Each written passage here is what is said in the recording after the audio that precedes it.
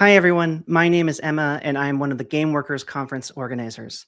We all wanted to welcome you to day 2 of our first ever Game Workers Conference, which is right now streaming around the world in collaboration with various international game worker-led unions, organizations, and communities. We've got some really excellent sessions lined up for today that I'm so excited about, including a panel featuring members of the games press, discussing the different ways in which the games industry and games journalism exist in concert with one another and where they differ. We're also going to hear from freelance game workers who will be sharing about their work organizing for better conditions in our industry amidst precarity.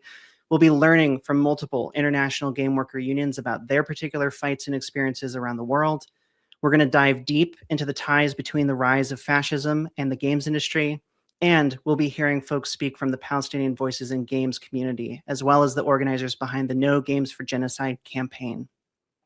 And as you're watching today's talks, I would encourage us all to be thinking about some common themes and through lines throughout today's sessions. Particularly, I think we should be thinking about how to better understand ourselves as workers and not just as game developers. Also, I'd encourage us to be thinking about the need to form connection and solidarity across workplaces, disciplines, issues, and borders. And let's also consider the ways in which the impacts of our labor ripple out into the world in so many countless ways, from the content we make to the communities we foster, and where the profits and influence that our labor generates goes, and what is that being used for? Personally, I'm so excited to just get us right into the subjects for today. So the last thing I'll just say real briefly is, for those of you who are participating today through any of the in-person watch parties we're having, I highly, highly encourage y'all to take plenty of time throughout the day to meet with each other, learn about one another, build relationships together, and discuss those themes that you're drawing out of today's talks. So with all that said, let's just get right into it.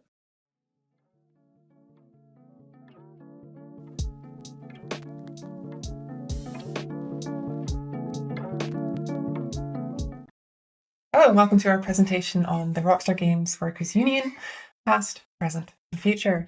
I'm Rachel Crawford. I sort of co-founded the Rockstar Union, and I was formerly the chair of the organising committee. I'm joined by Jordan. Hi, I'm Jordan Garland, co-founder and former vice chair of the organising committee. And we're also being helped out behind the scenes by Branimira Yordnova, former elected representative. So this presentation aims to do a few things. Firstly, to tell the story of unions in the UK games industry so far, and specifically at Rockstar. Secondly, to show that in spite of our dismissals, the union at Rockstar is still very much alive and growing. And thirdly, to look forward and see what lies in the future. This presentation also aims to not to do a few things. We will not get into the weeds about our dismissals, jeopardise any of the ongoing legal proceedings, make the ongoing union campaign at Rockstar Games any more difficult, disparage Rockstar Games, or alienate any future employers. No pressure. How hard can it be? All we have to do is not say about 9/10 of what we'd actually like to say and throw in some disclaimers, and we should all be good. I'll now pass over to Jordan to explain what is IWGB Game Workers. So the IWGB was founded in 2012 by migrant cleaners at London universities who felt let down by their own unions.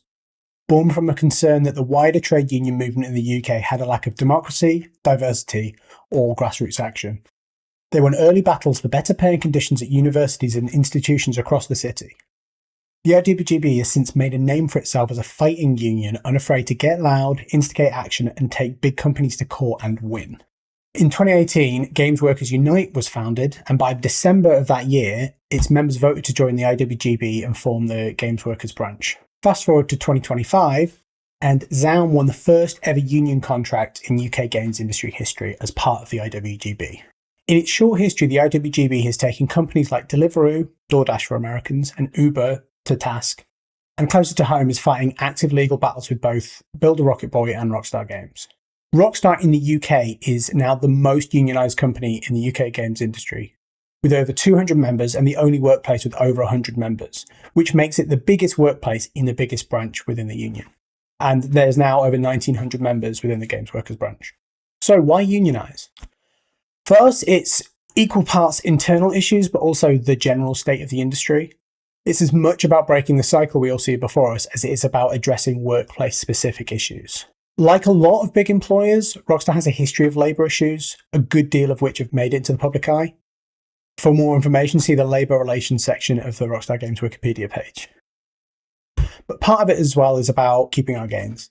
In the time I worked at Rockstar, there's been improvements. COVID and the fallout from RDR2 saw gains, but without accountability, gains can be lost. So that's what we want, and we wanted to prevent any backsliding, as well as trying to build towards a better path for the future. And ultimately, I love my job, which is something that kind of often gets misunderstood in these conversations. The reason that we are all fighting is because, we love games, and a lot of us genuinely really enjoy what we do. Unionization is not an attack on an institution, project, or individual egos. It's kind of the opposite. It's about caring enough about what you do and those around you that you want to stand and fight to make things better. And ultimately, it's about empathy, compassion, and community.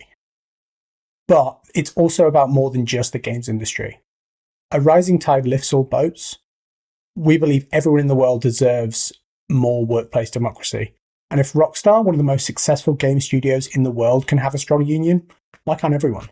If there's one thing organising has taught me, is that there is no better way to fend off the existential dread from everything that's going on around us than getting active and involved in workplace organising. Being able to provide a unified voice to a collective and create a tangible sense of agency is a really powerful thing. And studies show that being an active union member makes you healthier, sexier, and much, much cooler. Now back to Rachel to talk about the history of the union at Rockstar.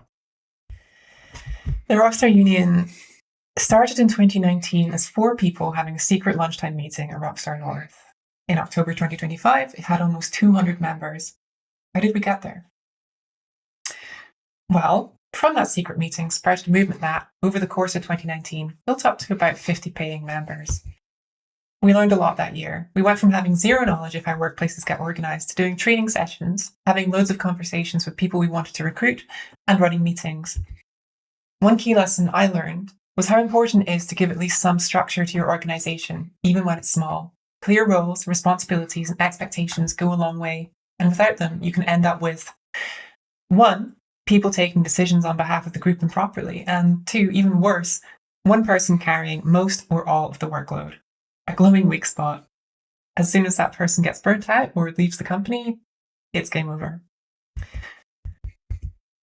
But the main lesson I took from that period personally was that if people show up and contribute a little bit consistently, enormous, seemingly insurmountable challenges become achievable. As game developers, we kind of know this intuitively, right? Our games are massive endeavours, but we break them down into little things that we can do a bit of every day. The same principle works for organising. The 2020 and 2021 period was a dry spell. Everyone was working from home and seemed pretty happy about it. Things were comfy for workers in games and tech generally, and people felt like they didn't have an incentive to rock the boat. It also became harder to reach new people. When the only time you see your co-workers is on the company Slack and in Zoom meetings, you don't have a lot of room to talk to them about the union. In 2022, things started getting going again. We made contact with members who had joined independently, including from other studios, who had fresh ideas and energy. This is when me and Jordan met. One of the first things we did was establish our now infamous Union Discord server. It was crystal clear to us that we needed a way to recruit and organise digitally because most of us were still fully work from home and we were spread out across studios, and some of us were on night shift. We were aware of the risks involved, and so took the security of the company and our members very seriously, establishing strict rules about what could and could not be discussed on there and controlling who had access to which channels as best as we could. It was quiet in there at first, as we were just consolidating what we already had. Then, gradually, it became a recruitment tool, a way to educate workers who were curious about the union, show them what the union was trying to achieve at Rockstar, and let them know about upcoming union activities they could dip their toes into. It was very effective. We used the Discord to write and gather signatures for a petition against mandatory return to office, going on to deliver it to management with over 170 signatures. We also used it to discover and campaign around other issues too. You never know exactly what will galvanise people towards unionising, so it's important to lay the groundwork so you're ready when they happen. In 2024, when full return to office happened, many employees were upset. We were there, ready to make the case for the union and try to convince people that our workplace could be fairer and more democratic. It also meant we were there to support people who were most badly affected by the change. During this period, we also established more structure, creating an elected organising committee who had clear roles and responsibilities. This helped us get a lot more done. Thanks to our consistent, patient efforts, our union's membership numbers grew over time, spiking massively in October 2025 when we crossed the threshold of employees we calculated as 10% of development staff at the company in the UK. 10% is the threshold at which union members at a company can apply for mandatory recognition if they want to. So while it may seem like a small proportion of the overall workforce, it was a big step up in terms of what we could achieve. We were overjoyed at reaching this milestone and excited to see what we could achieve next with all the momentum we had gathered. And then, right at the end of October, something terrible happened. 33 members of staff were dismissed on the 30th of October, with one more on the 31st. 31 of those were in the UK, with 3 in Canada. I got into work at 8 AM as I usually did and received a Slack message from HR saying, "Do you have a second for a quick catch-up?" I headed down to a room, and to say the vibes were off would be a generational undersell. They told me I was being dismissed for gross misconduct, for disparaging the company, and discussing confidential information on a publicly accessible platform. I was handed an envelope and told all of the evidence was inside it. It wasn't, it was just a more long-winded version of the conversation we'd just had. I was told I couldn't return to my desk or say anything to anybody, I just had to leave the building now. I'd worked at Rockstar for 11.5 years, and for that, I received a 3-minute conversation and a swift exit. While outside, I immediately called one of the union organisers and posted in our workplace committee chat that I'd got. I stood outside the building for a bit, but slowly it dawned on me that I wasn't the only one, I just might have been the first. Within 2 hours of the first person being fired, the union's legal team was already spun up into high gear. By 11:30, those already fired were in a hybrid Zoom call, with others joining as they were being fired and discovering that they weren't alone. By the evening, a petition for reinstatement had been drafted and was being circulated, as both firees and supportive colleagues gathered at the pub trying to make sense of what had just happened. And less than 36 hours after the first person was fired, a journalist, no prizes for guessing who, got wind and approached Rockstar and the union for comment. So on Friday night, we made the call to go public with a statement through the union, getting our side across as quickly as possible. We got to set the tone and get our story out alongside Rockstar's. We would have preferred if we hadn't, and the original plan was to keep things quiet, but there we go. Although our hand was forced, ultimately it was important that our voices were heard. Regardless of what motivated the decision, there was ultimately a human cost. 34 families experienced massive upheaval with zero warning, redundancy pay, and workplace benefits terminated effective immediately. And for every future job application, gross misconduct can be a black mark, especially when done so publicly. And for the members on working visas, them and their families were given only 90 days to leave the country. Obviously, we felt wronged by what had happened, but we weren't the only ones who felt this way. Many outside observers in the HR and legal professions also felt that this was not a good move by Rockstar. The extent to which it was not a good move is yet to be determined in court. As I said earlier, we won't be getting into the weeds on that today because we don't want to accidentally say anything that might get us in trouble with our legal team, who have been very good to us. So how did we react to being fired? So we knew the moment the dismissals began that this could be an extinction level event for the union. Almost the whole elected organising committee had been fired, and all of the other firees had been involved in active discussions about unionisation and working conditions. And regardless of the intent or motivation, the dismissals had harmed the union. People were afraid of being members, of getting involved, and of speaking out. The best case scenario was that it would have a temporary chilling effect. So we immediately restricted the Discord to admins to try and protect against further reprisals, knowing full well that this decision had likely killed all trust in the platform as an organising tool. In the immediate aftermath, we saw a sudden uptick in people cancelling their memberships, which was really scary, but honestly understandable in the circumstances. Some of our former colleagues said to us, "We just hope this doesn't kill the union." So we intended to make sure that it didn't kill the union. We started showing up outside the North office with banners, placards, and leaflets. Colleagues from inside would come out to offer support and ask what had happened, because it was extremely confusing for pretty much everyone in those early days. We distributed the petition, trying to get as many employees as possible to sign it. We showed that we refused to just disappear and stop being union organisers at Rockstar just because we'd been fired. If we had to, we'd do it from outside. Fortunately, our years of organising and laying crucial organisational foundations meant that many members were ready to step up and become the new leaders. And 1 week after the dismissals, at our first big demonstration, some extremely brave members who had volunteered marched into the office to deliver the petition asking for our reinstatement directly to management. Over the following 2 months, thanks to the very hard work of the union's team of organisers, some of those members and several others besides were able to become the new committee. Without the courage and conviction these friends and comrades showed by supporting us in taking up the union torch, I'm sure our morale would have been withered. As it is, because of their actions, the union at Rockstar is stronger than ever. In classic Streisand fashion, until that day, the U word had never been spoken about so openly and passionately in the offices as it is right now. If there are any heroes in this story, it's them, rising to the occasion and standing up when others were unable or unwilling to. Maybe one day they can give a presentation like this and tell their side of the story, hopefully without having been fired. And as you can see, rumours of the Rockstar Games Workers Union's death have been greatly exaggerated. The support we've received from all areas has been one of the most invigorating parts of this whole situation. From the thousands of strangers who donated to our fighting fund, to the IWGB members from other branches like carers and charity workers showing up to our demos. The solidarity from other unions, both grassroots and international, both in games and beyond, as well as the protests in Edinburgh, Dundee, Lincoln, London, Paris, Toronto, and New York. To the local councillors who passed motions for financial support, to the MSPs and MPs who publicly talked about this issue, launched motions in Parliament, and even getting the Prime Minister to comment on this situation. Join a trade union. And the support from people who still work at Rockstar, turning up, showing their faces, getting on the megaphones and making a noise despite what it could cost them. All the local groups, businesses and students who showed up not only in support but brought things like food, drink and professionally made placards with my face on. I didn't make it honest. So where is all this going? Will there be a recognition agreement at Rockstar? Ultimately, that's up to the new committee and members of the company. It would allow for collective bargaining and some more formality, but it will be hard fought, and without a strong union to back it up, collective bargaining would be weak. We are in close contact still with the members at Rockstar and have absolute faith in their ability to make things better there.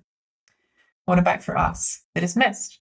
Well, we have our ongoing legal battle to be getting on with, which will be resolved in due time. We're confident we have a strong case and know that we're not just fighting for ourselves, but for workers everywhere in the UK who want to improve their workplaces. And what about for workers generally? We must fight for our right to organise and form unions. Digital organising must be protected under employment laws. We must build the strength in our unions, our governments, and our legal system to uphold those laws. We must make it so that if something like this happens again, the majority of the workforce feel confident walking out over it and forcing a swift resolution. Thank you for your time. I hope this talk has inspired you a little bit to go out and participate in the movement for democracy at work. Go forth and unionise. To quote our friend and comrade, Austin Calmore, don't wait until you're thirsty to dig a well. Don't wait until you're hungry to plant your crops. Don't wait until you need a powerful union to build one. All we have is us, and we are all we need.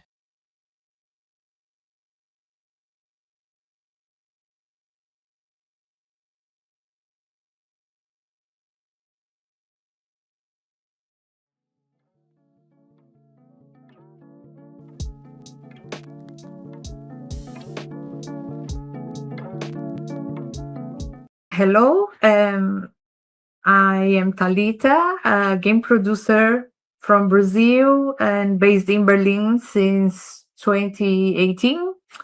I have been a member of Verdi since 2024, and since then I have been part of the engagement to unionize game workers in Berlin.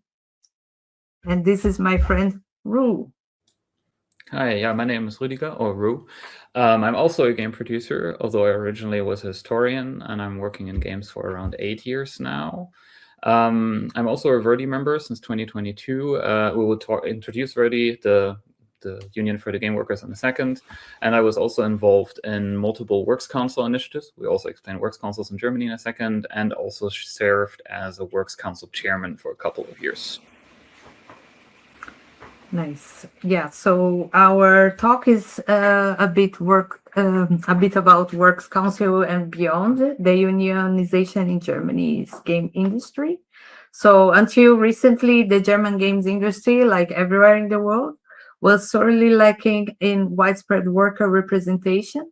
And this has changed rapidly in the last few years, and especially after COVID, organizing effort finally are paying off. And in this talk, we're going to give a short intro in how unions are organized here and how game workers have successfully started banding together under the banner of the Service Industry Union, Verdi, by utilizing German's powerful works council system and a tight peer-to-peer recruiting process. So a little bit about Verdi. It's the union representing the games industry workers. Verdi is a Vereinte Dienstleistungsgesellschaft, United Service Industry Union. I hope I said that correctly. It also represents other creative fields like film production, journalism, and media in general. And we are Sector A, together with workers from finance, communication, tech, culture, and trash disposal. And in the subsector IT, Verdi was founded in 2005 out of 5 other unions. It had 3 million members then. Today, it's 1.9 million members, and in 2024, the count went up for the first time in years. It has a social democratic tradition, although their political influence is declining for years now. The state of Germany video game industry. So Germany is an important sales market for games and less a production spot. But so in Germany, why there is so many and the office here is to have been and focus.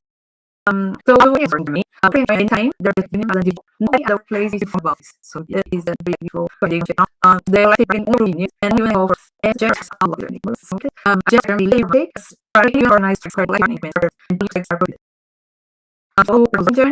so unions have schools and they are elected by votes to represent the interests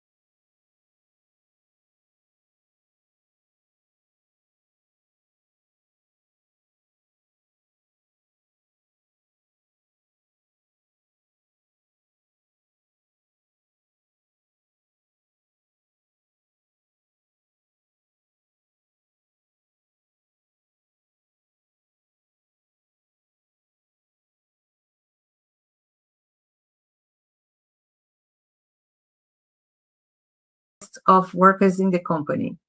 The amount of representative varies unions, and in reality, unions often get involved here and there, and they have members in the councils.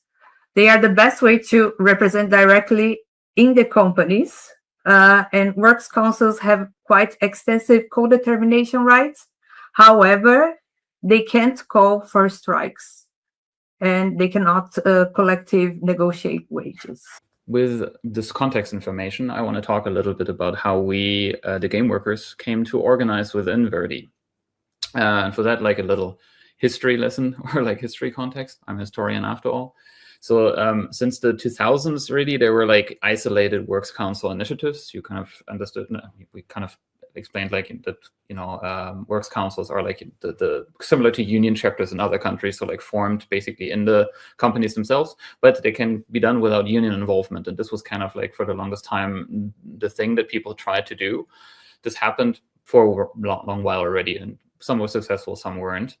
Then in 2018, starting from the GDC and the US, Game Workers United Germany, the German chapter was founded, and it kind of basically reignited a more, like, you know, united push towards unionization again. Although for a while it just kind of attracted a small crowd, but that changed in 2022 when, like, at the end of the Corona pandemic, well, not really, but like when, you know, like stuff started to change, the continuous economic pressure on the games industry led to kind of like simultaneously some Works Council initiatives springing up.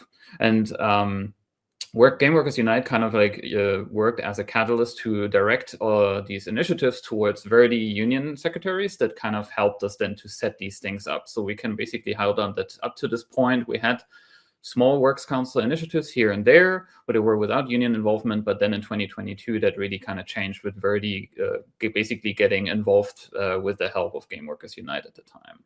And that these like early few Works Council initiatives of 2022 led to the Verdi organizer eventually kind of like asking us, the game workers, if we couldn't like, you know, invite some friends of us that we know from other companies, if we would, you know, have some people that would also be interested to come together to tell Verdi a little bit more about like what the needs of the game industry really are. And this is how the Game Devs Roundtable was born, which we just named like this because it was intended to be a roundtable where some people come and talk and share. And what happened there is that we got quite a lot of people together in the first round. A lot means like 10, 15 people, which Verdi says like, oh yeah, this is a lot of people for like a first kind of like meeting. And the interesting thing for Verdi was like that we all knew each other and we know people after that and after that. If you think like, so we had like quite extensive connections into all these companies. Keep in mind that like the German game industry is quite small. And Verdi basically said like, this is kind of interesting. You're not really organized, but you're very well connected. So we can kind of use this. And so the Game Devs Roundtable became kind of like what Game Workers Unite before wanted to be, and these things kind of melted into each other, and it became a place to onboard people onto union work without having to join the union first, because we realized this is kind of like a barrier that people often shy away from at first. And I think the unusual thing of this group, or this Verdi associated group, was that we kind of operated without any public communication for the longest time. This is where our peer-to-peer recruitment process comes in. So we really kind of stayed among ourselves. We kind of like, you know, talked to people that we knew, that we trusted, and built our group strength up slowly behind kind of like the curtain, so to speak. This was also helped that we had this, or still have this policy that admittance into group only works by group consent. So like we can't just like randomly invite people, but everybody gets informed when new people come and can like say something about it. And so like this led to the kind of like that since the establishment of the Game Devs Roundtable, that Works Council foundations really, or initiatives and then foundations, really kind of ticked up sharply. And for example, since the Gamescom 2024, like end of last year, we had like 14 formed. Again, keep in mind, we're a small industry, but we have like work councils in like most of the big companies now, and like initiatives and many others forming. So we could really see that like the roundtable kind of served as a catalyst to kind of like bring up unionization heavily. And at this point, we have members in most companies in Germany. And then in 2024, we also started to kind of test the waters with different strategies by staging a public event during Gamescom. Gamescom, of course, is not just specifically to the German industry, like the event where everybody comes together. And we basically used the Verdi kind of like umbrella to communicate publicly our like broad demands that we have to kind of change the industry for the better. We really wanted to just kind of see if somebody would react to it and what would happen. And our demands were they were very generic, not generic, classic, I would say, the classic bread and butter things, which are like, you know, increased salaries, improvement of gender equality, formal protection against harassment, introduction of industry-wide contract standards, better working hours, this kind of stuff. And we were really surprised that the industrial lobby for games pretty quickly, within the day, reacted to this very hastily and basically just dismissed everything as unreasonable. And it was the working conditions were already great in Germany. What are we talking about? We don't really care about the response, what the response was. We just cared that we got a response, and it kind of worked out for us because it got us attention, and basically we just got more and more members through this as well. So it kind of like really worked out, and this kind of leads to where we are now, and kind of like tying the whole thing together. So like building our movement up from works councils. So basically within just these few years, so keep in mind, first works council initiatives happened in 2022. We first really came together with the current group under Verdi in 2023. This is just barely 3 years ago. We managed to establish Verdi as the union for the game workers, and people know about it now, which before simply was not the case. People often didn't even know how unions work in Germany, even if they were Germans, because generally even our games media, or our media generally, is very, it's dominated by also specifically American Canadian, like the international English speaking press. So often young workers know more about how unionization works in the US than they know it in Germany, because it simply doesn't really make the news that much. So this was really our issue in the beginning, to kind of like teach people like, no, you can do it like here as well, and it works like this. And this really, we cut through this, and this is kind of like really worked well. And what are we doing now? So of course, trying to diversify our strategy, because the next goal, of course, are really like industry-wide collective agreements to kind of really on the whole industry level strengthen our positions. And for that, we kind of working on strengthening long-term relationships between the members and the unions and our group, through the classic kind of like organization strategies, like local meetups, stuff like that, event participations like this one, but also others where we kind of like go and invite people and see if we can build personal connections with people and companies that we maybe don't know yet. And of course, also building up the strength for and doing collective actions. This can range from like fun ones to actual ones that like you already want to achieve a very specific thing, because works councils in Germany also have this ability to kind of create like small little, let's say, laws just on company level. So like we can really use this kind of like testing the waters on collective actions to also get small victories step by step already in. And this is basically where we're at. So yeah, we are the Verdi game workers, as we call ourselves now. If anybody is interested in, if everybody's based in Germany and wants to talk to us, here's a QR code. You can contact us, but we're also always happy to connect with international unions. We talk specifically with other Western European unions at this point. That's not really because we're so happy to just talk to Western Europeans, but simply they were the closest. But we're really happy to learn and connect from everybody around the world. And with that, we're done. Thank you. Thank you.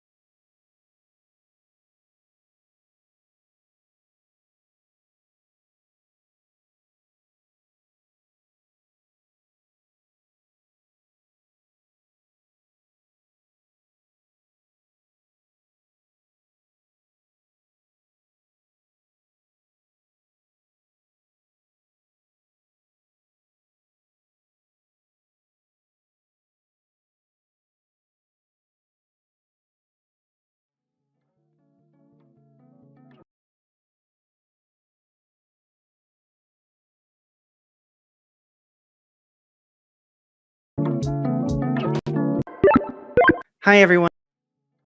Oh, well, Hello.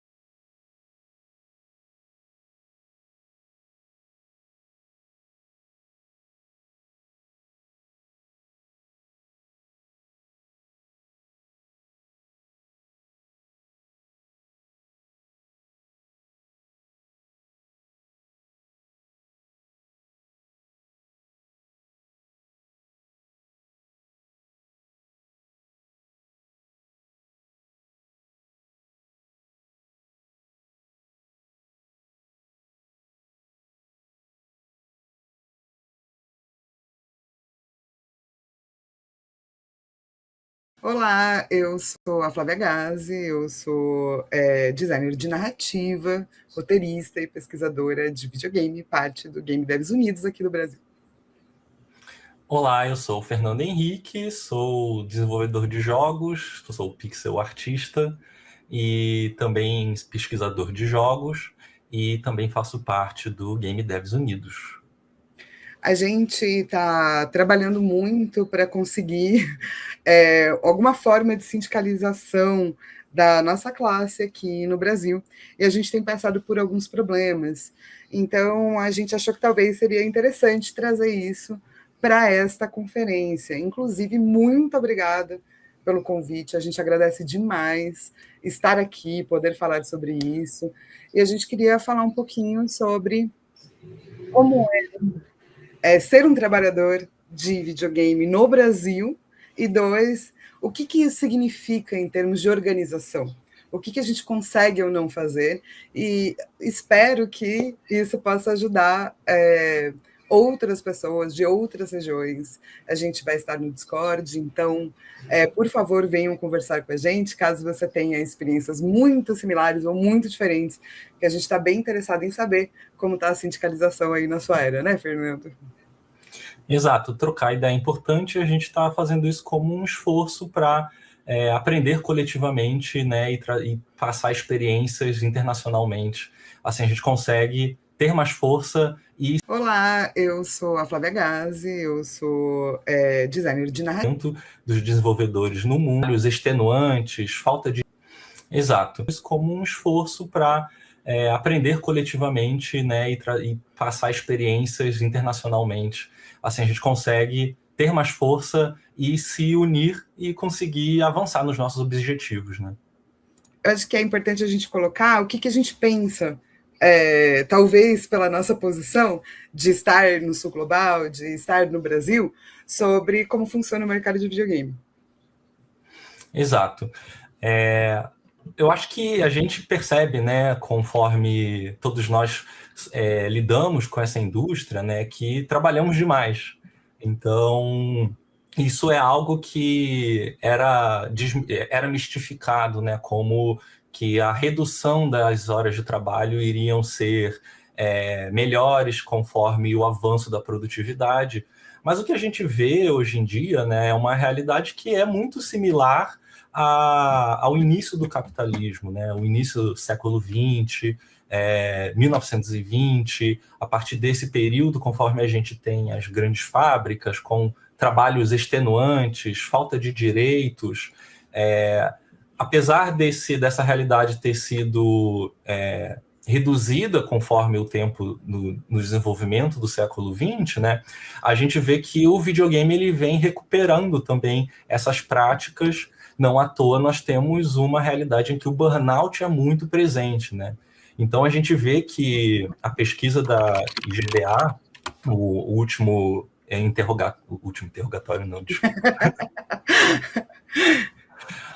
O último questionário da IGDA, eles informam que 76% dos desenvolvedores no mundo já fizeram hora extra sem pagamento, né? Isso é uma realidade que afeta a maioria dos desenvolvedores, então é muito comum, todos vocês sabem, 18 horas de trabalho, dormir no estúdio, e isso é uma coisa que a gente vê se alastrando pela indústria com muita frequência, e todas essas horas de trabalho não impediram crises de acúmulo de capital, crises de financiamento, então a gente tem um problema que fica muito evidente nas nossas formas de trabalhar nos estúdios, né? Eu acho que até o nosso setor aqui, a nossa indústria, compartilha de um monte de problemas que vocês também devem sentir na pele, como, por exemplo, demissão em massa, né? Acabou o ano fiscal ali, acabou. Eu acho que a gente tem certas particularidades e eu não sei se vocês têm isso ou não, então é por isso que eu gostaria muito de saber, né? A gente não tem muito regra trabalhista para o mercado de videogame, a gente quer explicar isso melhor para vocês nesse papo, e a gente tem diversas pesquisas, até feitas pela Abra Games, né, que é uma associação dos estúdios, ou seja, dos patrões, dizendo que a maior parte dos estúdios não tem um plano de carreira. Então, entrou, talvez você saia assim que acabar o desenvolvimento do jogo. Aqui no Brasil, pelo menos 72% dos desenvolvedores já tiveram burnout, 84% estão nesse formato onde não existe nenhuma forma de direito trabalhista. E por que a gente não tem um sindicato e não pode criar um sindicato nesse momento? Ninguém tem proteção contra a lei. Então, eu acho que é muito importante que a gente olhe para esse cenário, né, para tentar compreender por que e como a gente chegou até aqui, como que a gente vivencia trabalhar com isso. Eu acho que a gente tem que explicar para vocês um termo muito maluco que chama pessoa jurídica. Ou seja, como é que a gente tem que trabalhar aqui e quais são as regras. Fernando, você consegue explicar a pessoa jurídica?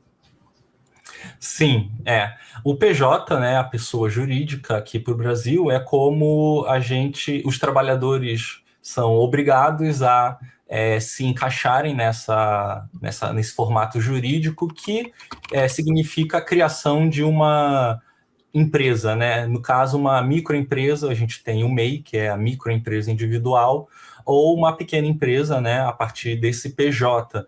Então, o que isso significa é que esses trabalhadores que são obrigados a trabalhar por meio desse PJ, eles não têm nenhuma ligação formal de trabalho com a empresa que os contrata, eles são prestadores de serviço, então sem nenhuma cobertura de direitos, férias, hora extra, pagamento de hora extra, seguro-desemprego, então, e isso impede também que os trabalhadores se identifiquem também como uma classe e se organizem para a formação de sindicatos, né? Porque não tem o reconhecimento legal de que nós somos trabalhadores.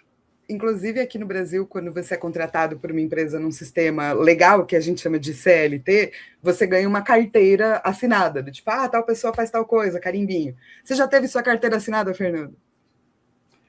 Já, mas não com videogames. Eu também nunca tive. O que acontece, então, com essas pessoas, né? Como eles não são considerados trabalhadores, eles são considerados empresas, eles não podem se sindicalizar.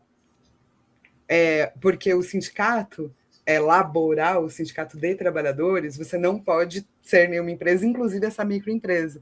E como a maior parte de nós mais de 80%, a gente não tem direito legal de ter essa representação. Então, mesmo que a gente queira lutar por direitos dessas pessoas, a gente não poderia de uma forma legal, né? A gente teria que criar uma associação que é um pouco diferente de uma não associação.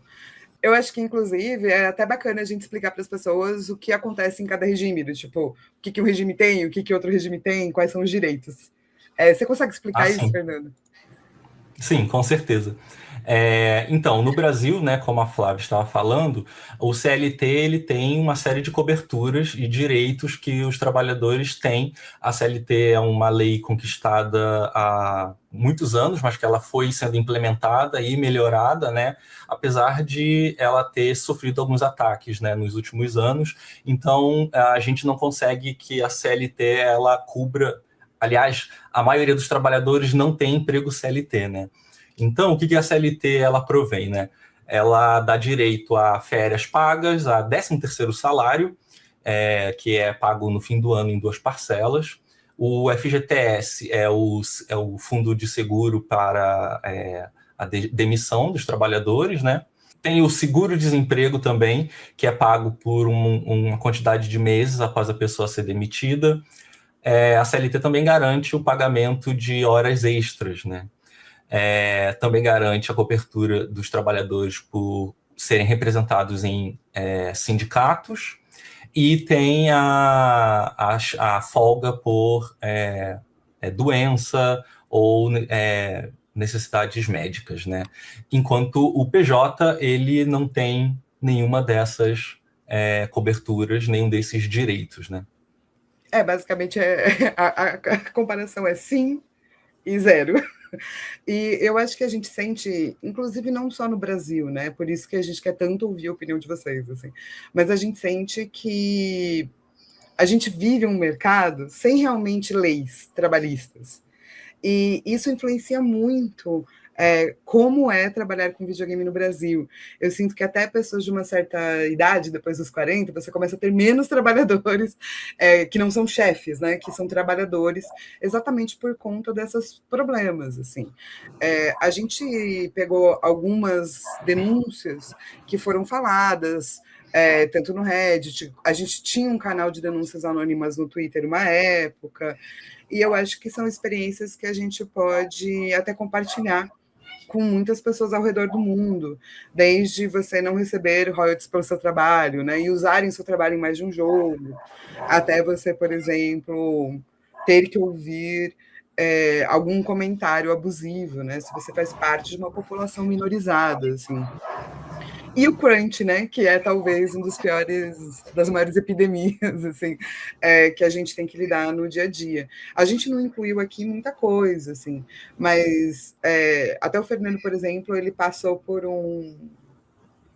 era um aplicativo, não era? Um software de Isso, era um trabalho? programa de monitoramento, né, de trabalho. Então, eu trabalhei para esse estúdio onde tinha um programa, né? Acho que alguns, não sei se a maioria, mas muitas pessoas conhecem, né? Que é um programinha que ele fica monitorando sua atividade para garantir que você está sendo produtivo, né? Ignorando todos os problemas que é forçar a produtividade, regular as pausas, verificar onde o mouse está, se a mão está se mexendo. Isso é comum e é mais uma forma de superexploração, né? Inclusive, é muito comum, né, para um trabalhador brasileiro acabar trabalhando para fora. A gente exporta muito a nossa força de trabalho, ou seja, muitos brasileiros, especialmente artistas, mas não apenas artistas, acabam trabalhando para fora e a gente tem muitas empresas de outsourcing. Eu sinto que essa é uma questão não apenas brasileira, acontece na Rússia, acontece em outros países do sul global, né? Mas o Brasil, nesse sentido, ele se transforma numa forma muito barata, né, de trabalho. Exato. Como o Brasil ele é um país no sul global, né? Quando a gente fala sul global, a gente quer dizer não o sul geográfico, né? Mas o sul geopolítico. Então, o Brasil, como parte desses países do sul global, que são países que se colocam como subdesenvolvidos entre as relações nos países no cenário internacional, o que existe é que temos uma exploração de trabalho com baixos pagamentos, né? Então, o Brasil se tornou um dos centros, um dos principais países no mundo para outsourcing. Então, 58,8% das empresas brasileiras fazem outsourcing, né? Terceirização do seu trabalho. Então, o que acontece é que o Brasil é um grande mercado para que estúdios dos Estados Unidos, Europa, Canadá, esses centros de produção da indústria de games terceirizem seu trabalho com trabalho subpago, né? Então, o que nós temos é uma camada de trabalhos hiperexplorados no Brasil, pois recebemos menos, né? Principalmente pela desvalorização da moeda comparada com o dólar. Então, também é possível pagar muito menos e contratar muito mais pessoas. Isso acontece em diversos países, e o Brasil é um desses principais países. E a questão não é a gente não deveria trabalhar com outros países, tá? Pelo contrário, acho que a gente é super a favor da colaboração e da contratação. O problema é que as leis já não têm leis. Quando vem uma empresa de fora, tem menos leis ainda, assim. E eu acho que é importante que a gente explique um pouco, né, que este é o cenário que a gente vive no dia a dia, e que eu imagino que vocês já estão pensando, mas então por que vocês não se organizam? Eu prometo que a gente vai chegar lá, vai ser um grande crescendo, tá? Que a gente vai explicar no final, assim. Mas essa coisa do... Antes era porting, né? Que era um trabalho que bastante estúdio brasileiro fazia. Hoje é bastante arte, serviço de gamificação e animação. Mas, no geral, trabalhadores do Sul Global, eles tendem a trabalhar muito para fora, assim. Até porque o nosso mercado interno não é tão aquecido assim. A gente precisaria de um grande apoio do governo mesmo, para poder desenvolver um mercado interno. Eu acho que para quem nunca viveu ou passou um tempo num país, entre aspas, subdesenvolvido, talvez a gente possa até explicar um pouco melhor como isso funciona, né? Porque a gente aqui está muito acostumado a exportar coisas. Então, a gente exporta a matéria-prima e recebe de volta o produto industrializado. Com o trabalho é muito parecido, a gente exporta muita gente, mas a gente não tem muita capacidade de ter um mercado interno só pela gente. A gente tem pouca gente no Brasil que teria essa grana para colocar num estúdio e manter anos funcionando até dar um dinheiro de volta, né? Até lucrar. E eu acho que a gente também trabalha sobre uma égide, que é uma coisa que muita gente trabalha quando entra na indústria de videogame, de não se ver trabalhador, de se ver uma pessoa criativa. O que você é, mas isso também não significa que você não é um trabalhador. E essa coisa do trabalho dos sonhos, eu sinto que atrapalha muito as nossas discussões verdadeiras. Por quê? Porque tudo vira um trabalho do sonho, né? Sim. A gente tem, o que a gente chama, né, desse trabalho dos sonhos, ou Hope Dream também. E é uma forma de atrair os trabalhadores com promessas que não têm relação com direitos trabalhistas e condições melhores de trabalho, mas um ambiente mais descontraído, você tem uma mesa de sinuca no estúdio, e você vai entrar nessa indústria que é uma indústria super legal, né? Você vai conhecer pessoas legais, vai em feiras e vai viajar e vai apresentar coisas e projetos, vai falar com várias pessoas. E em contrapartida, você não tem direitos. Então, isso também é muito cruel com estudantes, né? A gente tem um problema sério de formação e de novos profissionais que chegam na indústria, são explorados ao máximo, chegam na casa dos 30 anos, 35 anos e estão com vários problemas de saúde, burnout, passaram 10 anos trabalhando exaustivamente e o estúdio provavelmente demite essas pessoas depois de todos esses anos de sacrifício desses trabalhadores. Mas isso vem tudo por meio de um discurso, né? De atrair essas pessoas pelo glamour da indústria e não por direitos.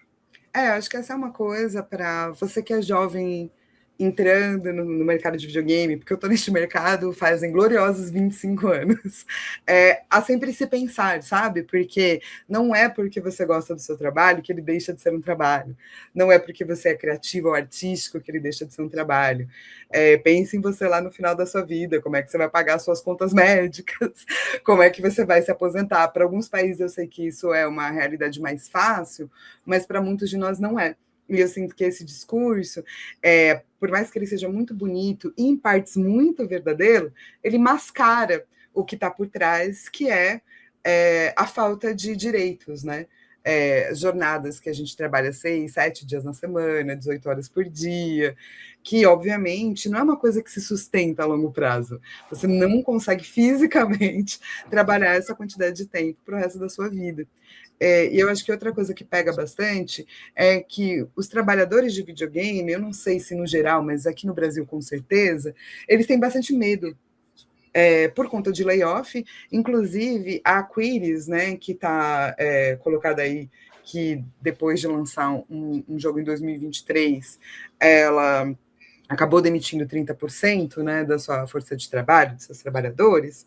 Ela depois virou um braço da Epic, e também passa que a Epic agora, neste momento, está passando por outro grande passaralho, né? A gente tem essa expressão no Brasil. E esse medo de retaliação faz com que a gente se sinta desfragmentado, desconectado do nosso amigo, que a gente não converse com ele sobre direito, que a gente não fale quanto a gente ganha, mas o que a gente precisa entender é que para o ambiente de videogame ser sustentável, para a gente fazer isso que a gente ama, porque eu amo muito esse mercado, até o final da nossa vida, a gente precisa ter umas conversas um pouco mais sinceras. Acho que é até por isso que a gente trouxe, talvez, uma palestra tão sincera nesse sentido, né, do que a gente pensa. Sim, e é muito, muito comum, né, esse medo, porque como existe uma fragmentação, né, dos trabalhadores, e a gente tem o medo de fazer esse contato, o medo de conversar, o medo da perseguição, a gente acaba ficando imobilizado, né? Mas, como a Flávia falou, é importante discutir salários, discutir o que está acontecendo dentro da empresa, porque o ambiente da empresa, ela também facilita alguns abusos de poder, né? A própria organização e a estrutura das empresas, elas vão privilegiar certas figuras também. Então, isso acontece muito, é muito comum a gente ver trabalhadores que são assediados por lideranças, por RH. Então, e isso acontece para impedir que os trabalhadores se sintam confortáveis também para demandar mais direitos, né? Então, uma das nossas tarefas importantes para conseguir lutar por mais direitos e nos organizarmos melhor é que a gente converse mais e faça o que a gente está fazendo aqui agora, né? Por isso, obrigada de novo por esse espaço e parabéns por criar um espaço assim. Acho muito importante que a gente possa ter uma conversa variada e profunda sobre vários assuntos aí da indústria que a gente tanto gosta. Inclusive, eu sinto que eu, pelo menos, tenho muito orgulho de todos os projetos de jogos que participei e fico muito feliz de acordar todo dia e trabalhar com videogame. Eu sinto que quando a gente se organiza sindicalmente, em coletivos, o que a gente quer é melhorar o setor, melhorar a indústria, para poder permanecer nela. Eu sinto que esse é o lance, né? E agora chega aquele momento maravilhoso onde a gente vai tentar explicar por que a gente não pode ter um sindicato de games no Brasil. No Brasil, sindicato, ele só pode ter um, porque ele é regulamentado pelo governo no sentido de que o governo tem que aprovar. Falar, beleza, esse sindicato pode existir. E daí depois ele pode brigar o quanto ele quiser, mas no começo tem que ser regulamentado. Isso vem desde a década de 1930, tá, gente? É bem antiga a lei que existe, né? E então, como só pode ter um por categoria, a gente precisa que a categoria de videogame não seja só uma realidade do trabalho, do dia a dia, precisa que seja uma realidade da legislação. Será que a gente dá alguns exemplos de sindicato para explicar? Sim, a gente pode falar do Sindipd, né, que é um sindicato de TI, que ele cobre os trabalhadores de TI em diversas áreas diferentes. Então, por exemplo, os trabalhadores de TI que trabalham com o setor bancário, com o setor de telecomunicações ou outras empresas, né? Eles vão ser cobertos pelo sindicato de TI e não pelo... Inclusive, essa é uma boa forma de explicar, né? Aqui não importa se você é artista, programador ou escritor. A legislação deveria ser de trabalhadores de game. Porque o sindicato, ele não é por isso, assim, artistas, não tem um sindicato pode ter um sindicato dos artistas, mas geralmente acontece pela forma que é produzido, né? Não sei se eu expliquei direito, acho que você pode até explicar melhor. Sim, o sindicato ele vai cobrir aquele setor específico que faz uma atividade, né? Então, o sindicato ele vai, por exemplo, uma empresa ela pode ter diversos sindicatos ali que representam as diferentes áreas e setores de trabalho, né? Então, os trabalhadores de TI eles vão ser cobertos pelo sindicato de TI, dependente da empresa que eles estão trabalhando. Essa é a noção de unicidade sindical também, né? Então, no caso, só existe um sindicato para os trabalhadores de TI no Brasil todo. Perfeito, né? É por estado, né? Mas, enfim, cada estado pode ter o seu. Às vezes, algumas cidades têm, mas isso é minúcias da legislação. Então, o que aconteceu no Brasil? A gente lutou muito para ter uma regulamentação da nossa profissão. Ou seja, para, em termos da lei, a gente existir, chamado Marco Legal de Videogame. E isso foi aprovado, mas ainda não foi colocado em prática. O que foi colocado em prática foi uma coisa chamada CBO. Tá? É o seguinte, em março, ou seja, faz pouquíssimo tempo, o nosso Ministério do Trabalho, ele colocou classificações para as ocupações de videogame.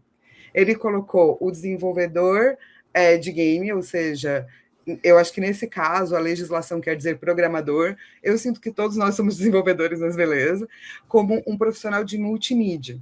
Colocou o artista visual como um grupo de audiovisual, o game designer em outro lugar, o narrative designer em outro lugar. O que aconteceu? Em vez da gente ter uma lei que fala todos eles são trabalhadores de videogame, pode fazer seu sindicato, eles pegaram e dividiram a gente em vários locaizinhos. Para a gente, isso é muito ruim. Por quê? Porque a gente não consegue unir a classe. Se a gente for pensar, eu acho que até ideologicamente a gente pensa assim. A gente fala, os artistas são uma coisa, os programadores são outras, game designer é outra. Eu não vejo assim. Eu vejo que para fazer um jogo, a gente precisa de todas essas pessoas trabalhando no mesmo setor. É diferente de um cargo, entende? A gente tem essa tendência, pelo menos na lei brasileira, eu acho que, né, de tentar olhar para as coisas como setores e não como cargos. Existe uma especificidade de fazer arte para game, né? História para game, que é diferente de cinema, que é diferente de literatura, por exemplo. Além disso, uma galera ficou de fora. A gente, se você faz som, se você é QA, se você é produtor, se você é localizador, né, trabalha com tradução, você não está em lugar nenhum. Isso é um problema muito sério para a gente no Brasil por conta da própria legislação.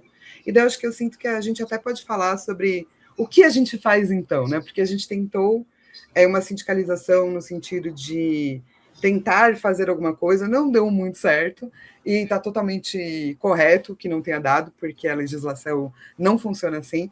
Mas eu sinto que, então, qual é o nosso trabalho a partir de agora, né? O que a gente pode fazer? Eu acho que a gente pode ter uma conversa melhor sobre o que significam PJs, por exemplo. Uhum.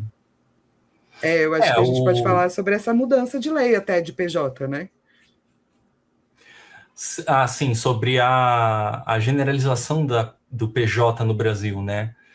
O que a gente está vendo no Brasil atualmente é o Estado brasileiro avançando na atualização das leis trabalhistas para permitir que todas as atividades possam ser através do PJ, né? Isso, na prática, vai inviabilizar o uso da CLT. Então, o risco aqui é não apenas os trabalhadores de games, né? Mas todos os trabalhadores do Brasil correm o risco de perder os seus direitos trabalhistas e todo mundo, na realidade, vai ter que trabalhar através do PJ. Ou seja, na realidade não, mas pro governo, todos os trabalhadores serão microempresas. E isso não tem mais trabalhador. Não tem mais trabalhador. Acabou essa coisa do trabalhador. Todo mundo empresa, assim. Então, a gente, né, tanto do Game Dev Unidos, quanto da organização partidária que a gente faz parte, nós somos ambos militantes do PCBR, que é o Partido Comunista Brasileiro Revolucionário, a gente está tentando organizar, juntamente com muita gente, tá, gente? Não é só nós dois. Estamos aqui apenas representando algumas coisas. A primeira coisa é, a gente tem uma célula de videogame, ou seja, a gente já tem um coletivo que tem Discord, que está nas ruas, que fala com artistas, com designers, com programadores, com escritores, sound designers e toda a classe trabalhadora. A gente faz formações, a gente fala sobre o que é ser... Meu gato ficou louco. A gente fala sobre o que é ser trabalhador, a gente fala sobre toda essa questão da mítica, né, da ideologia de que você talvez não trabalhe. E a gente tem outros coletivos, né, que são nossos amigos, como, por exemplo, o coletivo trans. E eu sinto que o que a gente realmente quer é que a gente, como trabalhador, a gente de videogame, a gente possa ser visto como trabalhadores para que a gente garanta que a gente possa ter mais longevidade, né? Temos, então, alguma estratégia para isso, né? E, nesse momento, o que a gente quer é legalizar nossa classe, porque é isso que vai resolver, né, Fernando? Exato, organizar os trabalhadores construindo um sindicato de baixo para cima, tendo a estrutura ideal para a gente lutar por mais direitos e também compartilhar esses aprendizados com vocês, né? Perfeito. Eu sinto que... Eu sei que tem essa frase, né, que de algum impacto, né, que o capitalismo transforma tudo numa commodity, mas é isso, a gente não quer ser commodities. A gente quer trabalhar na indústria de videogame de maneira digna, de maneira comunitária. A gente quer que todos os trabalhadores de videogame possam estar neste mercado até o final da sua vida, das suas carreiras, sem ter que sofrer burnout, sem ter que passar por 1 milhão de crunches. E eu sinto que é isso. Se você tem alguma experiência muito parecida ou completamente diferente, fala com a gente. A gente quer muito ouvir de vocês, de como estão em outros países, de outras formas. Se você tem medo de comunismo, fala com a gente também, que a gente conversa com você. E saiba que super estamos abertos ao debate, ao diálogo, e agradecendo mais uma vez estar aqui. Obrigada, gente. Obrigado, gente.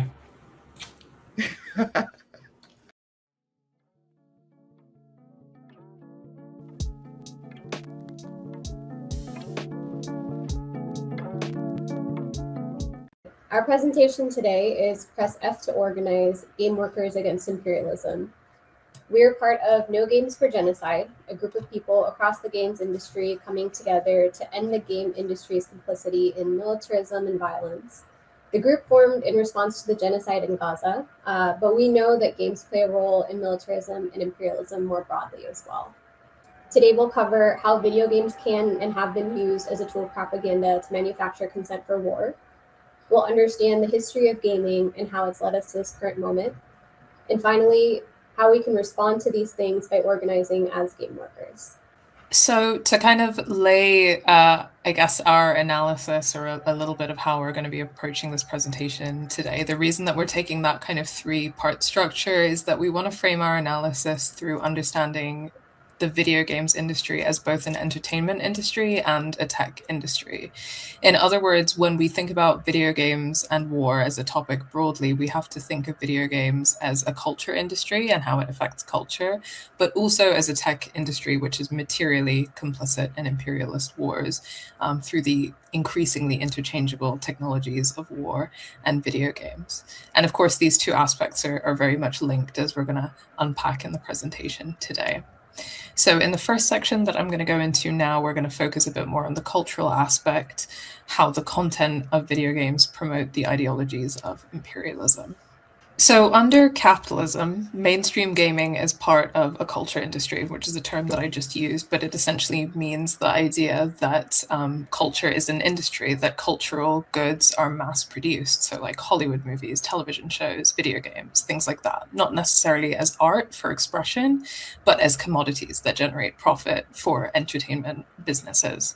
So for example, in film, Hollywood describes that commercial structure, and in games, of course, we have the term AAA, which is often used to describe a similar structure, high budget games from large studios backed by large publishers like Sony, Square Enix, so on, which are very much thought of as commodities and produced for profit.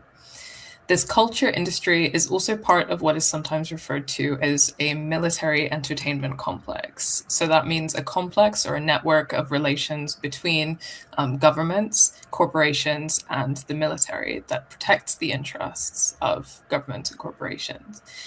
So this terminology, the entertainment industry, kind of describes that and produces propaganda to legitimize the existence and practices of these corporations and governments. So it's kind of a fancy way of just saying that the government, corporations, and the military are all working together. They're funding each other, they're supporting each other in different ways. So as part of this, the culture industry, as I've kind of said, produces narratives and images that tell us that imperialist wars are good and right and legitimate. For example, the US Department of Defense famously provided funding to Michael Bay's Transformers films, which are very pro-US military, and to many Marvel films on an ongoing basis, which similarly propagandize for the American military as being good and righteous in the wars that they're waging across the world. And all of this kind of happened, not coincidentally, over the period of the US's invasion of Iraq and Afghanistan, and since then, to legitimize the US-led war on terror. Video games have played a really big role in manufacturing consent for imperialist wars. Manufacturing consent kind of means convincing us all to consent to or agree to these wars, particularly since 9/11 and mainly through the enormous proliferation of military games, which make up a huge, huge part of the video games industry, whether they directly depict supposedly realistic wars like in Call of Duty, or if they do so indirectly through science fiction and fantasy like Halo or Gears of War or games like that. But let's take a second to think about or break down a little bit how exactly these games manufacture consent for imperialist wars. First, these video games often show the militaries of the United States and sometimes other countries like the UK, often the UK, maybe other European nations as well, as being saviors of various nations kind of across Asia and Africa and the global South. So supposedly they're saving the people of the global South, where their homes are kind of depicted as being inherently unstable. So there's some kind of instability or conflict or war, but we're not given any context to that. And we just assume that we're the good guys going in to kind of save everybody from this kind of amorphous instability. And that idea that there's no context for this instability, it plays into a very racist idea of people of color as being barbaric or uncivilized, but it also erases the way that Western empire is responsible for financial, economic, and other forms of instability in a lot of these countries. And kind of on that note, a lot of these games tend to obscure specific locations and historical contexts in the global South, right? So sometimes we use the term like unnamed African country or unnamed Middle Eastern country to describe this phenomenon in Hollywood or in video games, because it doesn't really matter to the propaganda that they're trying to spread. And of course, this is fundamentally racist, right, as it construes our people and homes and histories and realities as all being homogenous and interchangeable. There's fundamentally no difference between them. Then, and I think this is kind of one of the biggest ways that consent is manufactured for imperialist wars through video games, there's the way that enemy NPCs are depicted. Because, of course, we as players need to feel okay about killing. So how do they make us feel okay about killing these NPCs? They dehumanize them and create them kind of as objects that we don't feel bad about killing by racializing them in a certain way. So for example, enemy NPCs are not going to have recognizable names and faces a lot of the time. And it's interesting to note games that actually do the opposite on purpose. For example, even though there's a lot to unpack about The Last of Us 2, that's a game where all of the enemy NPCs actually have like names and backstories that were intentionally added into the game to kind of disturb that. But when racialized characters are recognizable, sometimes it's just because they're cartoonish villains. But if they are vaguely humanized or like part of the plot in a meaningful way, then they're usually aligned with Western powers like the US or the UK. Enemy NPCs are also often able-bodied young men, which is really interesting to note. So they are usually not women or children or elderly or disabled people, because these are groups that can kind of be construed as perfect victims. So actually the dehumanization of racialized men is really important to this. And enemy NPCs are often seen wearing a keffiyeh, which is a kind of piece of cloth, which is often worn as a scarf or a headscarf across West Asia, particularly by Palestinians, and worn by Palestinians and allies as a symbol of resistance against colonialism. But this imagery is used to kind of like mark a lot of these enemy NPCs as being perhaps Arab or Muslim, so that, you know, again, it's legitimate or justified to kill them. And further to this, like, even though, you know, for us who have the context, a keffiyeh as a symbol of resistance or anti-imperialism, for those who kind of see it as a symbol of terrorism or something threatening, it's important that these enemy NPCs are conveyed as having no context or reason for why they're attacking us or why they're violent, right? They're just, again, characterized through this racial trope as being barbaric or innately violent.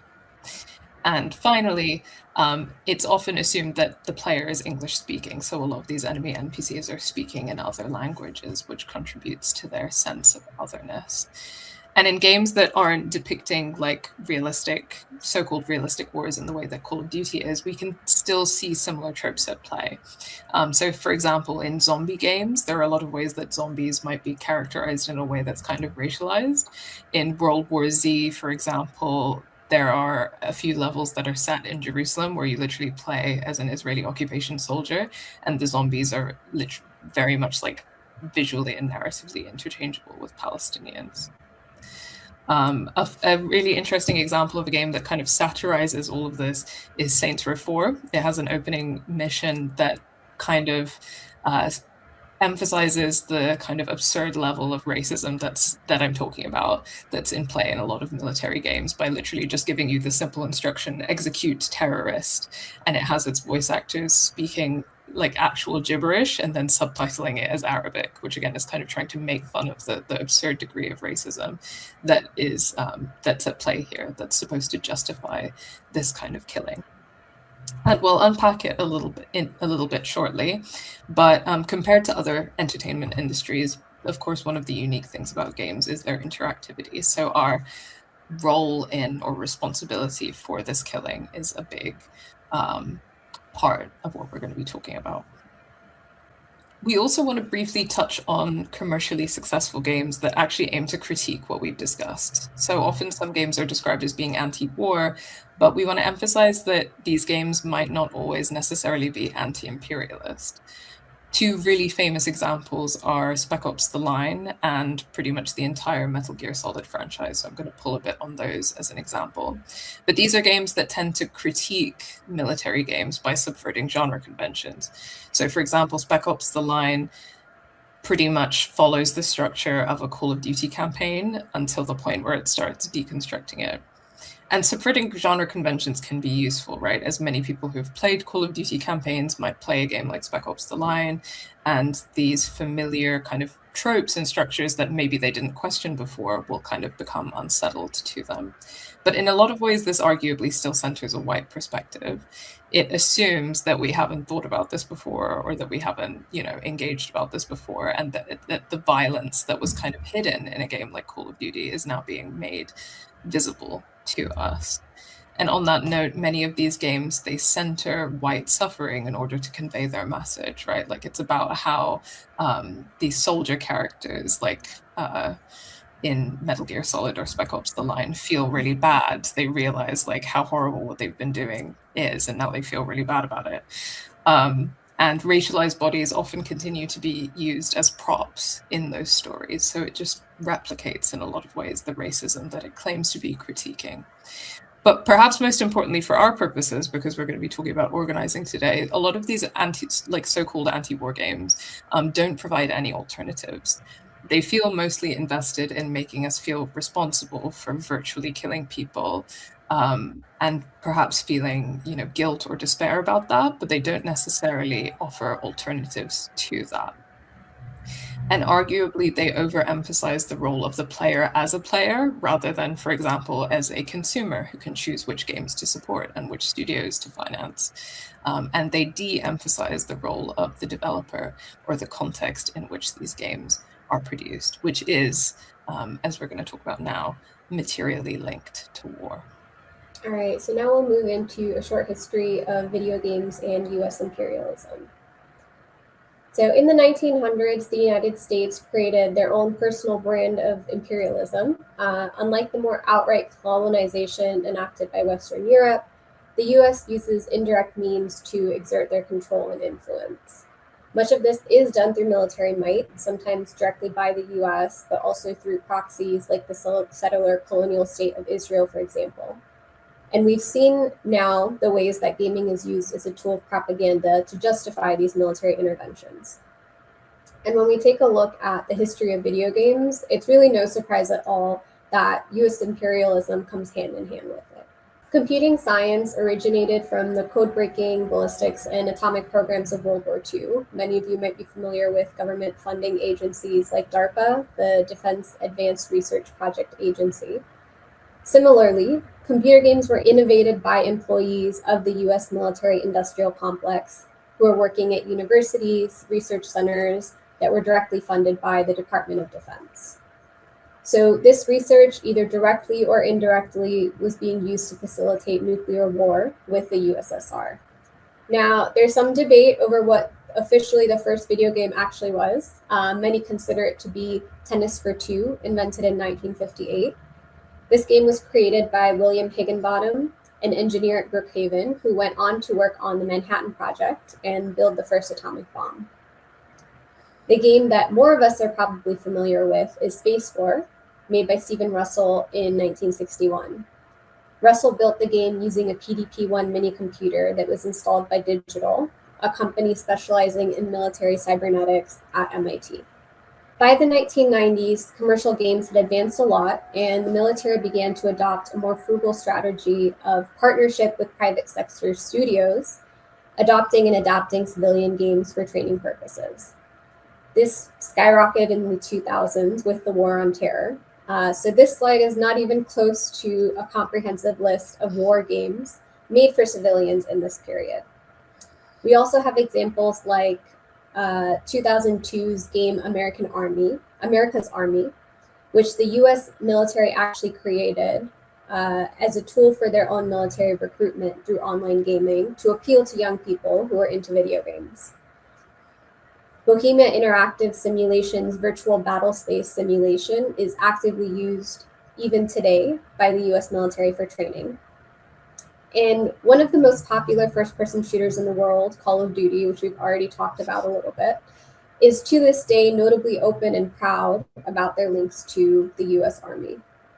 And even today, the role of video games in the military-industrial complex is pervasive. Though the tactics might look different, the US military still sees video games as a key tool for recruitment and training. For example, in 2018, the Army created an esports team that is still active to this day. With the rise of streaming, we've seen military recruiters start to join streams for the express purpose of recruiting people. And we also see gaming hardware being linked to warfare. So military tech like drones and tanks that are used by the US and Israel are built to be controlled by video game hardware like an Xbox controller. And so here it becomes clear how the relationship between gaming and US imperial is also connected to the genocide in Palestine, where these technologies are deployed. And it's also connected to the violence we're seeing in our own streets through surveillance against protesters and as tools for mass deportation. Just a few weeks ago, while the war with Iran was actively ongoing, we learned that the makers of Call of Duty had at one point been asked to create a game where Iran attacks Israel, a storyline that clearly feeds into the narrative that the US and Israel are trying to portray. The White House released propaganda videos showing Call of Duty game footage mixed in with real footage of airstrikes in Iran, literally blurring the line between games and real war. And this is not disconnected from the issues that we as workers are facing in the games industry, where executive profits have soared while workers face precarity, layoffs, and crackdown attempts on unionization. The same companies and governments that exploit workers are the ones that massacre racialized people for access to resources and regional control. And so we turn our focus to us and issue a call to action for workers in the game industry. I want to share this message. This is a direct appeal from the workers of Gaza, shared through the Palestinian General Federation of Trade Unions of the Gaza Strip. They say to us, to all free workers everywhere, we think well of you, so roll up your sleeves to break the siege on Gaza. We await from you a human and moral role to save Gaza. Honorable colleagues, you are the most worthy of carrying this responsibility. So be our support, move the streets, and stop the arms deals that are killing children, women, and workers. The working class can defeat these criminal policies if they unite their ranks and raise their voice against colonialism, Zionism, and the savagery of capitalism. There is no excuse for those who abandon Gaza and its people or who abandon the workers. Gaza will remain a witness to those who stood with the cry for humanity, and it will remain a symbol for the free people of the world. And so to respond to this direct appeal from the workers of Gaza, the BDS campaign is a great way to do that. So the BDS Boycott, Divestment, Sanctions campaign came specifically from Palestinian civil society, inspired by the boycott programs against apartheid South Africa. Through boycotting at a consumer level, divestment at an institutional level, and sanctions at the government level, the goal is to pressure Israel to end its apartheid. The key demands are an end to the military occupation, equal rights, and the return of refugees. Of the many tech-related companies that are on this list, Microsoft has been highlighted as a pressure target for divestment, and Xbox specifically has been included as a boycott target for consumers. This served as inspiration for No Games for Genocide as we built out our current campaign. For those of you who haven't heard of us before, No Games for Genocide is a grassroots collective of people across the games industry, including games workers and union organizers, but also games journalists, streamers, content creators, and even your average person who plays games, who want to organize to end the games industry's complicity in imperialism, colonialism, and genocide. We launched our first campaign in December 2025, so not that long ago, which is focused on the Xbox boycott, as we've said, which was called for by BDS in July of 2025 in order to strategically target Microsoft. Microsoft had been a pressure target for a long time, but Xbox was included kind of as a more specific target through which to target Microsoft because it's more of a consumer product that was easier to mobilize a consumer boycott around. With Microsoft being a pressure target, this was kind of difficult to mobilize a boycott around because Microsoft is so ingratiated into our everyday lives in ways that we can't always control. Most people who have kind of like grown up with Windows, for example, might have difficulty switching to Linux, or if Windows is kind of your operating system on your work computer, you might not be able to make those kinds of changes. So Xbox was added to the list because it's a much clearer and simpler kind of boycott demand, which is easier to mobilize more and more people around. And so far, we've been finding that it has been really effective in that regard, and mobilizing around it has been really powerful precisely because of how much clearer the demands are. But importantly, our campaign is not just focused on a consumer boycott. It's also focused on getting institutions within the games industry, like studios, games cooperatives, media outlets, and so on, to intentionally divest away from Xbox and Microsoft.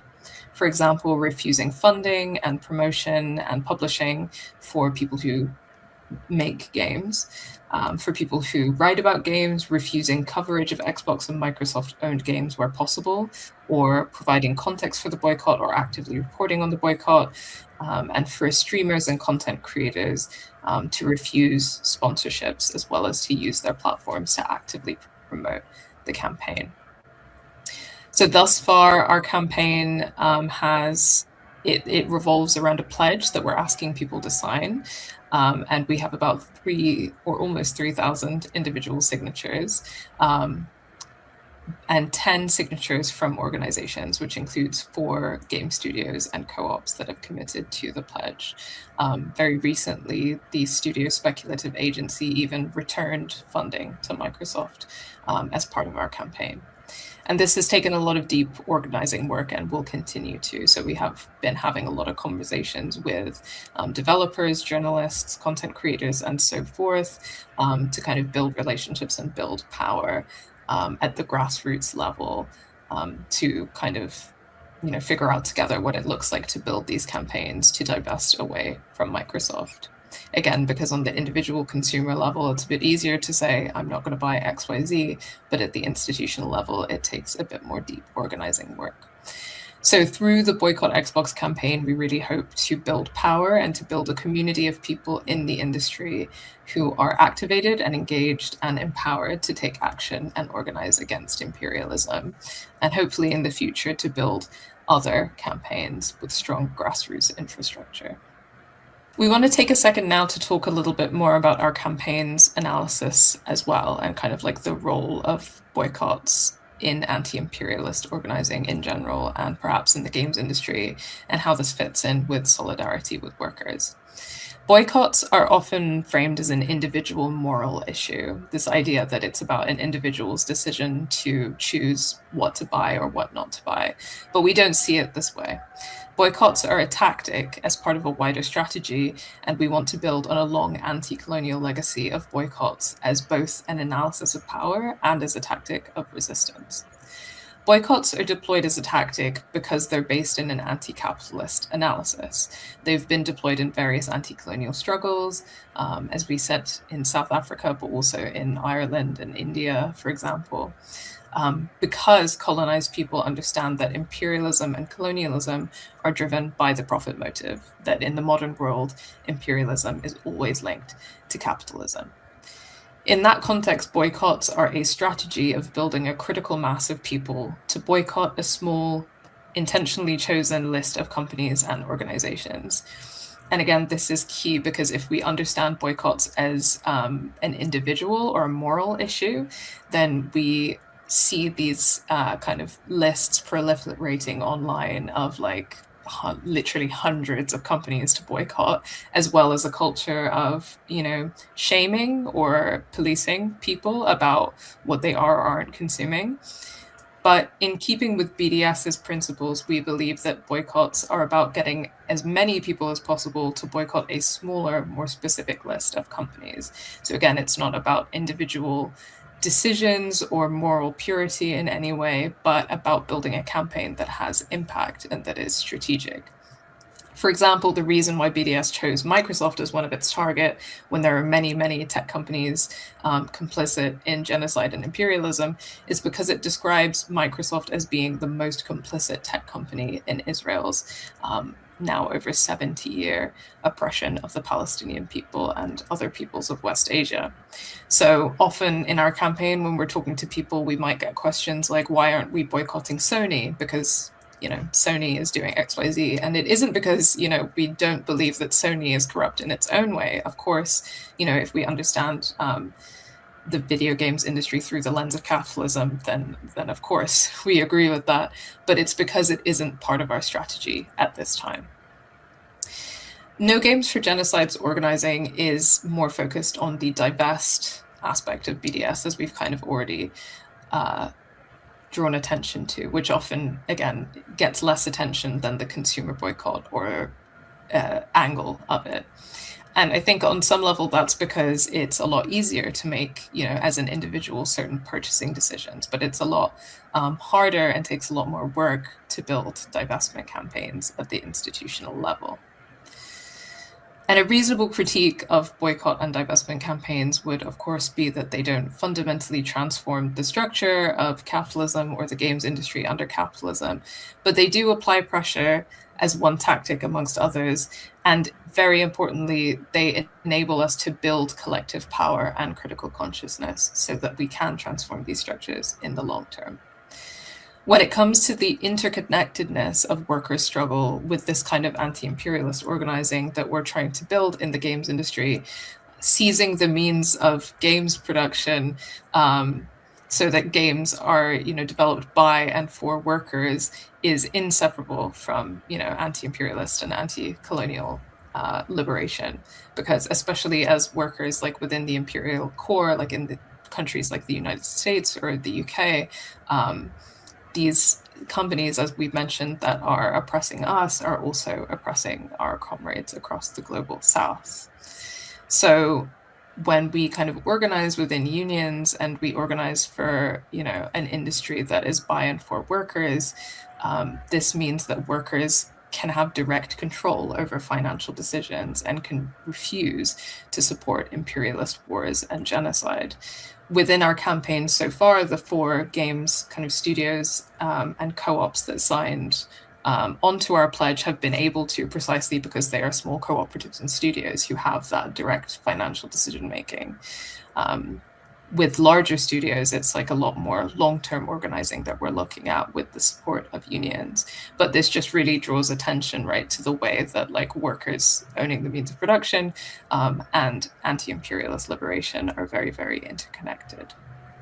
And finally, it's worth noting as part of our kind of organizing strategy that organizing with workers and with unions is a huge part of that strategy, but No Games for Genocide is also a grassroots campaign because we believe that there's huge potential in organizing those who don't necessarily work directly in studios, but are part of our industry in other ways. So if all of that sounds good to you and you agree with it, then the question is, what can you do to be a part of it? So there are a few things that you can do as part of the No Games for Genocide campaign. As an individual, you can sign our pledge that I mentioned, which is on our website and is the easiest thing to do. So why not? There's more detailed information on our website, but as a gamer or a streamer or a freelance journalist, you can commit to the actions that we've outlined and sign the pledge in a matter of minutes. But as part of an organization, so if you work in a game studio or a games media outlet, or you run a podcast or a YouTube channel for gaming, things like that, if you're interested in signing the pledge, then we encourage you to send us an email at hello@nogamesforgenocide.com. That's because, partly because it's a collective decision, but also because we understand that a lot of people have like contractual, financial kind of concerns to work through, and we are here to work with you to get to a place where we can kind of enable people to say no to Microsoft and Xbox. And if you're even more enthusiastic than that, and you want to become an active member of No Games for Genocide, an active organizer like us, then obviously we'd love to have you. And you can also email us at hello@nogamesforgenocide.com. And this is just a reminder of what we can accomplish if we come together. Something like a boycott, it doesn't make an impact when there's one of us, but when it's all of us working together, we're able to create something more powerful.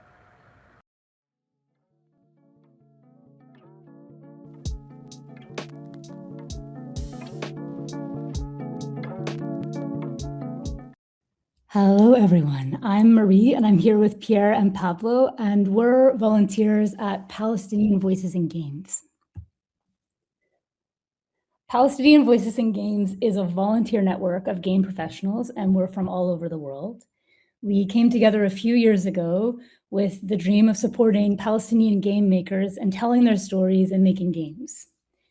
And we welcome tiny experimental games, indie games, and bigger projects. Any size of project is welcome with us. For us, it's all about using the skills that we already have to help make things happen. So how do we do the work we do? We connect game creators to volunteer support. So we recruit volunteers and we welcome game creators and we bring them together. And for the volunteers, we welcome people with any skills relevant to making games. So programmers to artists, mentors to producers, biz dev folks to website developers, Whatever it is that game creators need to continue working on their games or amplify the work they're already doing, we're looking for people who can help with that.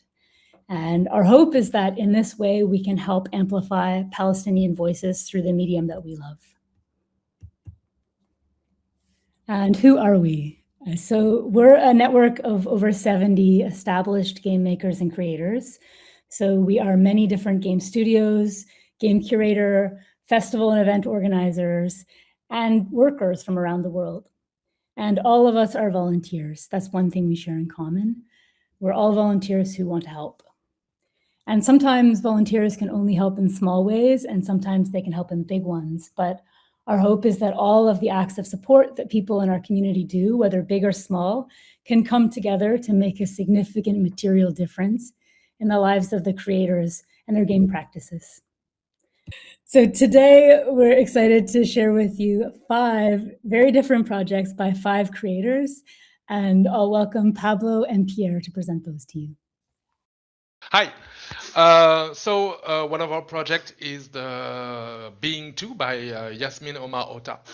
Yasmin Omar Ota is a comic artist who is looking to create a sequel to their 2018 RPG Maker game Being. Being 2, which is working title, by the way, is a point-and-click visual novel set in a futuristic Palestinian space colony where the player will have to help during a blackout, in which flashbacks from past Palestine would occur. Yasmin is currently working on the first prototype of the game, which should be finished next month, and will then need help setting up crowdfunding. Our next creator is Rashid Abouide, who is the creator of Lila and the Shadows of War. And the next game, his new game that he's working on, is Dreams on a Pillow. Dreams on a Pillow is a stealth puzzle game that is set in Palestine before the 1948 Nakba. You play as a young Palestinian mother who flees from the massacre in Tentura. She escapes with her child, only later to realize that she grabbed a pillow by mistake.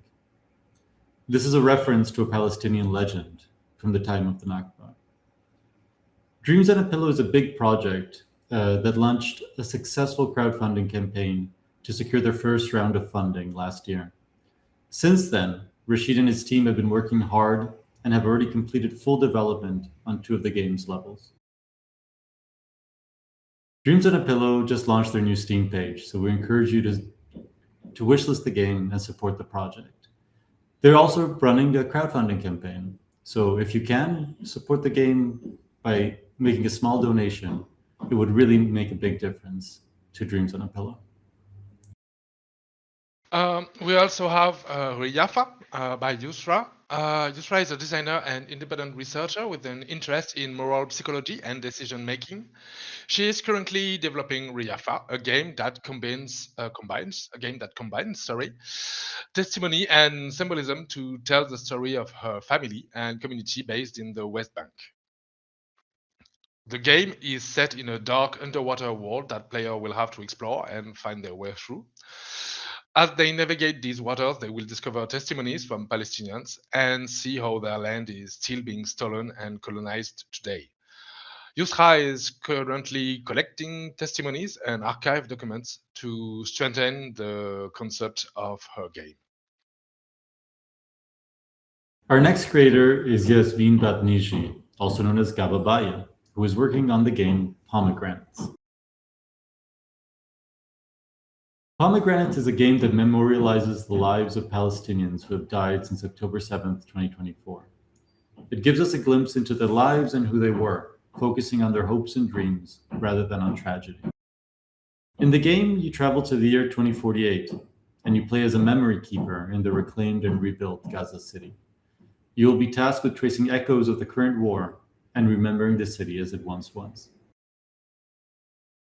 Pomegranates brings the destroyed landmarks of Gaza City back to life through digital archiving and 3D modeling. Yasmin is working to complete a vertical slice and is currently looking for financial support. Lastly, we have Quasar, Tales from the Endless by Omar Abdul Hadi. It's the latest project supported by Palestinian Voices in Game. It is not a video game, but a tabletop RPG. This is not something we planned at first, supporting tabletop RPGs, but it turns out several of the volunteers thought we could help with that, so we are trying to.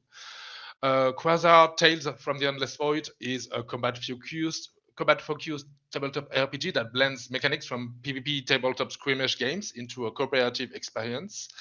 It's set in a distant future and distant solar system where powerful factions and their opposing ideologies threaten to plunge the quadrant into all-out war. Quasar is in open beta right now.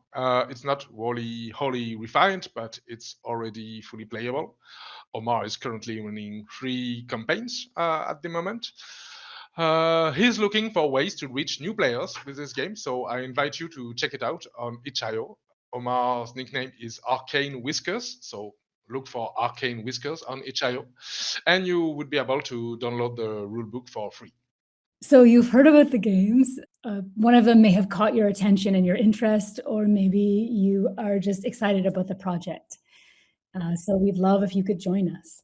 We're always looking for more help, and we welcome help from people who can help in small or big ways, and with many different kinds of skill. So when we're looking for helpers, we're looking for reliable people who are good at setting commitments and meeting those commitments, even if it's a tiny one, with a clear sense of their own needs, who are good at communication and are emotionally generous.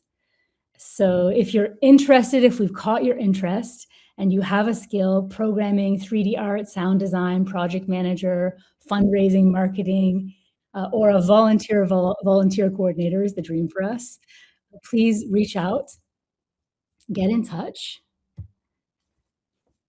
And you can find us at PalestinianVoicesInGames.com. And there you'll find more information on all of the projects we talked about today, as well as maybe some others in the future. You'll find more information on our group, as well as a volunteer form that you can fill in. And if you're listening to this and you yourself are a Palestinian game creator, and you have a vision or a project that needs a boost or needs a little support, you can find our contact there too. Thank you so much for your time today, everyone who's tuned in, and hope to see you soon. Thank you.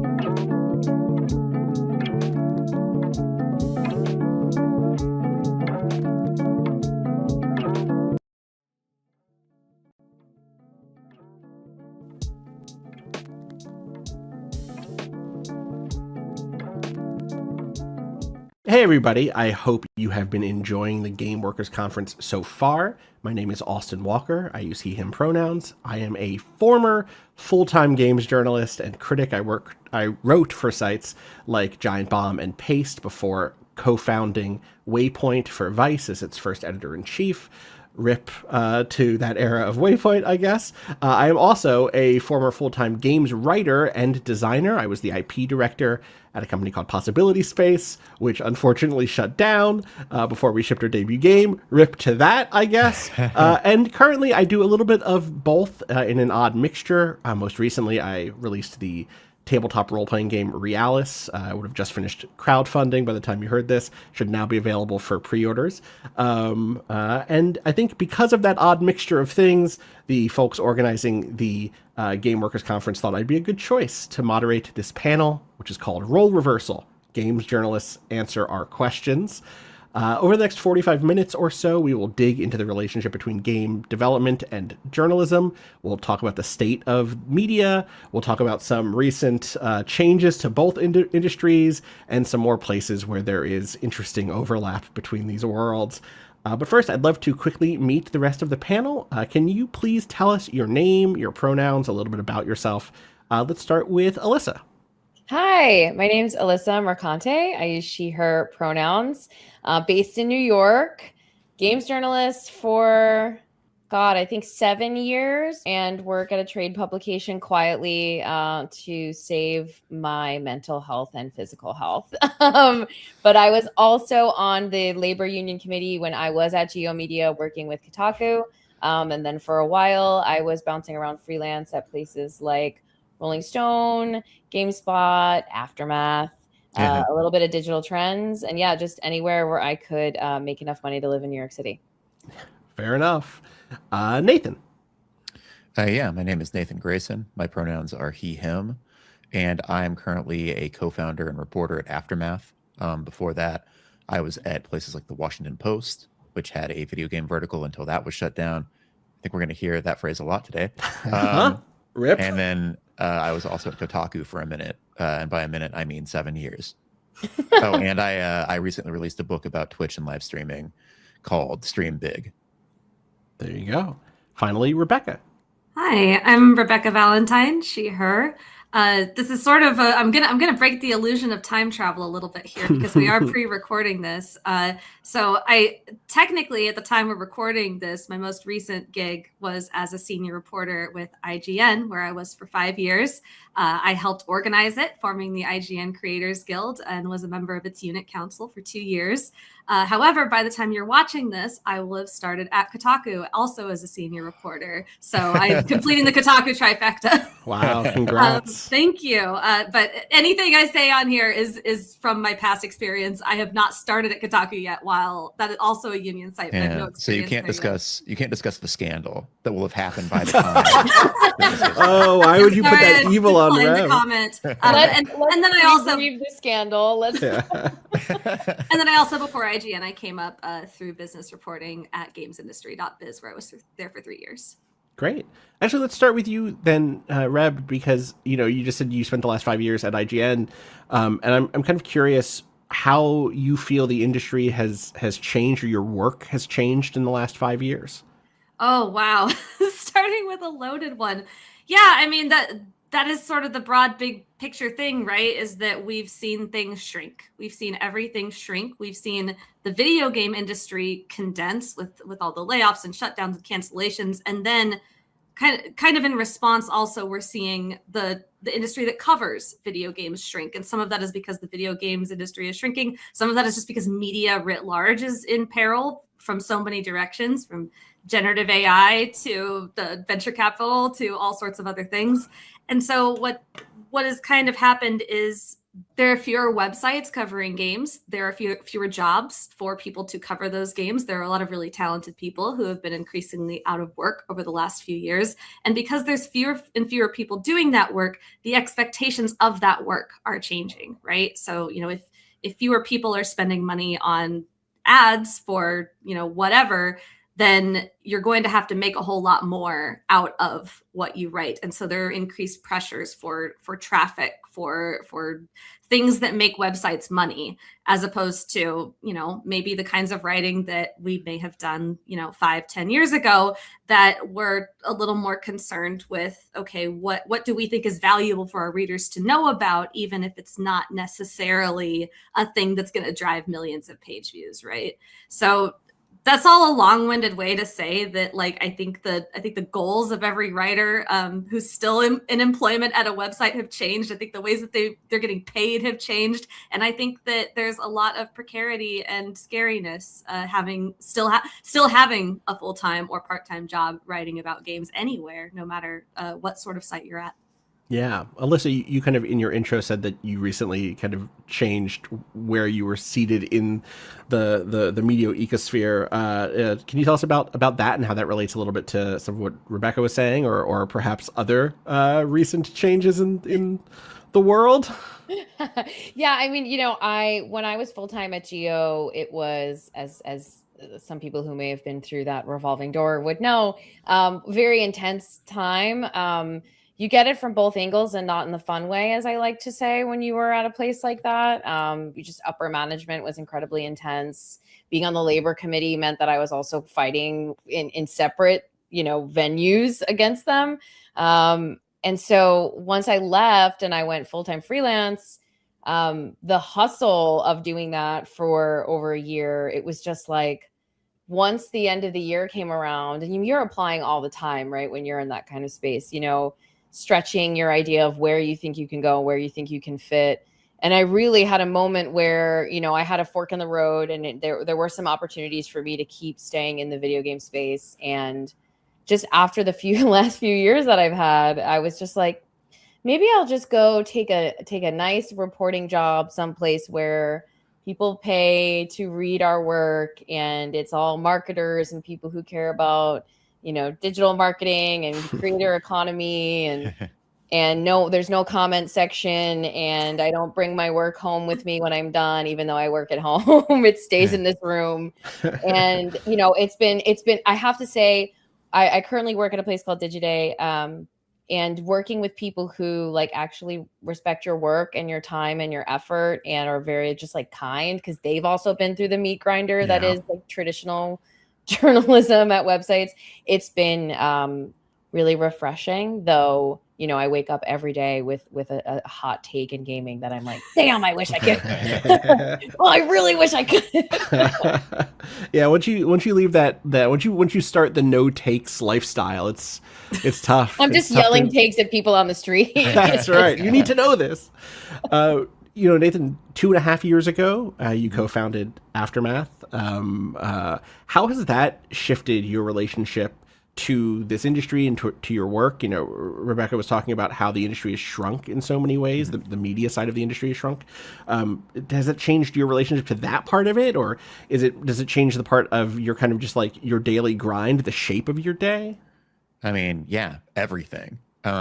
Yeah, it definitely changes my relationship to the daily grind. It's very different now because, you know, when you work at an actual publication, or when you work at a publication that you do not own, then you can just focus on being a reporter and writing and stuff like that.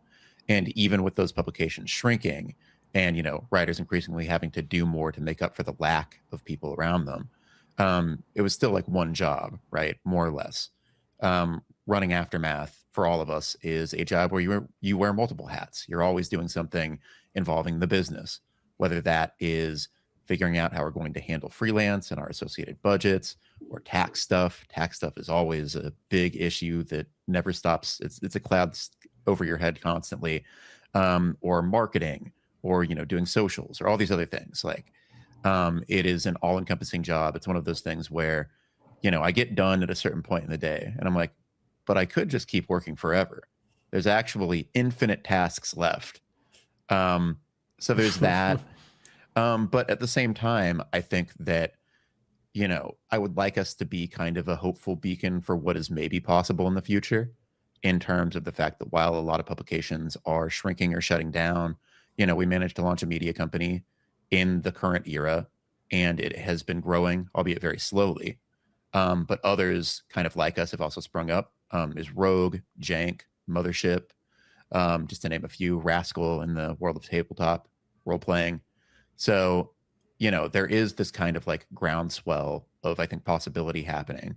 And I think that it's at a different scale than, the IGNs and GameSpots of yore, which were at various points staff out hundreds of people, or not hundreds, but like over 100 in some cases. I don't think that publications like ours will ever become that big. I think the model of having subscribers directly support you just doesn't really allow for it. But I think that there is room to build something new that is more in the hands of the workers who are actually doing all of this stuff, as opposed to what we've alluded to, Geo Media, places like that, where you had these meddling executives, didn't really know what they were doing or what we were doing, yet still felt the need to apply all this pressure that I think made everybody's work worse. Yeah. You just mentioned that, over the last decade or so, even at a traditional outlet, writers have had to do more and more even as the size of the industry shrinks, or maybe because the size of the industry, and specifically because the size of outlets has shrunk. I'm curious if anyone can kind of speak to that for this audience, which might include people who don't really understand what that means, or what the work of a games reporter or games journalist looks like. So can anyone speak to how it is that a games journalist has to come to wear more hats as the size of an outlet shrinks, or as there's a squeeze in general in the industry? I can speak to that very directly. I thought you might be able to. I was like, ooh, should I just ask Rebecca this? But maybe, who knows? Maybe someone else has a thought. So please, go ahead. Well, I started, at IGN, and my primary marching orders were as an investigative reporter. And so, my job was to go out and find, deep stories about, how games get made, and make sure that they ended up on IGN. And I had to do other things at the time too. That's not the only thing that you do when you write for an outlet. I was, writing daily news and doing some other things as well, but my primary focus was on investigative reporting. And because we had, a larger staff at the time, I also had a little more freedom to pursue other things that interested me. So I covered a lot of indies back when I first started, a lot of games that, wouldn't necessarily normally get coverage on a big site like IGN, but because we had a lot of hands working and the news was getting covered, I was able to take a little bit of time every couple of weeks and do something like that. As time went on and we had fewer and fewer people, and our focus became more narrow for all sorts of reasons, some of which we didn't really have control of, I had to do less of that. I had to start cutting back on those things because, I was a labor organizer. It wasn't am a labor organizer, and I'm very adamant. I have a 9 to 5. There are times when I have to go over that. Maybe if there's like a Nintendo Direct or there's an event going on. But for the most part, I want to keep a work-life balance. I don't want to be staying up to all hours just to write about a bunch of extra fun stuff. So the things that got lost were, writing about indie games, and then eventually the reporting started getting cut into as well, because ultimately what we needed was news on the site, and we had fewer and fewer people to do it. And there are a million different reasons why that was the case. Some, like I said, some of which we had control over, some of which we did not. But that was kind of the reality. And I think that is the reality for a lot of different websites in different ways, depending on, what their resources were like to begin with, or what their goals were to begin with. But I think everyone's sort of feeling that it's not even a widening, really. I think it's actually a narrowing, really. It's cutting out a bunch of stuff you would have written about otherwise. Yeah, that makes a lot of sense. Alyssa or Nathan, do either of you have similar experiences in terms of added responsibilities or shifting responsibilities? Yeah, I mean, a Geo was a circus, and I was like pulled in to do video for a while, and I didn't care about that because then that justified me getting my Botox. But it was also like, I was still a senior editor, and at a certain point in time, there was, the editors in chief changed hands 3 times while I was there. And we only had 2 dedicated editors, I think 3, but one, Alexandra, was very laser focused on checking, fact checking, and Carolyn and I were a little bit more focused on narrative and prose and everything like that. So I'd be editing, I'd be helping writers through their pieces. So I'd also be mentoring.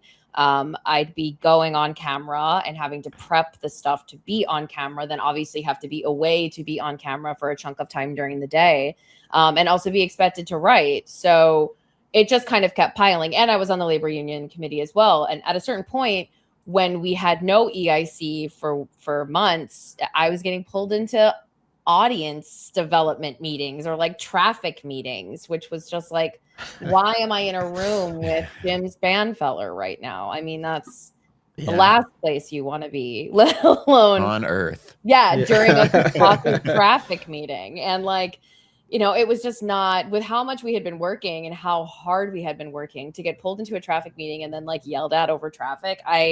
Let's just say I only went to one, and I was asked to not go to them again.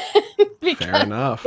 Did not want me in there when he was like, why is the traffic dropping? And I was like, what do you think? Like, it was not a good time. Yeah. And so then I eventually just had to be like, because you do get in that place, we're all here because we love what we do. And you start going, yes, sure, of course I will do this. I want to help. I want the site that you're slowly chipping away at to keep, you know, working. And we all row, you know, we're all on the boat. And then after a while I was like, I have 8 oars. Like, what am I doing? I have 8 oars and my hair's falling out. Like, this is just not worth it. And it is the sad reality that a lot of people who really care about this will do it until eventually they have to be like, all right, something has to give. Right. Well, and Nathan, you were just saying, it's not like you don't have 8 oars right now. You also have a bunch of different oars. You're also wearing a bunch of different hats. But is there an emotional or affective difference for you because it's your baby and you feel like that it's yours? Tremendously. I mean, you just hit the nail on the head. It's like, on one hand, I'm probably doing more different kinds of job than ever. And I would say that the amount that I work is probably more similar to 2 jobs than 1, despite making less than I ever have because, you know, nature of the beast. But yeah, I think that we all have an immense pride in what we are doing and what we are trying to accomplish. And because it is ours, you know, we reap the rewards of everything that we do. And so that makes it a much easier pill to swallow than when there's some guy upstairs being like, do this, do that. I have no clue what I am actually doing, but I'm still going to make $1 million this year. And I'm going to lay off 3 of you because I don't know. I'm just like throwing things at a wall to see what sticks. It is like, it's a really interesting like paradigm shift though, because it's definitely the kind of operation where you have to stay on top of things, because often, especially when you're running a smaller publication, if nobody takes charge of getting something done, then it just never happens. And so you can have like a great idea in a meeting and be like, yeah, we should do that. Yeah, we should do that. Whether it's like greenlighting a freelance pitch or like, you know, something totally business oriented, like a new way of making money that will change our fortunes for years to come. And then months down the line, you can be in the middle of a meeting and be like, hey, has anyone done that at all? And it turns out, no, they haven't. And they're like, well, that's bad. Why didn't we do that?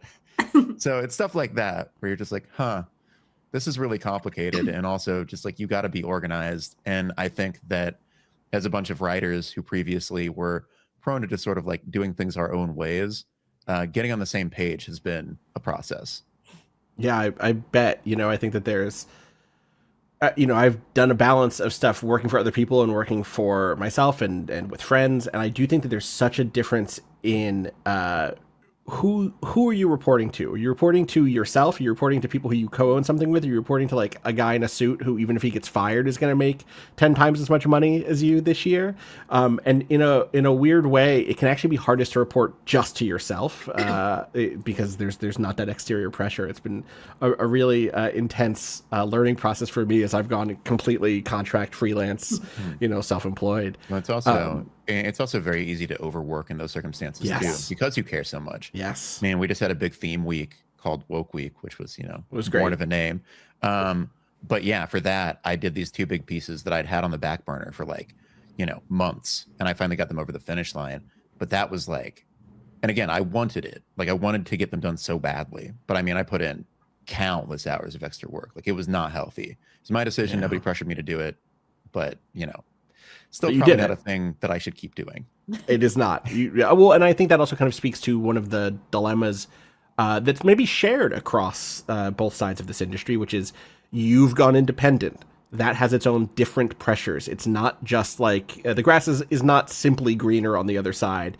There are some other things you have to account for and some slippages that might occur in the same way that someone who's maybe worked a decade at a huge AAA studio who then joins up or starts an independent, you know, spot might realize soon, oh, wow, I'm like, we're overworking myself in the same way inside of game development.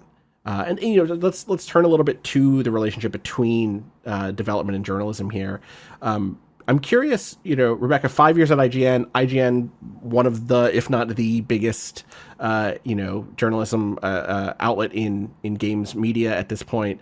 Were there times that you felt like your perspective on the industry or what your job was or what your the duties that you had came into conflict with the way that developers or game workers in general, saw the industry or what their experience was? Yes, I think so. I think one of the biggest tensions that came up was just from a misconception of what it is that we do every day. And I say a misconception in the singular. There's a gajillion different misconceptions about what we do every day. Some of that is just, I don't know, because it's hard to walk a mile in someone else's shoes, but some of that is just because the internet is this very weird place that has, in a lot of ways, decided that media covering games and journalists covering games are like public enemy number one for some freaking reason. And so there's just been, this is a panel of people who know that. There's been, there's been this narrative of like what our jobs are. And I certainly don't think that means that every or even the vast majority of developers who are in my inbox are of that mindset. But I do think that some of that just sort of bleeds out ambiently. Like you don't even realize that you're picking up some sort of like weird notion of what our jobs are from some horrible place that has just like seeped through the internet and somehow gotten to you. And so then, there are expectations of the kinds of things I might be writing or what I might be writing about or how I might be writing about them. And then, people get upset when you don't do the things that they expect you to do. And, obviously when a company is in my inbox mad because I didn't cover their company favorably, sorry, have a nice day, whatever. But you do feel for like individuals who are sort of frustrated with the ways in which you write or the topics that you write about, especially when they're like independent developers who are just trying to get by. Like, obviously you're not doing, journalism's not advocacy. Like we're not here because we're like trying to push like some particular agenda, but you still, you want to make sure that you're being thoughtful and serving your audience. And sometimes there's weird little tensions. I'm trying to think of an example that's like an acceptable one to sort of bring up in this space. And it's a little bit awkward, I think. Yeah. I think one maybe that I've seen come up that is it can be tough is independent developers being like, why does no one cover our games? Yeah. I think I see that one a lot. Yeah, that's a huge one. Yeah. Well, there's also like this constant vast, I think, overestimation of what we are able to do on a daily basis. This idea of like, oh yeah, you should be able to cover like a game per day or more than one game per day if you're only playing a little bit of them. And it's like, no, not quite. Like that's still, you've got to invest like significant time in a game to like fully be able to understand it and speak to what works and what doesn't work. And then like writing, of course, is, its own beast and it takes time too. And on top of that, if you're a journalist and a reporter and not just somebody who like reviews and previews games, then you're also reporting on news, you're talking to people, you're doing all of these things. A day goes by in a flash. And then, there's the whole other conversation of how much does coverage on a traditional website even really help a game get noticed in this day and age? Like there are all these things that I think are tied up in that make it more complicated than just, why aren't you doing more? Work harder. Yeah. Yeah, I will say too, like a lot of my experience when I was at Kotaku was like getting pushed into rooms because I'm like, turns out kind of good at getting people to like me. Crazy the way that you'd look at my internet history. But so I would get put in these situations with companies that had a negative viewpoint of Kotaku because Kotaku reported on things and just did. There are aspects of access journalism. We know that there are sites that are very willing to just put out the shiniest, prettiest little thing about everything, and they're everywhere. That's why you see them at every event. And then there's, me having to rebuild relationships because I can sit at a dinner and yuck and happy, so we can finally get back in the front door with like Xbox. I was trying to do that for a while, and I had a great relationship with them by the time that I left. But there were so many times when someone would kind of pull me off to the side and be like, quietly off the record, like, you guys scare the shit out of us. Like, we're really scared. And like, every time we have like a preview event, you can tell that like the people that they've elected to talk to us are like running through their talking points. I mean, when I even went to Halo Studios to cover Halo Campaign Evolved for Rolling Stone, like I had to ask them an AI question, and you could tell they're like, damn it, we knew someone was going to do that, and it was probably going to be her. And I was like, and it's uncomfortable. And then everyone in the room is uncomfortable, and they don't want to, they talk around it and talk in circles. I had to tag team the people at Activision once with Stella. And because it was the AI stuff. And we were like, oh my God, guys, people are asking, like, we have to ask these kinds of questions. And that's that tension that happens sometimes too, is like, of course, we don't want to be throwing anyone in any way, shape, or form under the bus. But if you're putting up a clearly AI generated calling card in Call of Duty, like somebody is going to have to ask you that question. Yeah. And that shouldn't mean that we don't get invited the next time, and they were very good about it. But that is a fear that I think some people held for a long time in this space too. Mm-hmm. Yeah, I recall going to the Rockstar New York offices ahead of Red Dead Redemption 2 coming out, and asking their kind of one of their heads of PR who I'd met a bunch of times, and we'd had meals together, etc. And I was like, hey, listen, like, we know what the history of labor reporting is around your studios. My understanding is there will be more labor reporting to come about this. What have you done to address the internal relationship with overwork, with crunching, with unpaid overtime, etc.? Like, what have you done? What is the response to all of that stuff? And he was like, I brought you here to play the game. I am not ready to. I can't believe you would like spring that on me. Incredible. And then on an episode of Waypoint Radio, we talked about some other reporting about the labor conditions for Red Dead Redemption 2, put that episode out, and then we got back channel pressure through Vice from Rockstar PR to someone who used to work at Rockstar, that then I was out of the office. I was on like vacation and also in terrible tooth pain at the time, which is good because if I was there when this happened, I probably would have quit on the spot, because they got our social media person to pull a tweet promoting the episode where we talked about I think it was Jason Schreier's reporting. So it wasn't even like original reporting. It was just us being critical about the situation there.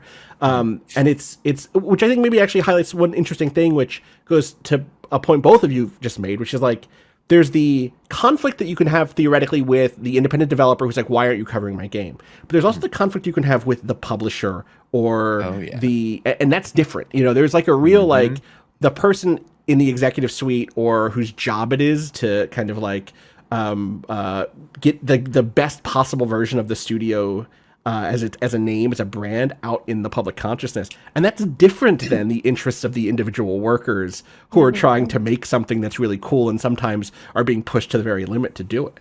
Yeah, tremendously.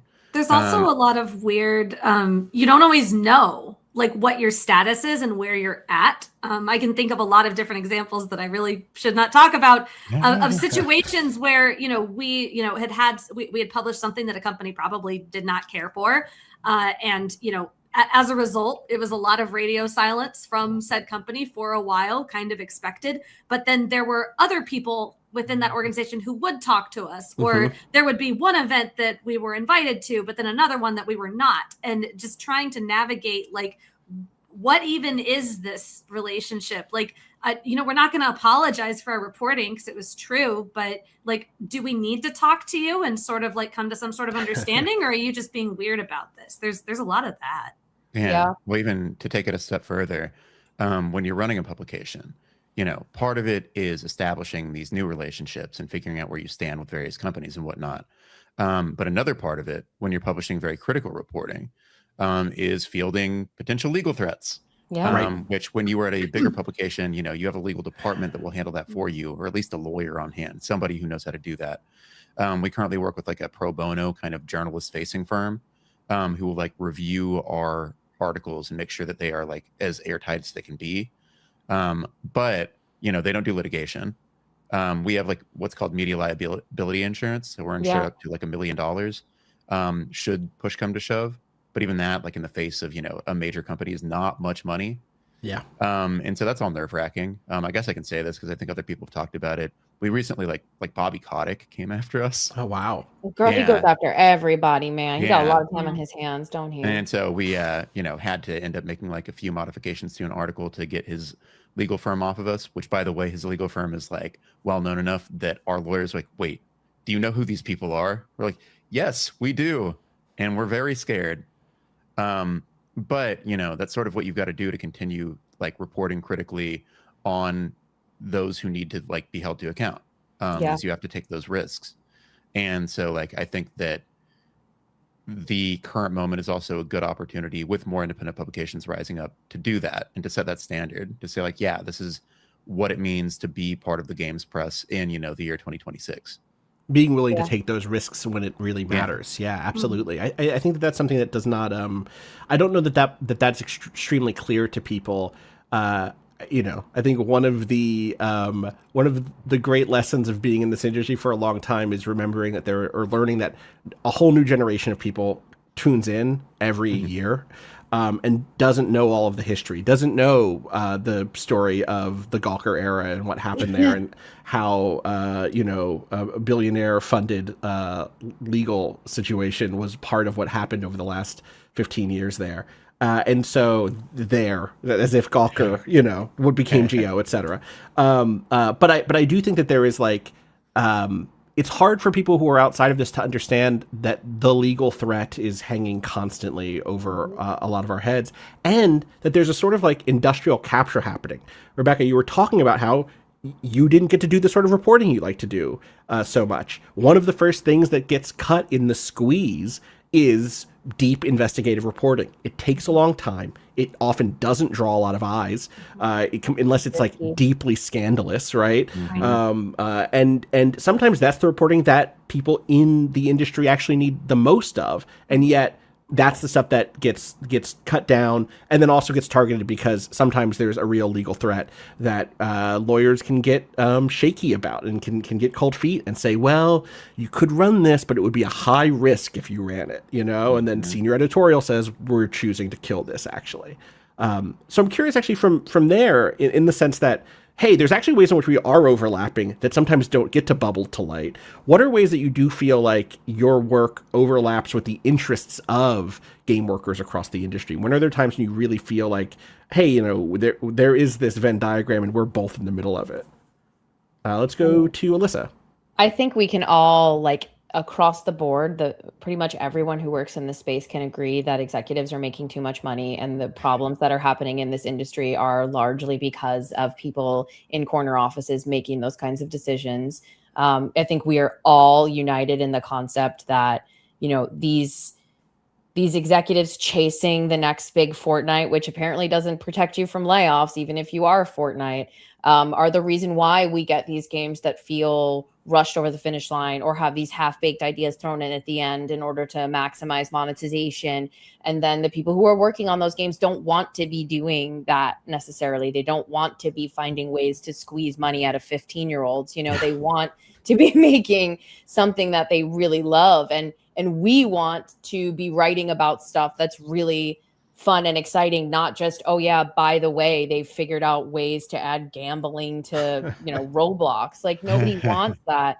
So I think there's certainly a unison on just like a pure labor standpoint of like people being able to retain their jobs, being able to afford to live for what they do for work, and not just be at the whims and behest of someone who, if something does go to shit, they'll be fine and you won't. I think when you think of like the EA CEO is like a great example of that. He's cutting thousands of jobs every year and still making enough money to I'm sure go away on several nice vacations. And then now EA is going to get sold and nobody has to worry about all the money that he lost for that company or all the questionable decisions he made, or the fact that the former group of people that were supposed to overlook him told him years ago he made too much money. Now that those people don't exist anymore, so you can make as much money as you want. I think the labor and people keeping their jobs and keeping their livelihoods is probably something we're all united in, because we're all feeling the side effects of that.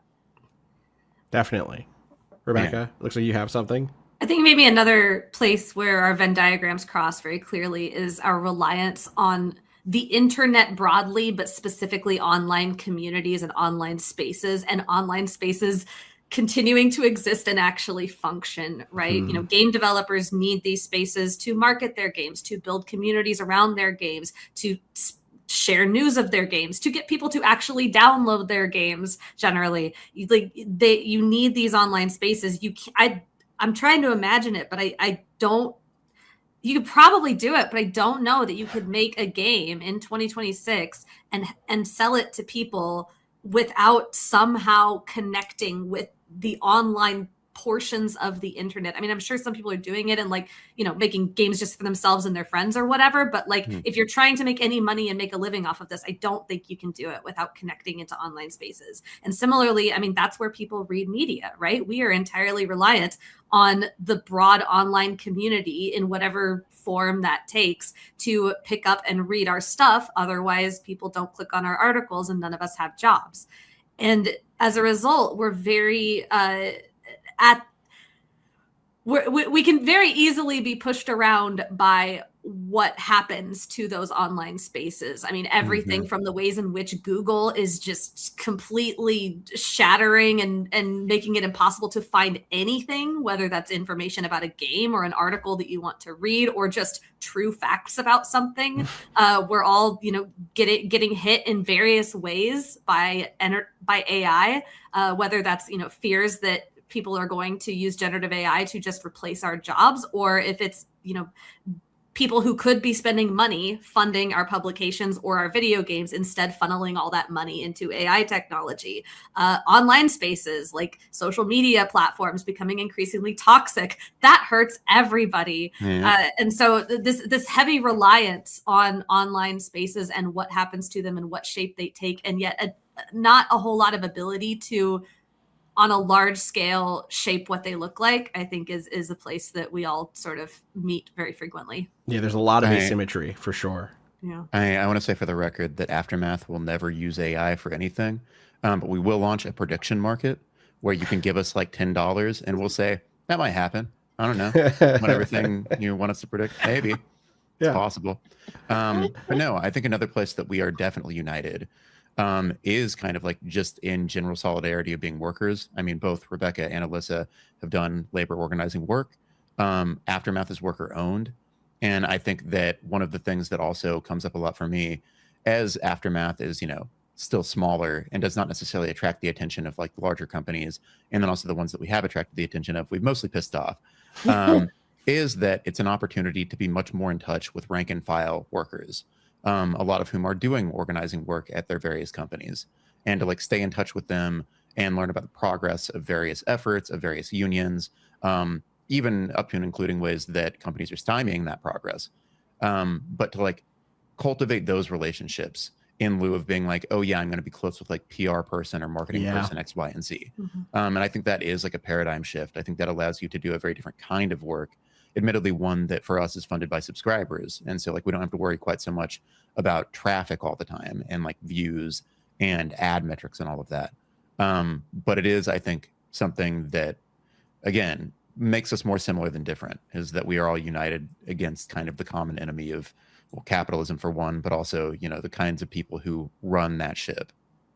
I know we're coming towards our close here, but I'd love to hear, I'm actually going to build on that for one more step forward, which is looking forward. What would a healthy relationship between developers and press look like? And I'm curious, partly, Nathan, what you just laid out, this kind of like relationship directly with game workers and not just PR representatives who are doing an important job, because as Reb, you were just saying, you can't sell your game if no one can put it in front of people, if it doesn't get in front of people. And I, for instance, I'm not very good at putting stuff in front of people. I'm glad I have people who help me put stuff in front of people.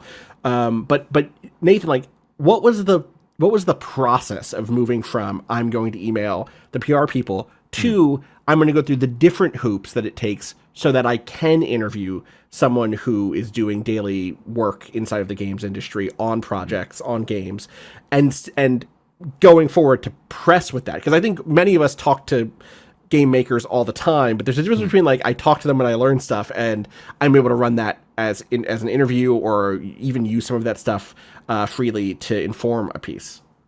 Yeah, I mean, it really varies. For some of these things, like with a lot of people who are, parts of varying organizing efforts or unions, they will reach out to you to be like, hey, we're about to announce this union, or like we are trying to organize this company or what have you.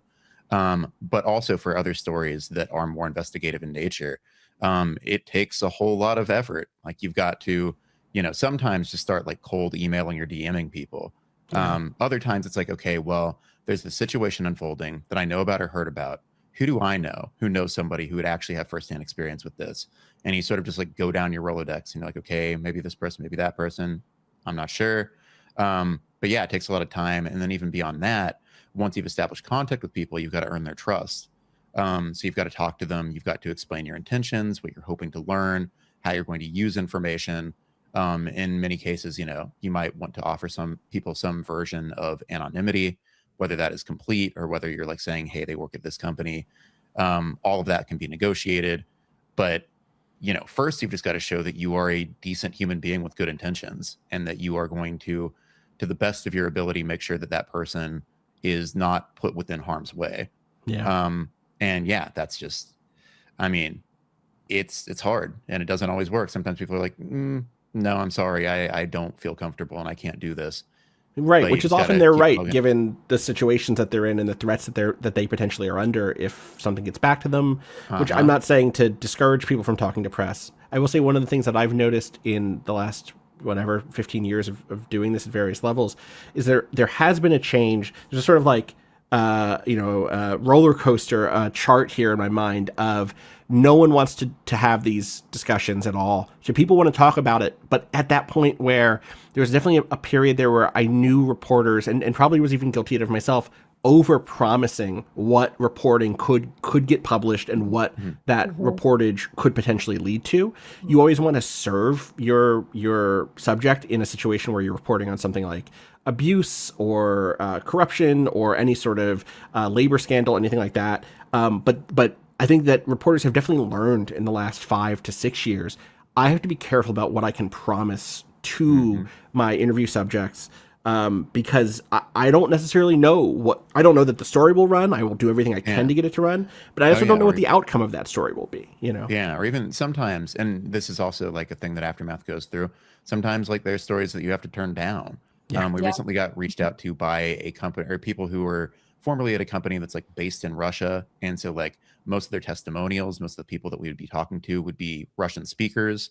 And like these were still, allegations that would need like legal review and things of that nature. So we need somebody who is like both a lawyer and who was fluent in Russian.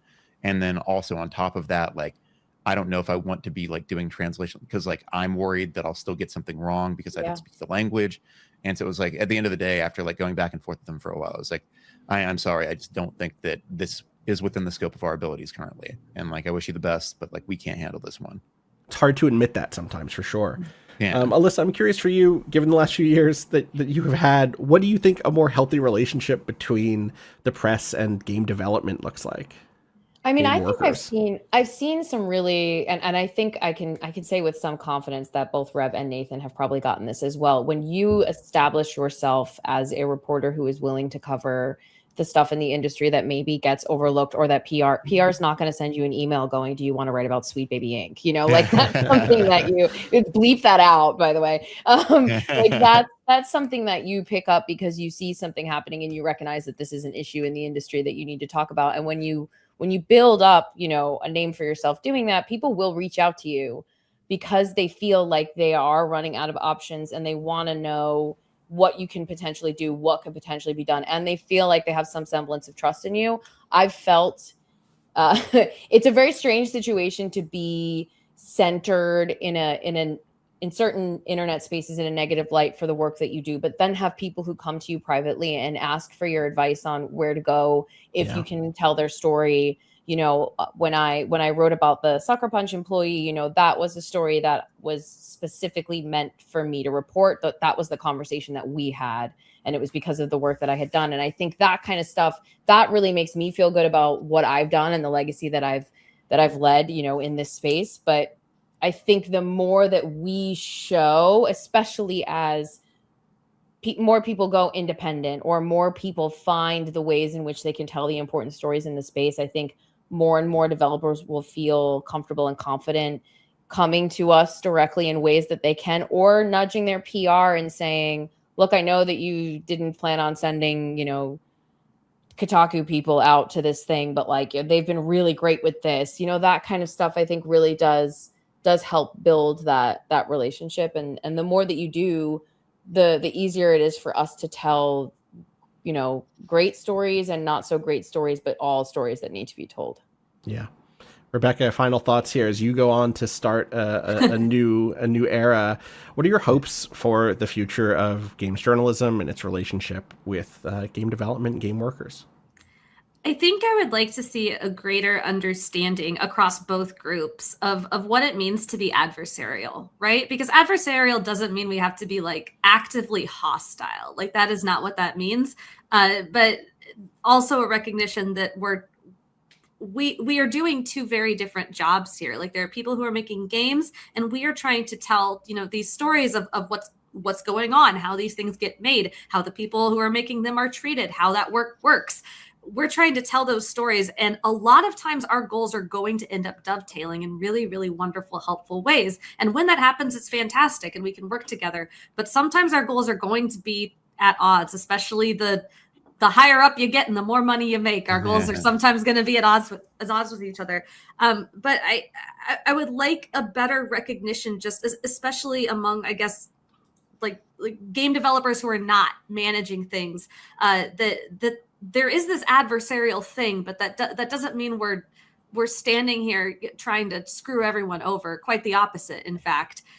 But also on top of that, come tell us your stories. Come talk to us about what what you want to say, what you wish was out there. Come tell us the things that you think need light shed on them. Also challenge us a little bit, ask hard questions. But like Nathan was talking about, having to explain, how he works and, what his goals are in a story, which is something I'm sure we've all done.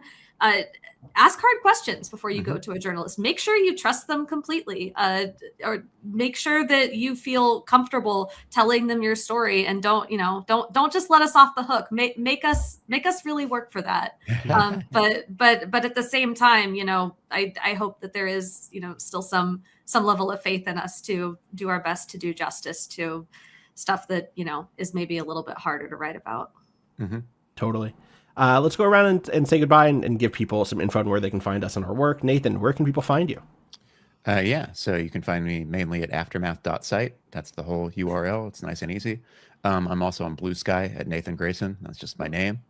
And let's see, beyond that, you can buy my book wherever books are sold. I love it. Alyssa.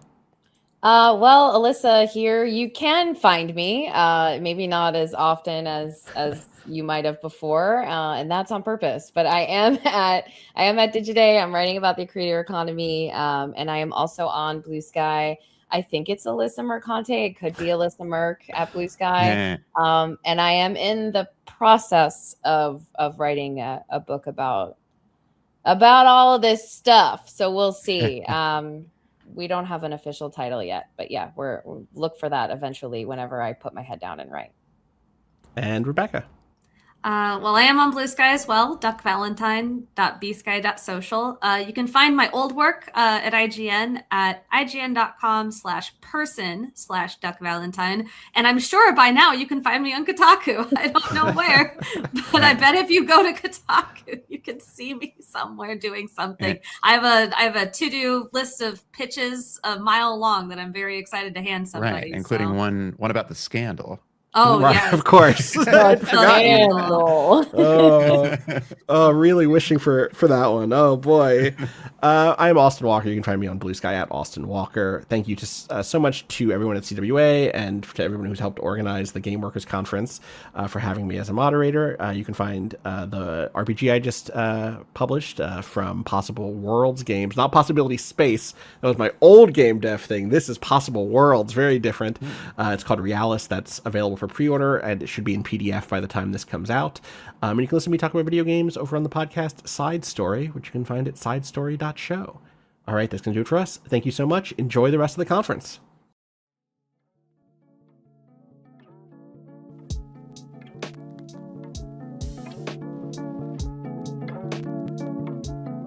Welcome, everyone, to Building Better Worlds, Fighting Fascism in Games with Solidarity.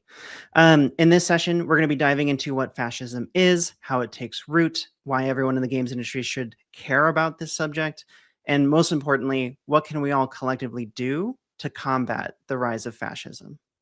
But before we jump into the bulk of the session, we want to do some quick introductions first. And Carolyn, would you like to get us going? Absolutely. So I'm Carolyn. I am an organizer with United Video Game Workers and also Game Workers Unite Montreal.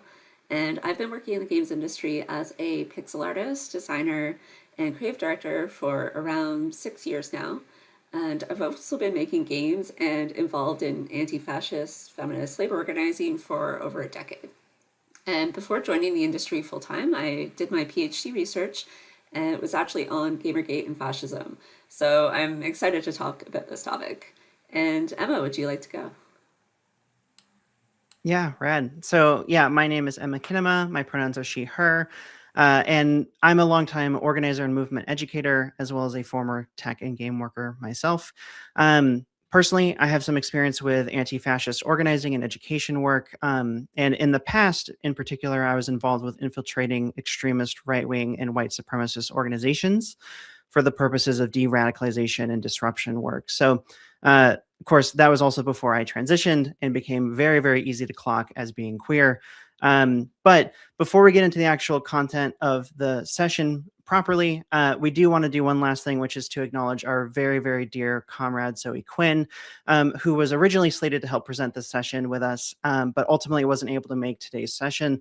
But we wanted to highlight that their involvement was so profoundly critical in helping write and develop the material that we're going to be covering today. So with that, I think I'll just pass it back to you, Carolyn, and we'll get us going. Yeah, absolutely. So yeah, before we really dive into it, I just want to quickly explain the kind of scope of the conversation. Since we don't have a lot of time, we are going to try to keep things pretty high level. We won't be able to get into a lot of detail. So apologies in advance if it feels like we're skimming over stuff. I know it's a really big, complex subject, but we'll try to do the best we can. So yeah, with that said, let's start with the basics. What is fascism? So to put it simply, fascism is what happens when the capitalist system is in a crisis, right? And instead of people turning on powerful people who are responsible for the crisis, that anger instead gets redirected downward towards the vulnerable, towards people who are organizing, and essentially anyone who's seen as a threat to the existing order of capitalist domination. And if you paid attention in the last 20 years or 30 years, you probably noticed that capitalism is pretty unstable. It goes through regular crises. And during these crises, people are thrown out of work, businesses get shut down, people lose their homes, and their lives get materially worse. Some crises, though, are worse than others. So the last really big one was between World War I and World War II, around the 1920s and 30s and the era of the Great Depression. And this is also around the same time that fascism really took off in Europe and Japan. So you might be wondering, why are we using the term fascism specifically and not, say, Nazis or white supremacists? You're probably used to fascism being defined in terms of specific symbols or ideologies. But actually, it takes many forms and names, and what's important really is what it does, where it comes from, and the historical context and kind of material basis of the movement, not how it presents itself, because that changes all the time. And also important to note that fascism in power can look really different than when the movement is just starting to grow and gain ground. It's important to understand it as a social movement and not a form of government, so that we're able to identify it and fight it before it can take power. And if you look historically at German, Japanese, Spanish, and Italian fascist movements, for example, these were all pretty different from one another in terms of what they said, how they talked about their own movement, and the kind of political positions that they took. However, it's also important to recognize that in general, fascists have no principles. They will, happily say one thing and do completely the opposite thing. And so, you can think of it as kind of a movement of opportunists who are taking the coward's way out and deciding to punch down instead of punching up. So, for example, you could look at Nazi Germany. Nazis, they're co-opting the popularity of the socialist movement, which was really growing and taking a reigning following at the time, and just kind of slapping the socialist label on their bullshit movement. You can also look at Italian fascists leaning into Roman iconography and appealing to the idea of strength and unity, which is something, it's obviously important to the labor movement, but they kind of twisted and used as a way, again, of punching down instead of punching up. So, fun fact also, the term fascism actually comes from Latin fasces, which I'm sure I'm mispronouncing. I'm sorry for that, any Latin experts out there. But it's essentially a bundle of sticks, right? So the idea is like a single stick can break easily. You put them all together, harder to break. It was a Roman symbol of power, but it was then adopted by Italian fascists. So in the US, fascism often comes wrapped in the American flag because that kind of appeals to patriotism. And more recently, you'll see fascists using terms like the alt-right to sound less threatening and kind of appeal to mainstream audiences. So that's why it's really important to come back to the question of what fascism does and whose interests it serves. So you can kind of think of it in terms of three basic steps. So first of all, you have the crisis, which leads to a lot of anxiety, especially among the middle class, small business owners, downwardly mobile, people with something to lose. So they're not completely at the bottom, but their conditions are getting worse. And some classic examples are Italy, Germany, and Japan in the interwar periods. Italy and Germany at the time were suffering from the impacts of World War I. They were also losers in the game of imperialism, and essentially they were losing control of colonies in their efforts to compete with the imperial powers. Whereas Japan was actually trying and failing to get recognition from other imperialist powers. And into that mix, you have the Great Depression, which added fuel to the fire. Many businesses were going under. This was creating massive unemployment and a growing labor movement that was threatening the interests of business owners. So this loss of stability then leads to a need for control and kind of a forced shared identity that bridges class, working class and capitalist class. And you get this idea of class collaborationism being very important to fascist movements. So step two, you have capitalists then looking to redirect blame, right? So people are angry, they're upset, there's a crisis happening, and so they either create or beef up scapegoats. And this is, I think, a process we're seeing very clearly in the US and Canada with the establishment of ICE and immigration concentration camps, and just the general rise in anti-immigrant sentiment. And then step three, you have violence and harassment by fascist movements, which essentially acts like a stick to beat down people trying to organize and improve their conditions. And it allows the ruling class to really reinforce their position of power. There's a reason why Nazis got so much support from big industrialists like Henry Ford, why Mussolini and his fascists were backed by landlords and factory owners, and why Japanese fascists got support from corporate conglomerates and military elites. However, capitalists on their own can't just carry out the kind of violence necessary to defeat a growing left-wing movement. They're kind of, by definition, a small minority. So for this, they need recruits. And there's a long history of media forums being co-opted and used as a base for fascist recruitment. And there's many examples in film, American literature. We don't have time to get into all of them, but some famous examples would be, for example, the Nazi film Triumph of the Will, or you can look more recently at the CIA's backing of famous art and literary institutions as a means of kind of suppressing left-wing movements. And games is one of those places, I think, where this process really gets rehearsed in the modern day.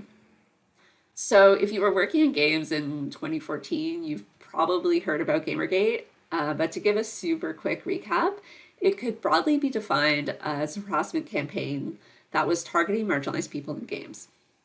It was part of a general anti-feminist backlash, and it was supported and used as a recruitment engine for fascist groups. And I think there's a lot of different ways to describe how Gamergate started. It's kind of hard thing to pin down, But one way you can look at it is it started to take shape, at least as a movement, shortly after a Vengeful X went to multiple different reactionary places on the internet to try to rile up a harassment mob. And in the process, ended up tapping into anti-feminist resentment against, quote unquote, social justice warriors in games, as well as understandable frustrations with the way capitalist profit seeking had kind of created this form of games journalism that mostly operated as a disguised marketing arm for the industry, but was kind of presenting itself otherwise. However, instead of getting mad at the industry bosses who were actually encouraging and profiting from this corruption, that sentiment was then redirected towards marginalized people in games, and particularly towards outspoken feminists.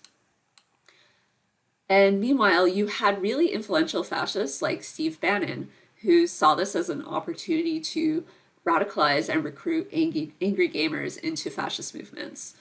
So while this was happening, far-right reactionaries with a social media following, and as well as online arm of groups like Stormfront, which is the white supremacist website, quickly got involved and started using fake social media accounts, creating astroturfing materials, and organizing through IRC, 4chan, and other online channels, essentially gaming in all engagement systems that they have available to them.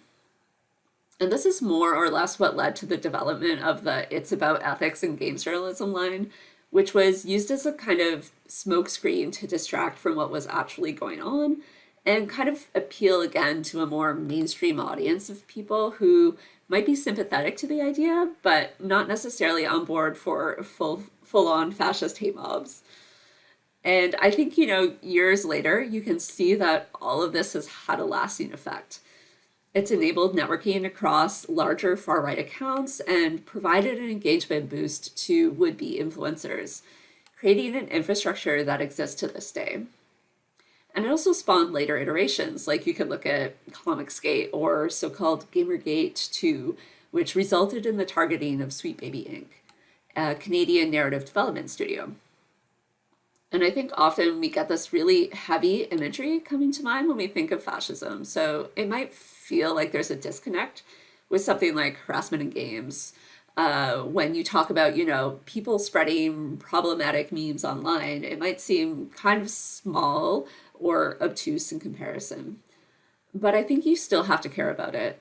And in some ways, the confusion is actually the point. It's designed to make you feel like it doesn't concern you, even when it does.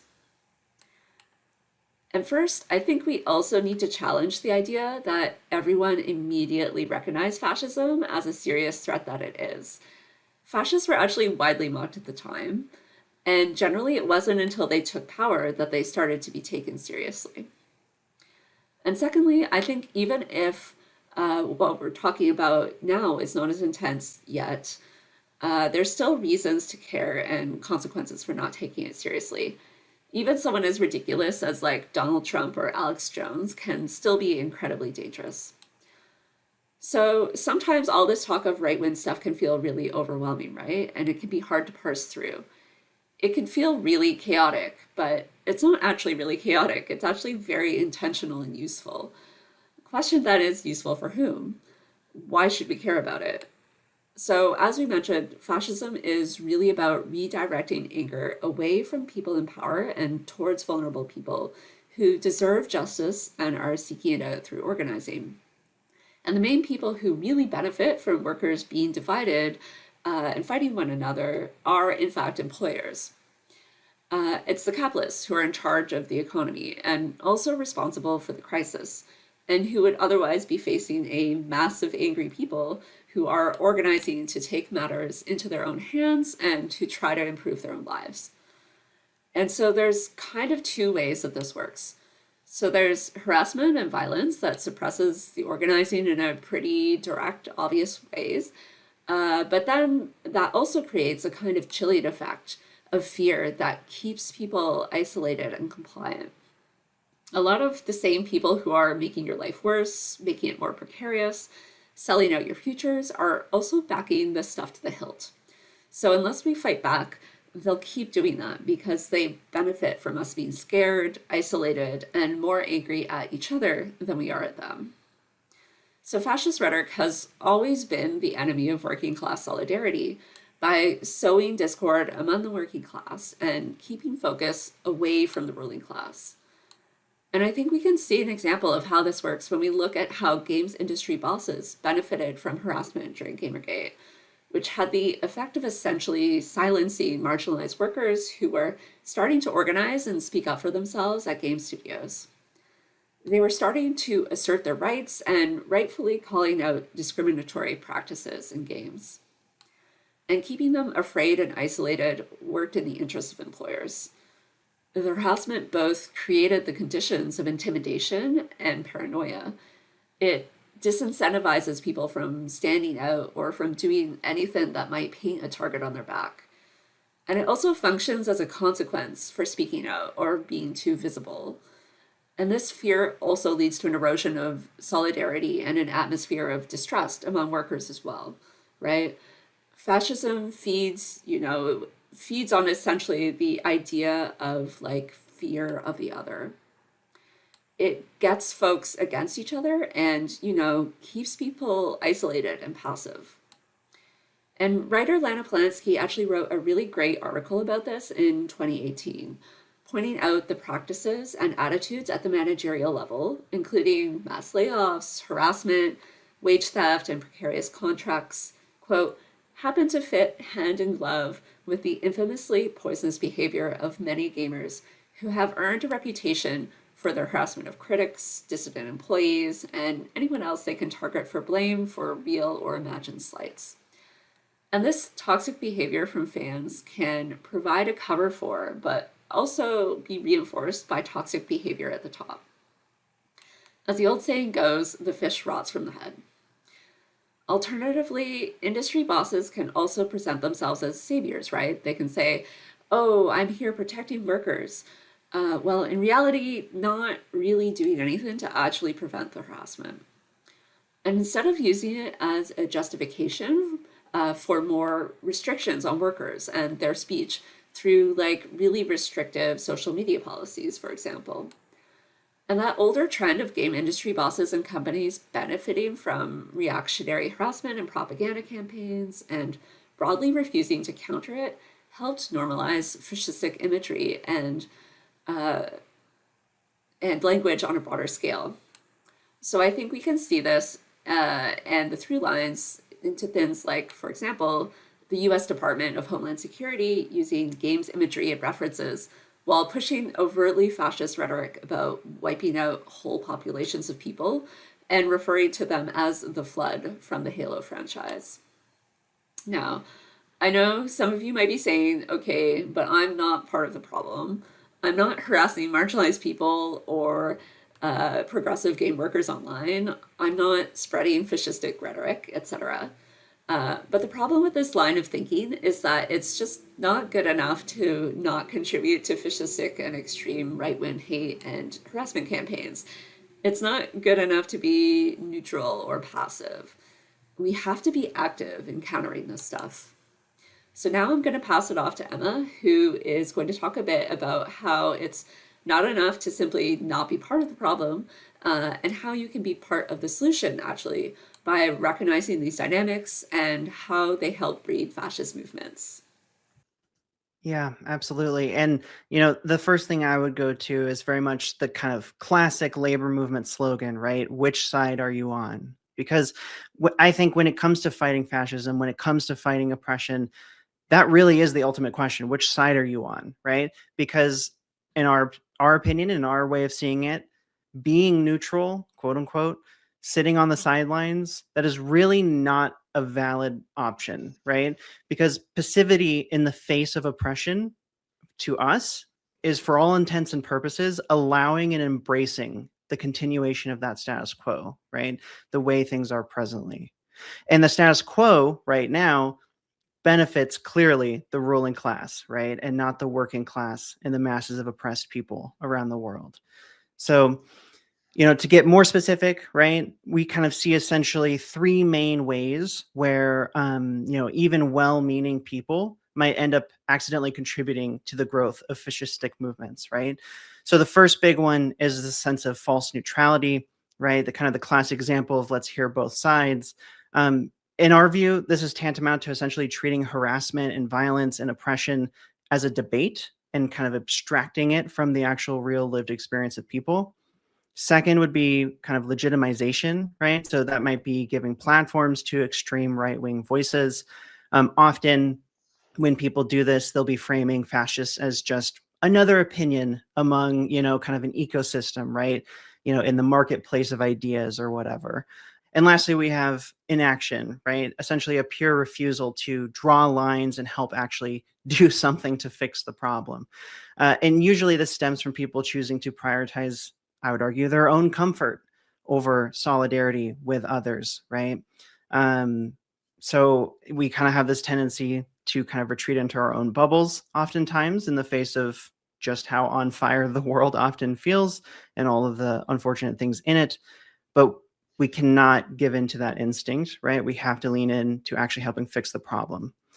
And I find that when we think about this struggle against fascism and bigoted ideologies, I think it's helpful to think of it as essentially kind of a massive historical game of tug of war, right? And I think we have to understand that the percentage of the population who are explicitly fascistically aligned or sympathetic is actually an incredibly small segment compared to the kind of broad masses of working people, right? And the problem is, even though the masses of people might not broadly support fascism and extreme right-wing ideologies, the vast majority are also inactive, right? Their power, their agency lies dormant, and people are sitting on the sidelines. So, in this example, right, of tug of war, right, even though fascists are a tiny minority of the population, they're extremely engaged, right? They're often pulling as hard as they can on the metaphorical rope, right? Meanwhile, on the side of justice and progress, often we only have a small percentage of those broader masses of people who are actually active in pulling.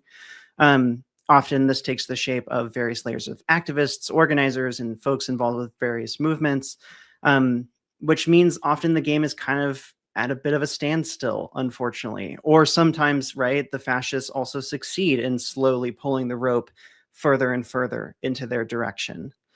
But I think the main thing I want to emphasize by using this imagery, right, is that if fascists are a tiny minority of the population, and if it's true, and I do think it is, that the majority of the masses of people do not support fascism, imagine for a second if it wasn't just activists versus fascists pulling on the rope, right? Instead, genuinely imagine if the broad masses of people all joined the struggle, right? Those fascists would not stand a single chance. The rope would immediately fly in the direction of progress, right? So the question really becomes, we have to get the masses of people involved who might be sympathetic to progress, but are not yet active and actually making it real, right? And the way we do that is through movement organizing and community building more than anything else, which we'll talk about a little bit more later. But in the meantime, we just want to land a couple more points about this really important subject of why people should care, right? So, to speak to some examples of how we see this manifesting already today, right? In this exact moment, one particularly significant example is to point to how the games industry wave of, quote, anti-DEI messaging and harassment has now essentially gone mainstream, right? To the point of even the president of the United States openly using that same rhetoric, that right-wing harassers used in online games communities just a couple years ago. The kinds of lingo that you used to see people using on 4chan, has kind of broken containment, as it were, and is now out into the ether, right? And in so many ways, this kind of stuff proves as a bit of a testing ground for these ideas, for these talking points. And this has ultimately helped normalize fascistic talking points more broadly, particularly among resentful middle-class young people, but also among other parts of the population as well. And of course, the right wing has also been capitalizing on people's overwhelm to kind of cow folks into, submission, in the face of fascistic tactics and talking points and all the awful things that, are on our minds every day in the state of the world. So, it seems like multiple times every day, a new horrific and overwhelming thing occurs, and our nervous systems are primed to kind of shut down and not want to face it. And frankly, we see a lot of otherwise well-meaning people kind of using things like, self-care and mental health as an excuse for inaction. And obviously, self-care and mental health are wildly important, but using that as an excuse for not combating the rise of fascism, I think is absolute bullshit, right? And yes, it's important to take care of ourselves, but to really have that zoomed out, holistic view, we have to consider the long term, right? We have to consider everybody, the impacts on society as a whole, not just ourselves. And we have to ask ourselves, I think, what harm am I enabling to myself, to my community, to the broader people by sitting out on these fights, right?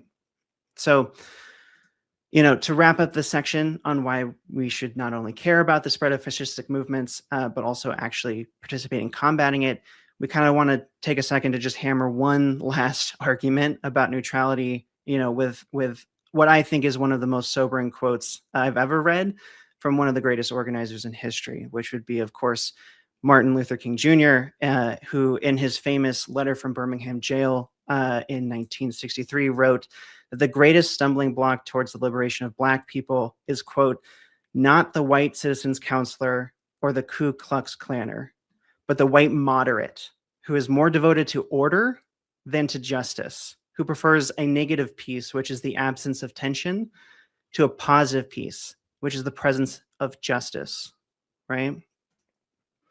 And just because you're not the target of these right-wing or fascistic forces presently doesn't mean you won't be in the future, right?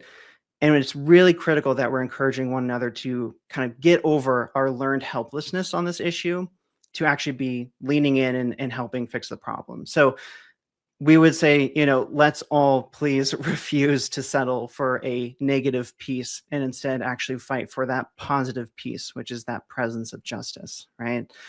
And to dive into more of that, we'll get now into kind of what we can actually do, hopefully, to build towards that positive peace, right? So let's talk about what is to be done, right? We've talked about, a lot about fascism, what it is, how it develops, who stands to benefit from it, and also how people sitting on the sidelines and not taking a side actually enables fascism and benefits the ruling class more than anybody. But again, the primary thing so far that we can emphasize is that we cannot be neutral on this question, right? And that raises, I think, a natural question of, great, so what the hell do we do about this thing, right?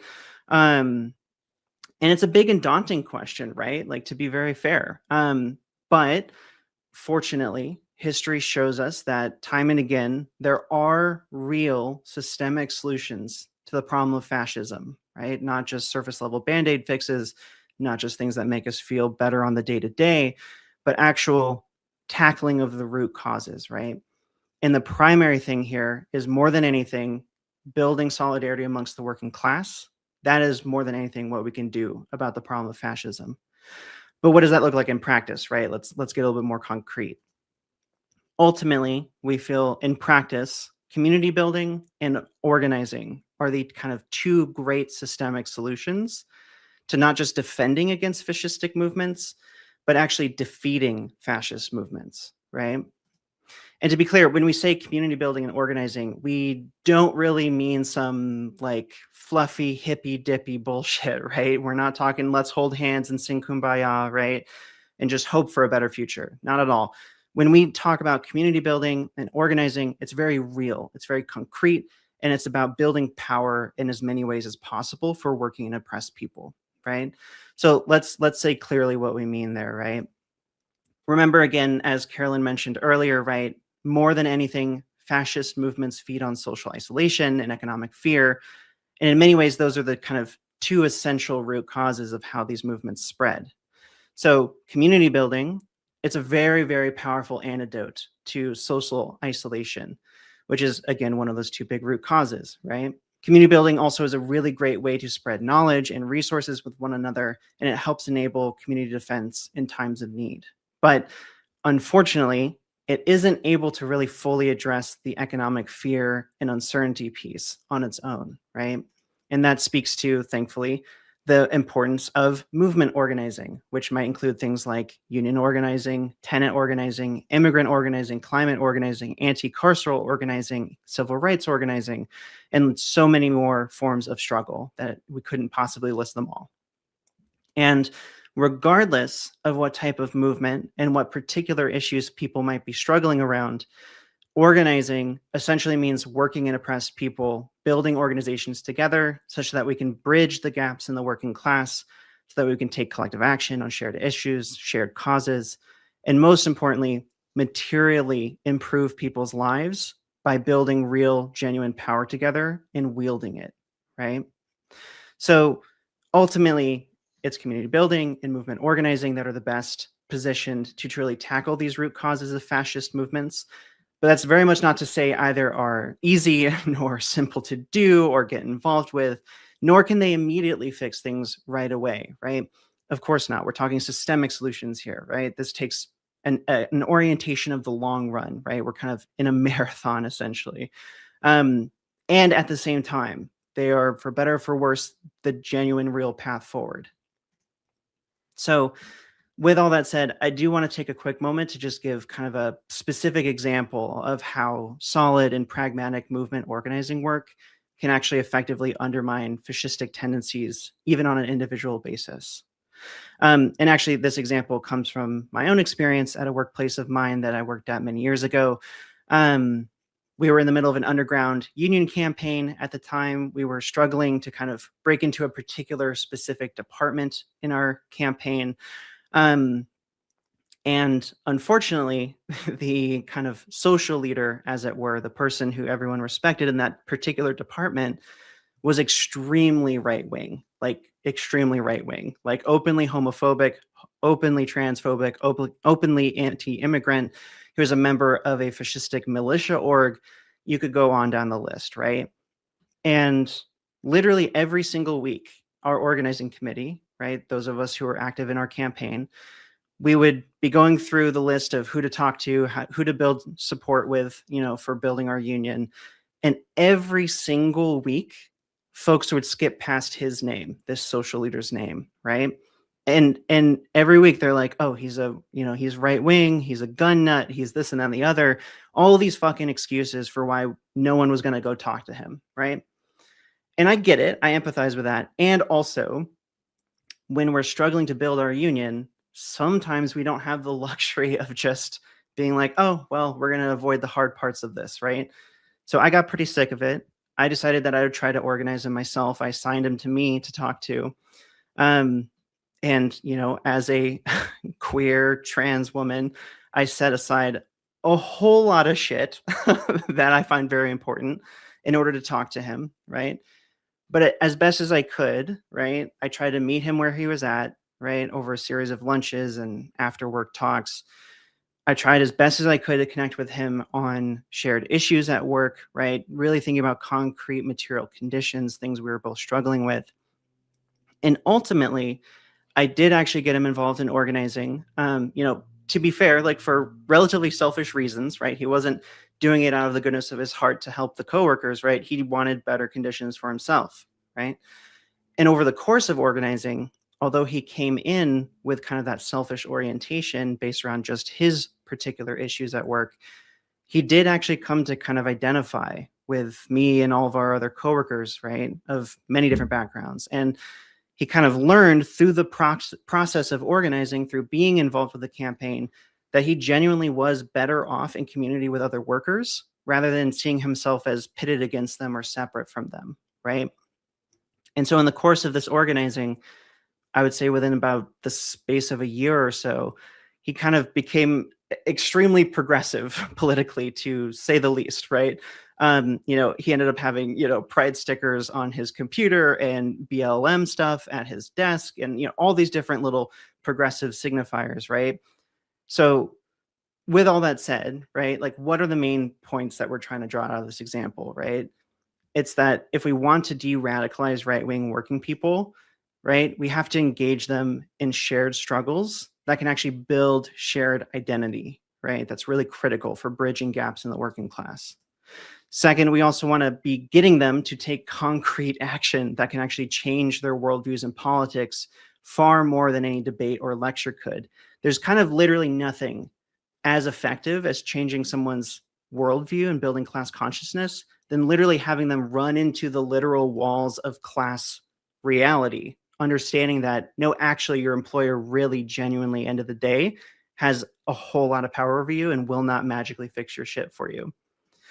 And then sometimes, right, we kind of have to make some personal tactical retreats on stuff that we might care very, very deeply about in order to create openings for that change to occur. And, right, in organizing, it can be very, very critical to acknowledge that there's a huge gap between us and, you know, the person that we need to organize. So we have to work really hard to meet them where they're at, right, and try to understand them as best as we can, and then move them even just one step closer towards a better world, right? Although I do want to say, like, there's some massive, massive, massive caveats, exceptions in this example, and obviously context matters profoundly. We certainly aren't saying that all marginalized people need to go and try to organize right-wing people or bigoted folks, right?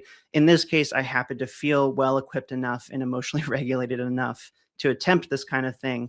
And of course, it's not always possible or guaranteed that you can successfully de-radicalize someone from fascistic or extreme right-wing tendencies, right? We're also certainly not saying that we should like try to meet fascists in the middle, right? And in kind of an accommodating way. We mean bridging to individual people in order to bring them towards progress, back towards community with other workers, not for us to join them against progress, right? But the main point is that, you know, on an individual level, bringing folks into shared collective struggle around shared concrete issues, even if selfishly motivated at first, can have an extremely profound effect on their worldview and their outlook in the long run, right? So that's ultimately just kind of one example of how movement organizing can help course correct someone away from kind of extreme right-wing stances, or even preemptively help folks stay grounded in real community and progressive politics before those things take root. But we also want to hammer the point that building working relationships with folks isn't always the right tool for a given context. So I want to pass back to Carolyn to have her talk about how shame and other tools can be hugely impactful as well. Yeah, absolutely. And yeah, I think shame generally gets a pretty bad rap, but I think if you look at it in combination of essentially shame and role modeling, it can act as an effective form of de-radicalization. So if we go back to thinking about Gamergate, Stephen Colbert saying on national television that Gamergate was stupid did make a lot of them cut it out. If you're someone who is respected by someone who is falling down that right-wing pipeline, your voice could carry a lot more weight to them, sometimes even more than you know. And you can use that to encourage more pro-social behavior and also call out shitty ideologies.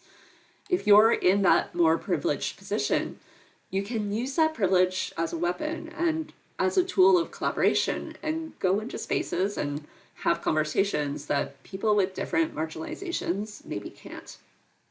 You can be the cool person in the room who says, hey, that racist joke isn't actually funny. That said, shame obviously doesn't work super well if the thing you're shaming them for is the only thing or the only way that they have of meeting basic material or emotional needs, like, you know, the need for belonging or security. And that is why it's really critical to also be building material alternatives so that people can get their needs met elsewhere. And yeah, Emma, do you want to take it away from here? Yeah, for sure. So, you know, like Carolyn was just covering, right, shame can disrupt fascist ideas from taking root. And as I mentioned before, right, community building can help combat social isolation. That helps enable fascist movements. Movement organizing can tackle both the isolation and economic fear part. And organizing can also help de-radicalize folks by engaging them in meaningful and concrete struggles, right? But of course, we don't always have the luxury of simply avoiding, bridging, or disrupting fascism into submission, right? There's not always like a easier path to kind of avoid the problem. Sometimes the right move is to actually have to actively defend against and fight fascism, right? Especially if it's already taken strong root. The good thing is that history shows us that if we do rigorous and pragmatic community building and movement organizing, both of those things are the best things we can do to actually enable the masses of working and oppressed people to actively be able to defend against and fight fascism like head on. And when we think about how community building and movement organizing can help combat fascism, right, we see a very, very common thread across space and time, right? From progressive trade unionists fighting white supremacists amid 1900s US apartheid to millions of working class people giving their lives to destroy German fascism's imperial ambitions, to general strikes of workers in South America helping to build progressive change for working people and end fascistic governments, and presently to communities defending against anti-immigrant terror, right? And so many more examples that we could just be listing these all day. So the through line that becomes very, very clear is that the answer to fascism is building working class organization and power, right? And that gets us to, y'all need to help build that power. We all need to help build that power, right? It's not something anyone's going to do for us. We are the only people as working people who can lean in and do it. And so, you know, a point that we'd like to make is that although often when people think about things like organizing or movement work, they think of maybe some big flashy actions, right? Strikes, waving banners, storming the barricades. I don't know what image comes to your mind, but that's actually really, really not what the vast majority of movement organizing looks like in practice, right? I honestly, like, the vast majority of movement organizing is actually kind of the often unseen and quiet, difficult, patience testing grind of day-to-day relationship building, education work, planning, support work for other people, and so many other things, right? And those big flashy actions that we might see in the press or in movies or what have you, or in games, these are just the tip of the iceberg when it comes to movement work, right? And so really importantly, we want to emphasize that it's critical that every person of literally any background, any skill set, any experience has a role to play in our movements, right? So it's really critical that folks actually show up, they get involved, join an organization or build one if there isn't one near you. You know, find someone who knows what they're doing. You know, people have been doing this for far longer than, frankly, either of us or any of us have been alive. And no matter what your skills or comfort level, there's a way to help out, right? You don't have to be perfect. You don't have to be like super knowledgeable about stuff. You just have to not do nothing. Just avoid doing nothing and you will be doing so much more than the average person, right? And if it's helpful to have some proof that there's absolutely something you can do, here's a ridiculous list of a bunch of random shit that took forever to type up, right? This is like, I think 50 different things that literally you could start doing right now, ranging between different skill sets, time availability, level of risk, role, and so on, right? And obviously we're trying to prove a point by shoving as many things onto the slide as we can. So it's not the world's most useful list to look at, to walk away with. But ultimately, these ideas can boil down into kind of two categories, right, of things we can concretely do. Individual stuff that we can do literally right now, like no one's stopping you from doing it. And then two, collective stuff that we can do together long-term to build power, to build community, etc. In terms of individual things, there's a huge range of things that we could talk about. Don't worry, I'm not going to start listing a bunch of things beyond the categories, but you know, we could be improving digital and platform behavior, right? We could be engaging with game and tech worker specific organizing work. You know, we could be improving online community spaces, contributing to information and comms work, helping with skills building, and spreading care and sustainability across our communities, our workplaces, our industries, etc. In terms of collective stuff, there's also a huge range of things that we could do, right? Including getting involved in workplace organizing, right? Organize a union, do some actions, whatever the case may be. Doing online community organizing can be really helpful. Being engaged in other general movement and campaign work beyond just your workplace or this industry, right? Also participating in community defense and safety efforts for the folks around you, that's really important. Supporting movement, media, and comms work, and helping serve and develop movement leadership and infrastructure, building up the capacity of the working class long-term to engage in struggle and wield power, right? These are all so critical. So hopefully, if you're really good at screenshotting or I guess writing faster than any other human I've ever met, here's a bunch of stuff you could do, right? But the point is less the specifics on the page and much more that there's tons of things literally any of us can do at any point. So the main thing being we need to just do what we can in any context to move the needle towards a more just world for all of us, right? But again, genuinely, we really want to hammer the point that getting involved with community building and organizing work is not the same as, storming the barricades, being in black bloc, running into fascist groups, or waving like big banners or whatever, right? It's building relationships. It's helping communities take action together on shared issues, right? And also, in order to make that movement work go well, we have to give each other grace in that process because we all have so much bigger fish to fry than being at each other's throats about random shit, right? We have to build that collective movement together, literally meaning collectively moving as one, right? So if you take away just one singular thing from this session, right, we hope very much that it's this, right? Fascism thrives on isolation, economic fear, and pitting working class people against each other. And all progress in history is made through the masses of working people organizing together to better every single person's conditions. So to that end, we would say down with the fuck you, I got mine attitude that a lot of people tend to have, and let's bring back giving a shit, right? So with that, we're super grateful to everyone who watched this session or is watching this session. It's really, really rad, we feel, to have a conference by and for workers in our industry like this one to be able to talk about these kinds of really challenging and incredibly important issues like the rise of fascism in just like a way more direct way that no mainstream conference in our industry would certainly ever allow that I'm aware of. We're super appreciative to all the fellow conference organizers giving space to the subject in particular, allowing us to kind of speak on it today, right? And, as Carolyn noted at the top, we could easily have made this session multiple hours long in order to even just barely scratch the surface of the depth and complexity of the subject. But we do hope that this session will prove useful for folks nonetheless, right? And so lastly, coming out of this conference, we very much look forward to building a better world together with all of you that is free from fascism, free from oppression, free from violence, free from exploitation, and so many awful things that plague us every single day. Solidarity forever.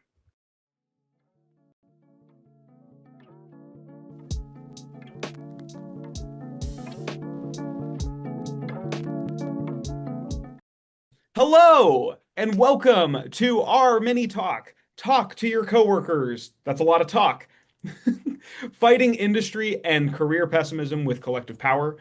This is a case study in how a AAA in-house cinematics team came to form our SFD union. I'm John Giratana. I'm a cinematic producer at Blizzard, and I'm on the mobilization committee of the SFD union and a proud member of the CWA Local 9510. And I'm Allison Benito. I'm a cinematic editor, and I'm on the bargaining committee for our union. Sweet. I do want to caveat this talk that we are not representing the company. We are representing our union, our SFD union, kind of like one of those old Twitter headers. Views do not express the, you know what I'm talking about. All right. So, hi, I'm John. I started at Blizzard 5 years ago, literally this week, and it was really a dream come true. I'd played WoW throughout most of my life growing up. I felt chills down my spine looking at, this very cinematic, with, the furs rustling on the pelt. It was just so incredibly cool playing WoW and being exposed to cinematics like these. And now I was an associate producer working alongside all of those artists, directors, and producers responsible for these last 20 years of industry standard setting cinematics. And also responsible for, oh my God, no, is this what we're known for? Is this what we're responsible for? Yes. Well, beyond that joke, when I first got hired here at Blizzard, someone said this to me. When we hire at Blizzard, we aren't thinking about how many years they'll be here. We're thinking about how many decades. And like that really resonated with me. It felt like I could really build my career at a place like this. And having jumped around from like a variety of different jobs, it really felt like a place I could dig my heels in. But then 3 months later, the company, my dream employer, was embroiled in a heinous scandal, one defined by corporate irresponsibility and executive malfeasance. And then 6 months after that, Microsoft announced its 70 billion, yes, billion, Uncle Robin, $70 billion acquisition of Activision Blizzard King. And you know, it wasn't all bad at the time of that news. There were a lot of whispers actually at the company of maybe a better future. Maybe Microsoft would be hands off and let us make good games. We're all going to get free Xboxes. Or at the very least, anything would be better than Bobby. But then 2 years later, just 4 months after the acquisition was approved by regulatory bodies, we woke up to one of those notorious emails that just about every game worker at this point has been exposed to. Changes to our teams in business. We were told to cancel all of our meetings for the day, and that our executive said, "You'll hear from us later today." All morning and afternoon, I waited. I refreshed my email. I played Fortnite as I saw Slack photos go gray. I heard they were letting go of Bill and Ryan and Mike. I refreshed my email again, and then I saw a meeting invite, but this one for the survivors. They said they knew how hard this was for us and that they understood our pain and our frustration. Personally, I was at my limit. This wasn't how my career was supposed to be. This wasn't how working for Blizzard was supposed to be. I just remember crying and, you know, all these mixtures of emotions of survivor's guilt and anger.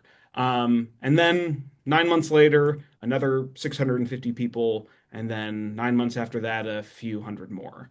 It begs the question, what the hell happened to this? And on that extremely bright note, I'll pass it to Allison. Yeah, I have a similar story to John's in that I got hired the week before the lawsuit came down, so that made for a weird first few weeks at Blizzard.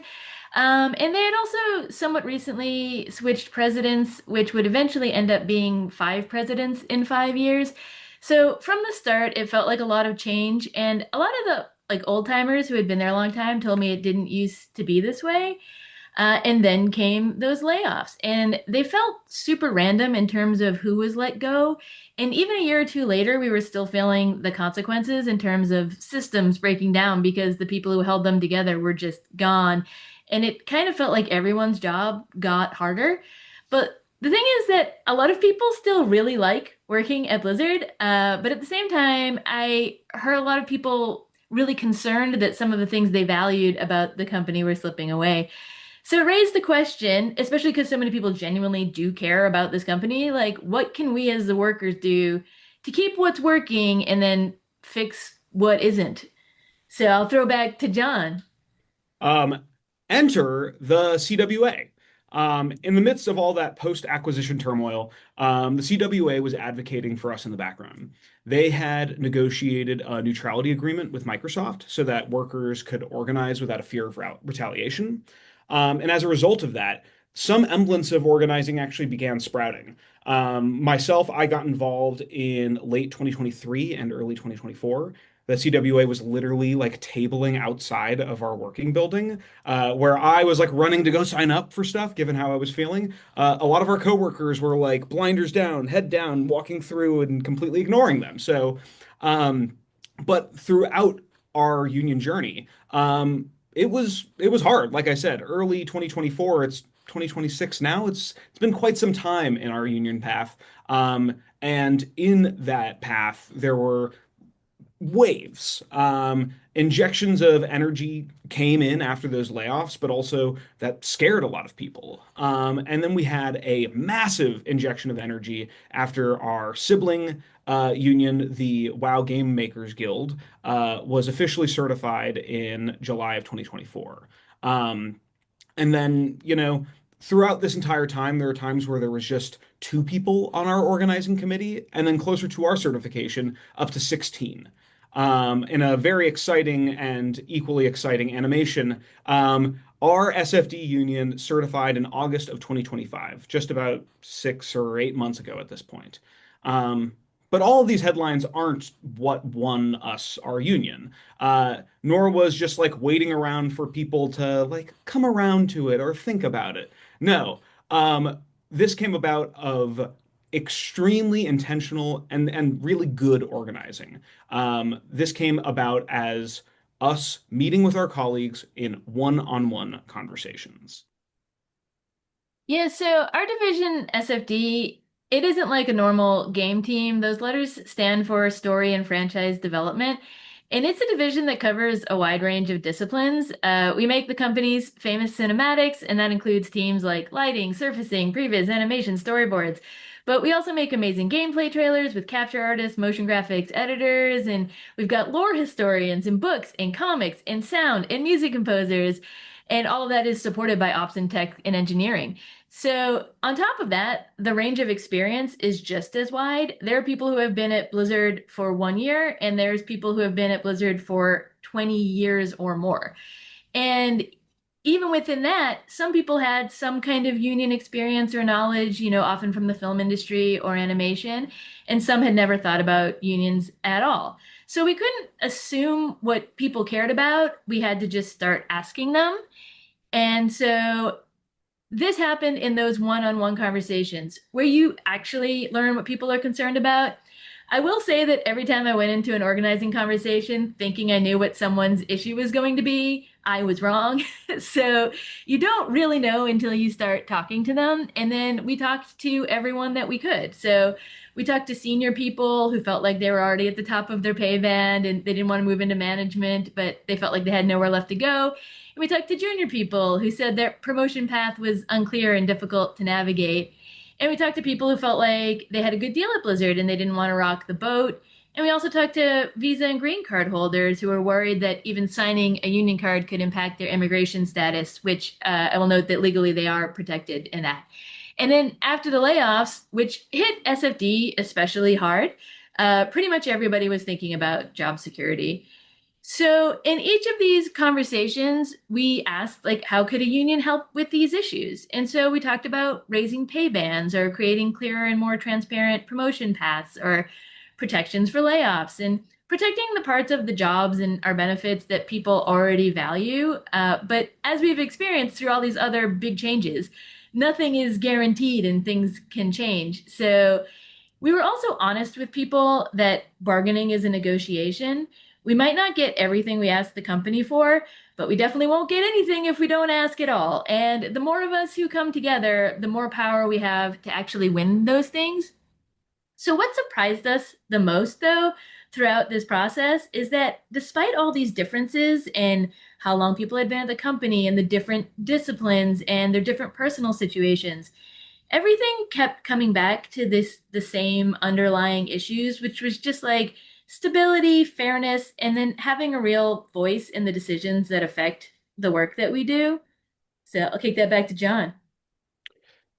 So to kind of put a bow on this, when you and your coworkers start to realize that there's a real alternative to this status quo, something begins percolating.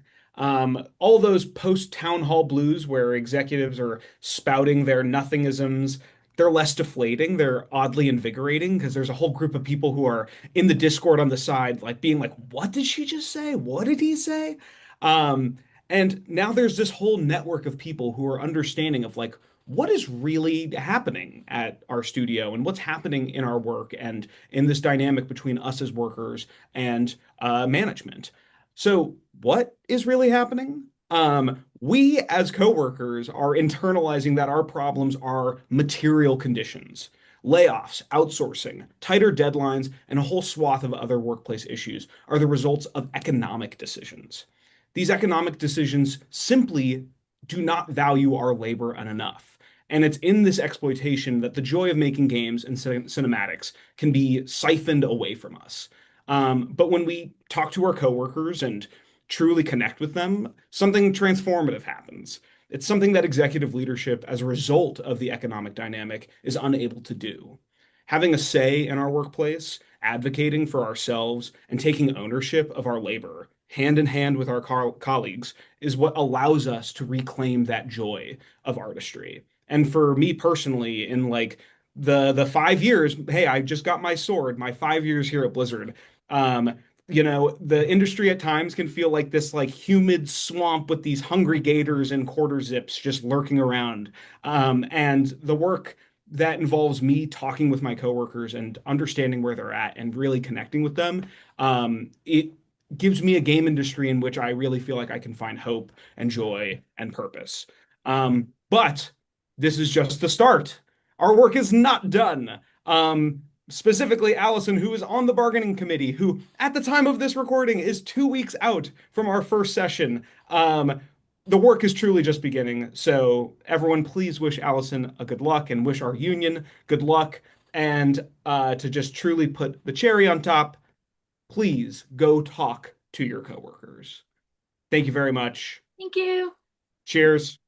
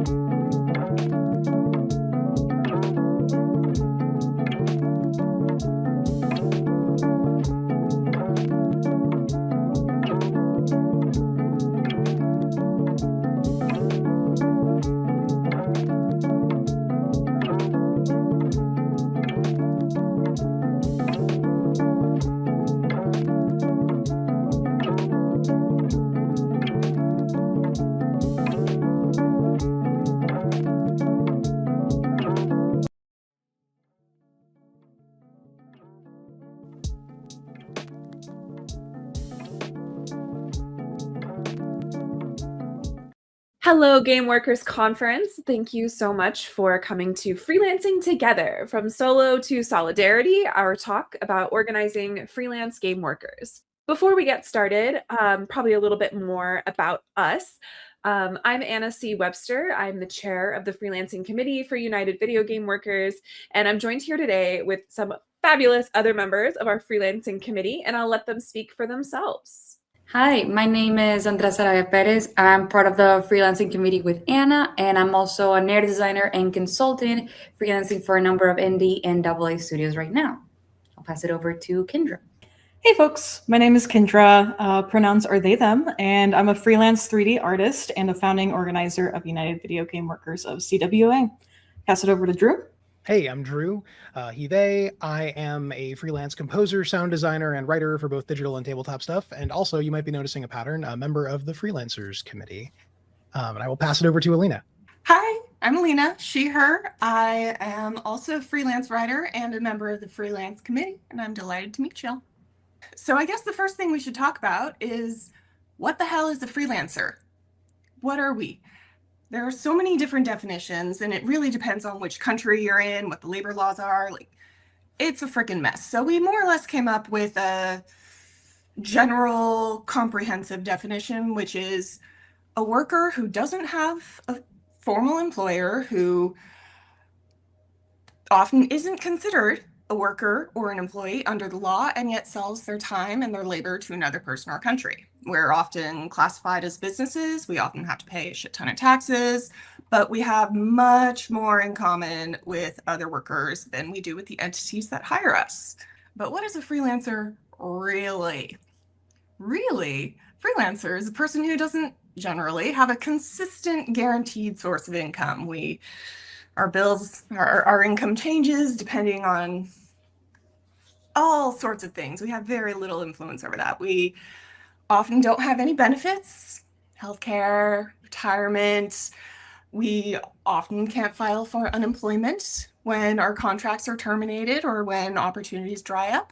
And worst of all, in my humble opinion, we are workers without a clear and easy path to join a workplace union.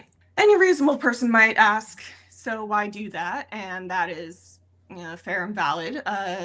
Sometimes it's because we need the flexibility of working from home, often very beneficial for disabled workers. A lot of full-time employees don't actually make enough working 40+ hours a week, their full-time jobs, so they supplement their income with a little freelancing on the side. And some of us really would have preferred full-time employment, but we're sort of forced into freelancing out of necessity. It's because companies are really, really fond of the whole freelancer thing. With freelancers, they don't have to pay for benefits a lot of the times. In the United States and Canada, at least, they don't have to pay for an entire half of our income taxes. And generally speaking, we're pretty expendable. Like, it's a lot easier to get rid of a contract worker than it is to fire a full-time employee with all the legal protections thereof. Shit sucks. Let's organize about it. So let's talk a bit about the challenges we run into when we try to organize freelancers in our industry. Because the reality is, there's a lot of them. We tend to be isolated. There's very little transparency around things like pay and working conditions. It can be so hard to know what's fair to ask for. So we often end up getting underpaid with no benefits. We lack shared resources. There's fears around losing our jobs and future work. And if we speak up about these issues, it can be really scary. It's already difficult finding stable work in our industry. So basically, our standards are so incredibly low. And something that's been really frustrating for me is when I go to other big industry conferences and hear folks talking about freelance work. The conversation is almost always, how do we sell yourself better? How do you run yourself like a business? How do you compete with other freelancers more effectively? And I don't think that competitiveness is the direction we should be going in as freelancers, because all of these problems and so much more, these are not individual problems to be solved with one-off Band-Aid solutions. We can't compete our way to better conditions and better pay. We have to actually work together to raise our standards and make systemic change. So, what are some of these things we can start doing right now?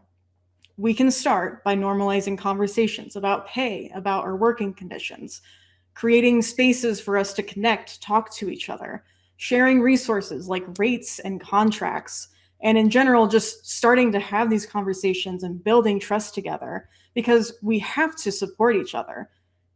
We aren't in this alone. So if you're interested in working on building that effort, finding community, feeling that solidarity, you should join United Video Game Workers of CWA, because we are actively working on making real change, which we'll talk about more in a little bit. So yes, there are plenty of difficulties we face when organizing, especially as freelancers. But there are things we can and must do if we want to see real change. We need transparency. We need communication. We need to organize. We are all in this together, and we can build this together. So now I'll turn it over to Drew to talk about what we're specifically doing to build freelancer power in our industry. So that's what's unique about freelancing, why it can be hard for freelancers to organize, and why we absolutely should organize anyway. The real question, of course, is how. If freelancing is going to be a key part of how games get made, and for the foreseeable future, it sure seems like it is, then how do freelancers stand in solidarity and help make our industry a better one to work in? The short answer is we need to be better about collecting accurate, actionable information, then making sure that all freelancers have access to that information, and then using what we've learned to make real change together.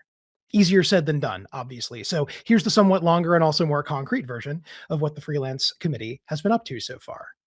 First, the rider. Workers can organize and collectively bargain for better contracts with fairer terms. That's key to what a union does. But freelancers are in the fairly unique position of, by the nature of our work, all being on different contracts, and at any given time, having no single boss to collectively bargain with. So the challenge is, to be a dork about it, asynchronous co-op. Or to put it differently, the challenge is working solo together. Especially when someone is new to freelancing, it can be hard for them to know what to ask for, what to push back against, what to seek out, what to avoid. What does a good offer even look like? What, by contrast, is a total red flag? If your boss is trying to mess with you, how do you know what that looks like? For that matter, if your boss is trying completely earnestly to give you a square deal, how do you know what that looks like? If someone asks, what do you think is fair? How do you answer? The thing is, this doesn't have to be a total mystery, and it definitely doesn't have to be every freelancer for themselves. To that end, and for those reasons, we're working on a standard rider, as in some text that freelancers can add to their contracts, not like a cool biker guy, but who can resist a visual pun, right?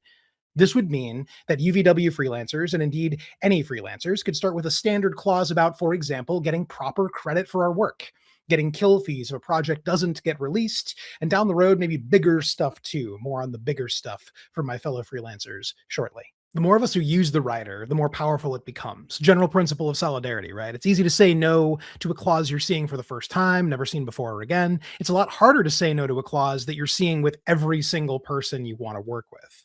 Now, we're fully aware that even so, if we put this kind of stuff into contracts, employers will sometimes want to take it out or to change the language in a way that, again, a freelancer, especially a relatively inexperienced one, might not be in a great position to evaluate. So for that reason, we're also working on providing legal services to UVW members. We ask for better terms from the jump, and then we have support as we try to actually secure those terms. This will be a great tool to have, but its impact will depend on some of the other stuff that my fellow freelancers are working on. So next, on the topic of sharing information better, let me pass the mic to Andrea. Thank you so much, Drew, for the introduction. So yeah, just going over what we're working on the Freelancing Handbook.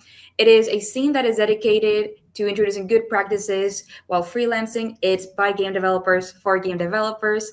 So we basically set down, there's realize there's like 72 million freelancers in the US. And yet, as we mentioned before, there's not that many standard practices or like a manual on how to freelance.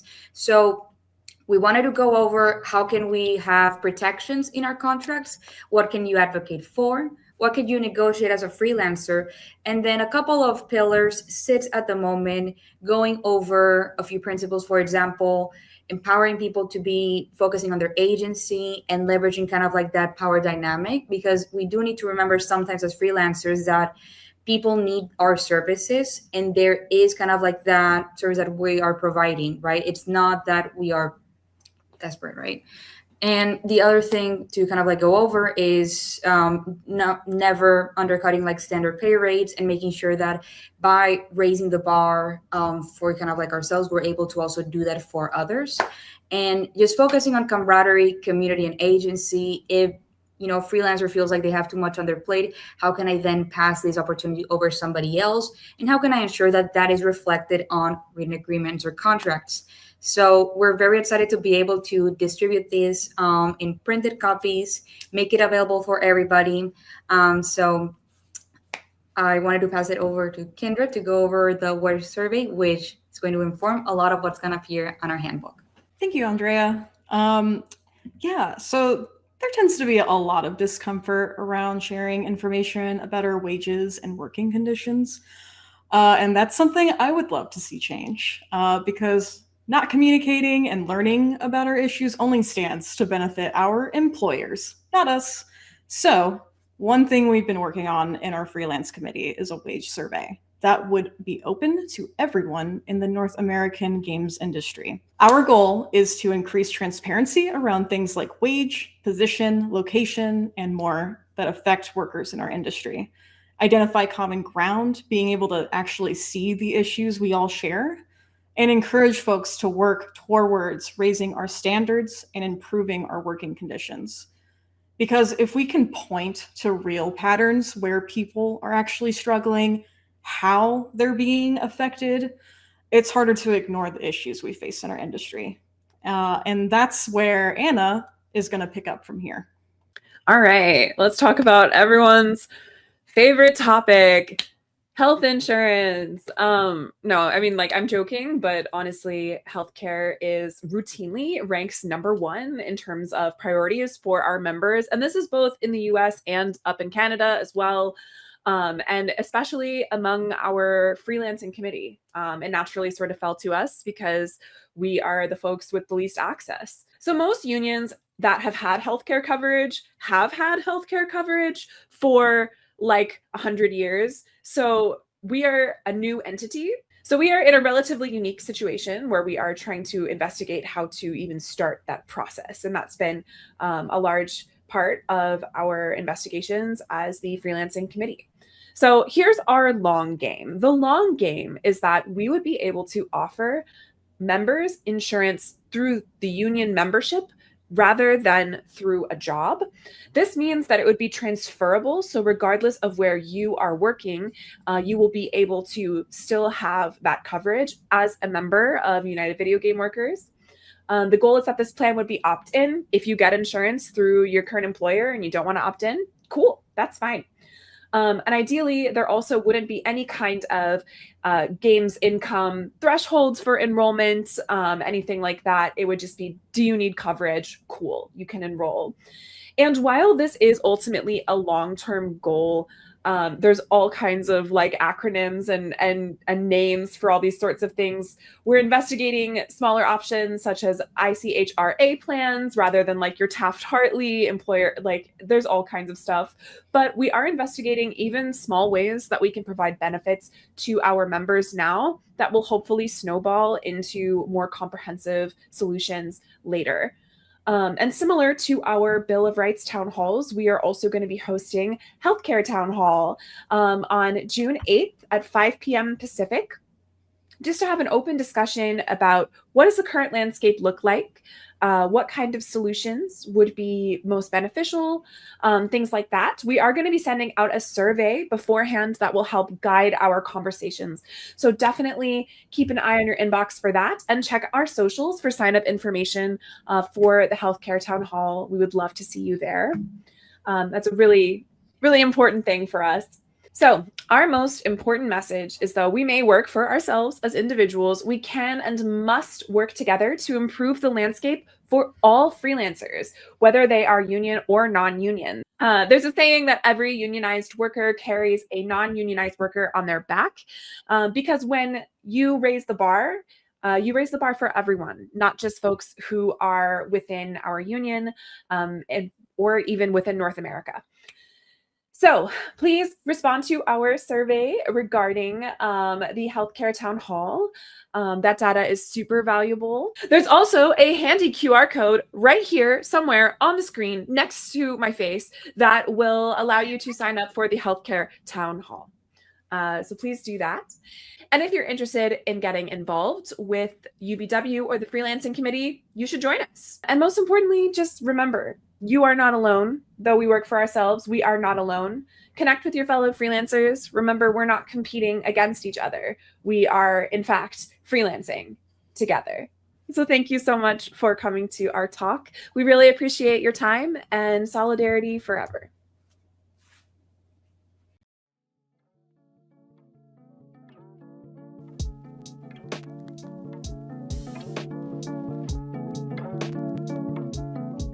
Hello, my name is Juniper Dowell. I am a senior QA tester 2 with Bethesda Softworks.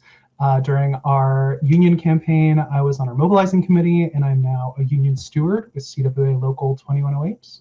Hi, I'm Paige Branson. I'm a senior QA 2 tester for Elder Scrolls Online. I work for Zenimax Online Studios, and I was part of the bargaining committee for our union's first contract through CWA.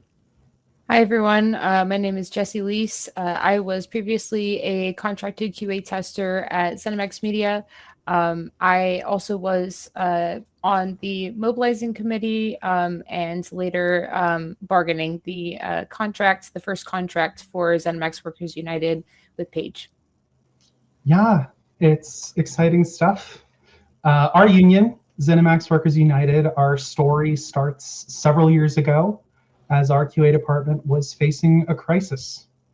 We had a myriad of issues: stagnating wages that were far below industry standards, unclear and inconsistent requirements for promotion, a chronic lack of proper crediting, and more.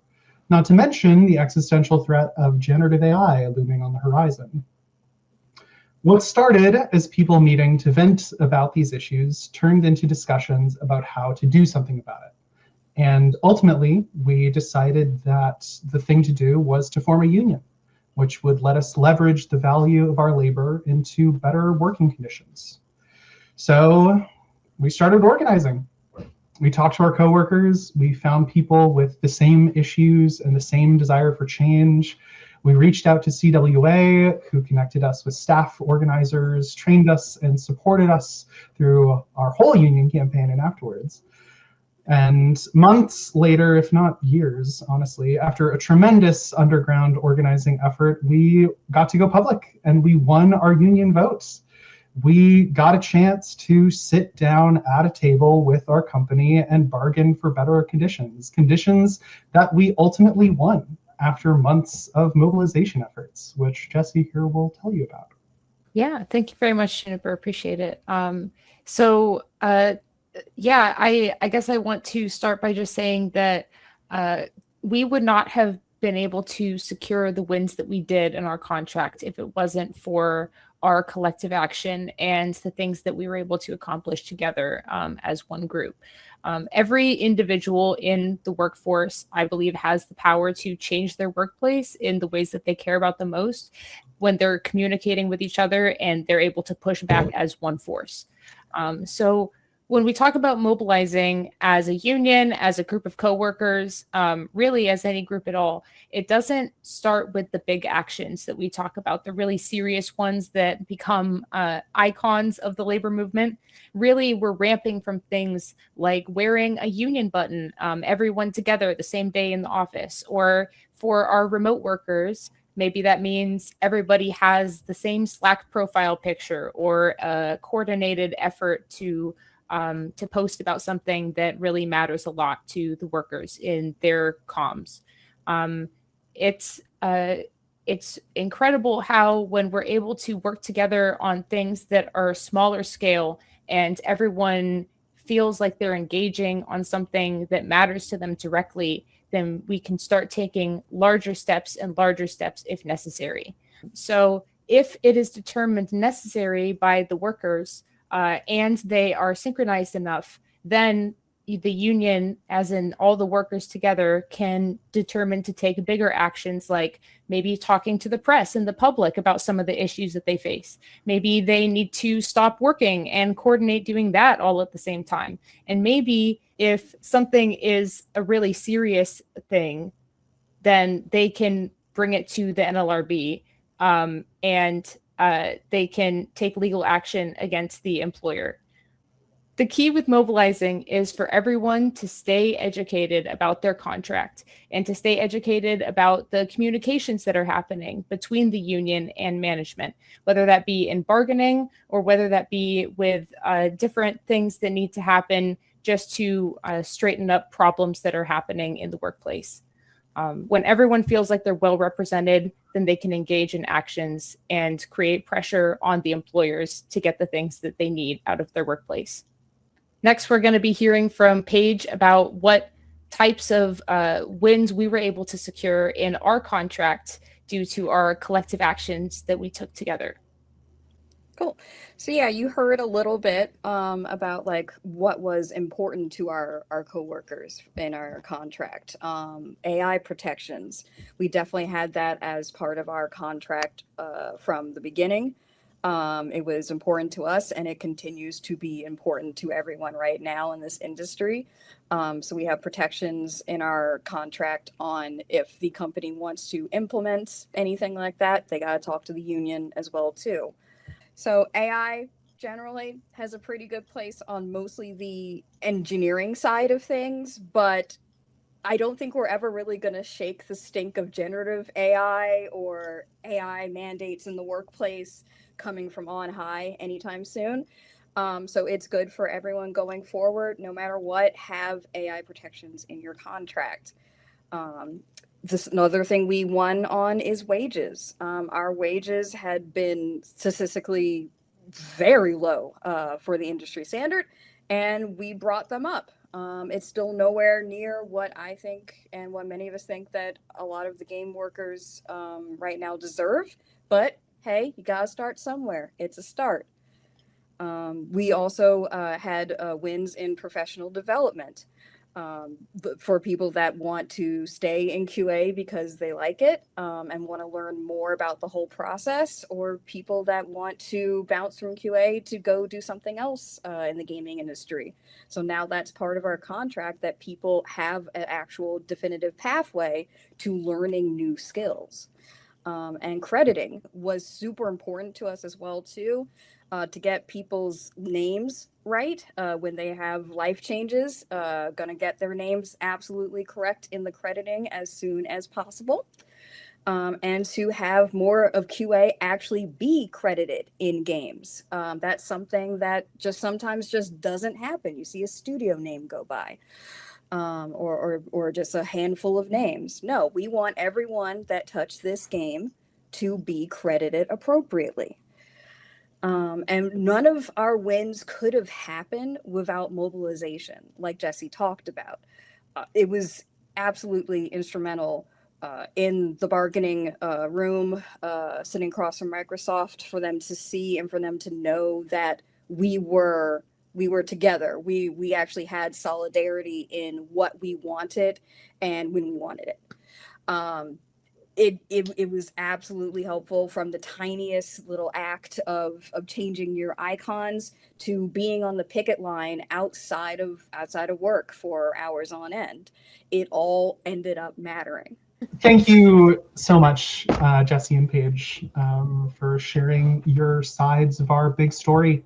And this is just 3 sides of a huge story, and one that's still going. We won our first contract last year, and since then we've been living under it, and it's been a pretty miraculous change for our department. If this sounds like you, if you have similar frustrations with your company or your department, change is possible. It can be done, and steps can be taken right now to make that change. The one that I would suggest, the basic, most low-level thing, talk to your coworkers. Just talk to each other. What are the issues going on, and what are people feeling? And just get connected with one another. That's how a union starts, is just forming those connections and understanding what issues you guys are all facing together. Yeah, if I had to give one tip for someone who is considering starting their own union journey in whatever workplace that might be, it would probably be to assess what you want to secure the most about the workplace that you love, or picture what it is that you think needs to change the most, whichever it may be. And once you know what those things are specifically, then find out what others would want to change too, or what other people would want to secure about your job. And once you know what more people are feeling and you're having those conversations about it, you're only a few steps away from making these things a reality. Yeah, for me, my advice, I have a couple pieces of advice, but definitely for people to remember that there are more of us, there are more of us rank and file game workers than there are of the nameless people who also decide our fates. So just remember to just stay together. Just definitely solidarity is absolutely key at times like this, and especially if you're going to even start forming a union with your fellow coworkers. Definitely stay together and just show that there are more of us than there are of them. Other thing would be that remember that unions are the ye old compromise of the old, of people used to burn down buildings, people used to burn down workhouses. Unions are the compromise so that does not happen. So definitely keep that in mind. You are doing important work. You're doing important work for everyone. In addition to all of that, you can right now, today, join UVW. It's a direct join union that anyone who's in the industry or interested in being in the industry can join and get resources from and get connections with. Another similar resource is going to the Code CWA website and signing up for training. Organizer trainings happen every other week, I want to say, and are how I got started, really. Other than joining our union, it was getting that training. And that's a good way to get connected to staff organizers and start getting things kicked down the road. Change is possible. Change can happen. You just have to start working together and believing in yourself.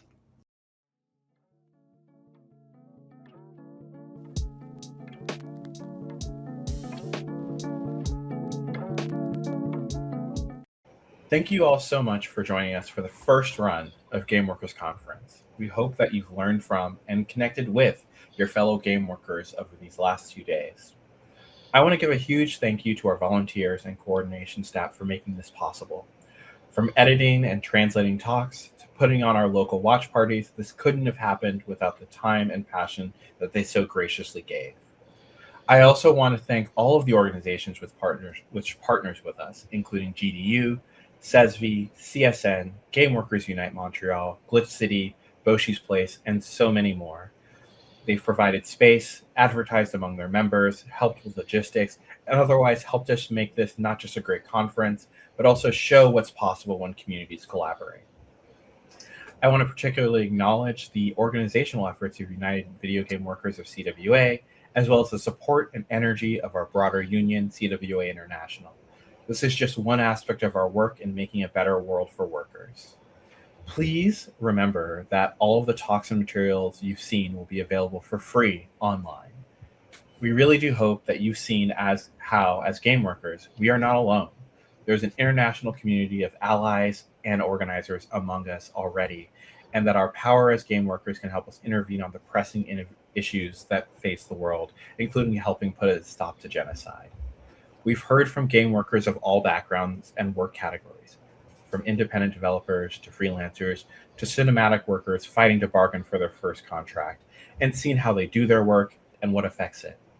In so many cases, whether it be trying to stop the ravages of war or improving our work conditions, our power as workers is paramount to achieving these goals. We hope in future years to continue to help build a collective stage for all of us game workers. And now I will pass it on to Emma. As Aurelia just highlighted in the review of some of the bigger themes and subjects for our conference, one of the things I really want to draw out is that there's just such a profoundly massive diversity of skills, experiences, and types of people who make this industry and this art form of video games what it is. And I want to emphasize that it's our labor, our craft, that has made this industry such a massive success. And what a successful industry it is, because games as an industry and as an art form is one of the most complex and intricate forms of human expression, I would argue, in history. Bridging things like engineering, design, art, audio, writing, quality assurance testing, project management, voice and motion performance, and so many other countless skill sets. It's so incredibly collaborative, actually, our art form. What we do collectively truly is incredibly important. And through our art form, we connect people together through shared experiences.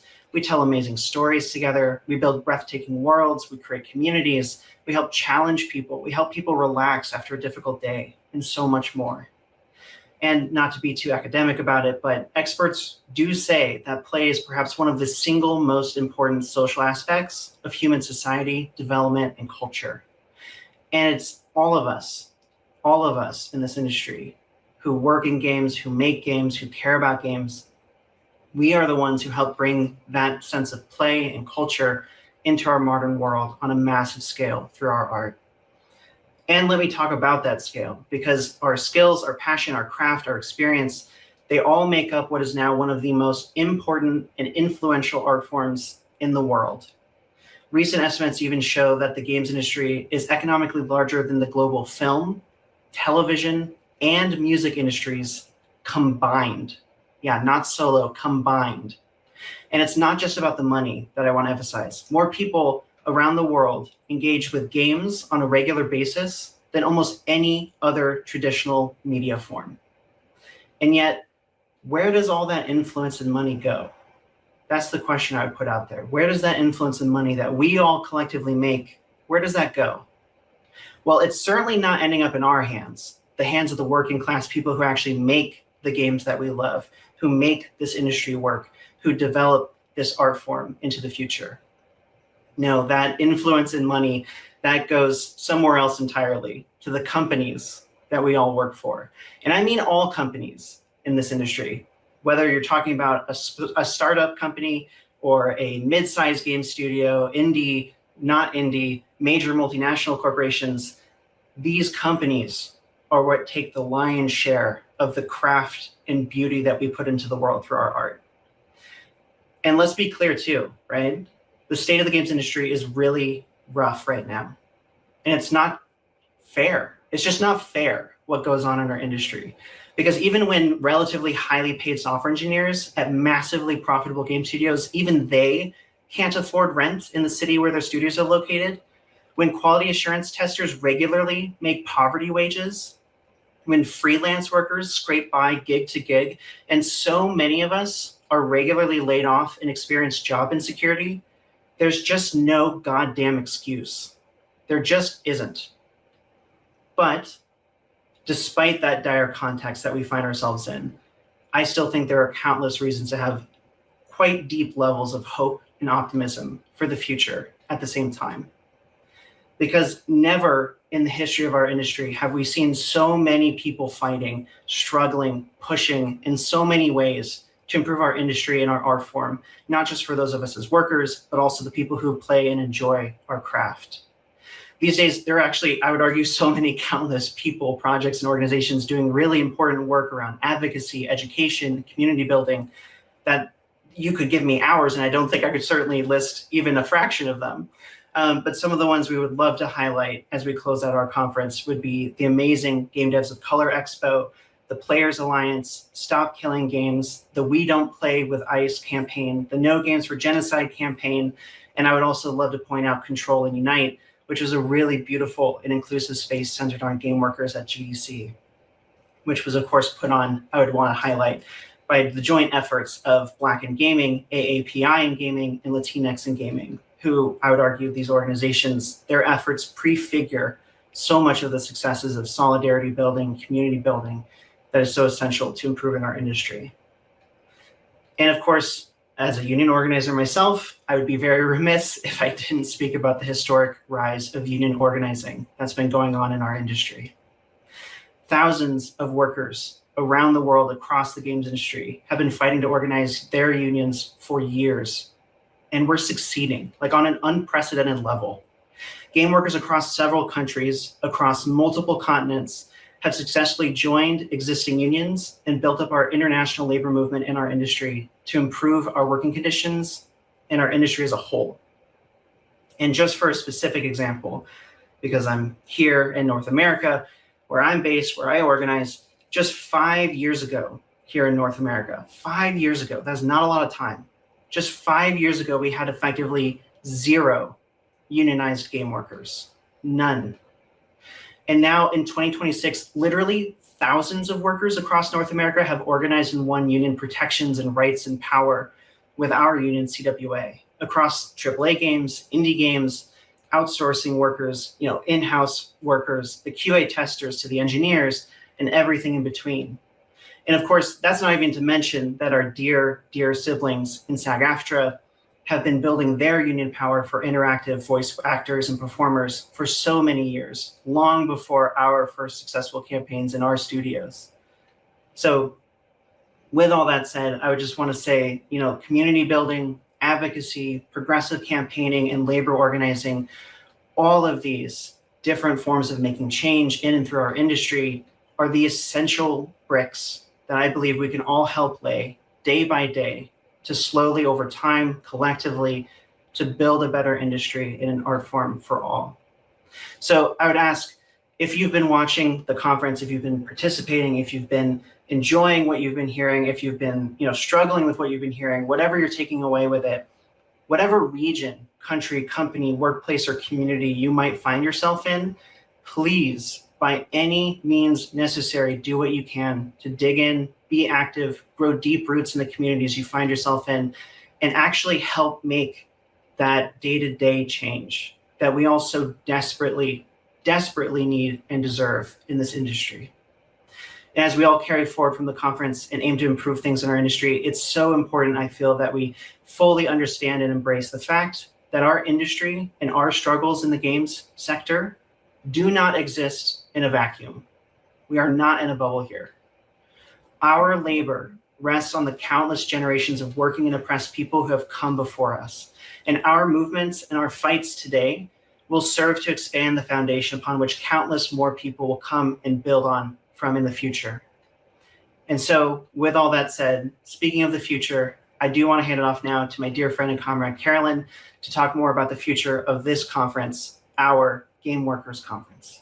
Awesome. Thanks, Emma. So yeah, let's talk about where we go next. Looking into the future, I want us all to ask ourselves, what will Game Workers Conference look like in 5 years, 10 years, or 20 years? How can we iterate and improve on this first inaugural event? Could that mean maybe like more local watch parties around the globe, more talks from people in more places, more translations and talks in different languages? Maybe we could introduce practical workshops and hand-on activities, or develop more interactive content. Or maybe we could build out the social aspects and have more opportunities for people to meet up in person as well as online. Ultimately, this question is up to all of you. The sky is really the limit, and we would love to work with you to build this into a touchstone event for the entire industry. After the conference, we'll be sending follow-up info to everyone who RSVP'd, letting you know how you can get involved in future iterations. One of the themes of this conference is that many hands make light work, so if you can help out, even in a small way, please get in touch. You can also help by spreading the word and sharing the talks. If there was something you really liked or something that you think could be improved, please let us know through the feedback form that we'll be sending out after this wraps, or talk to organizers at your local watch party.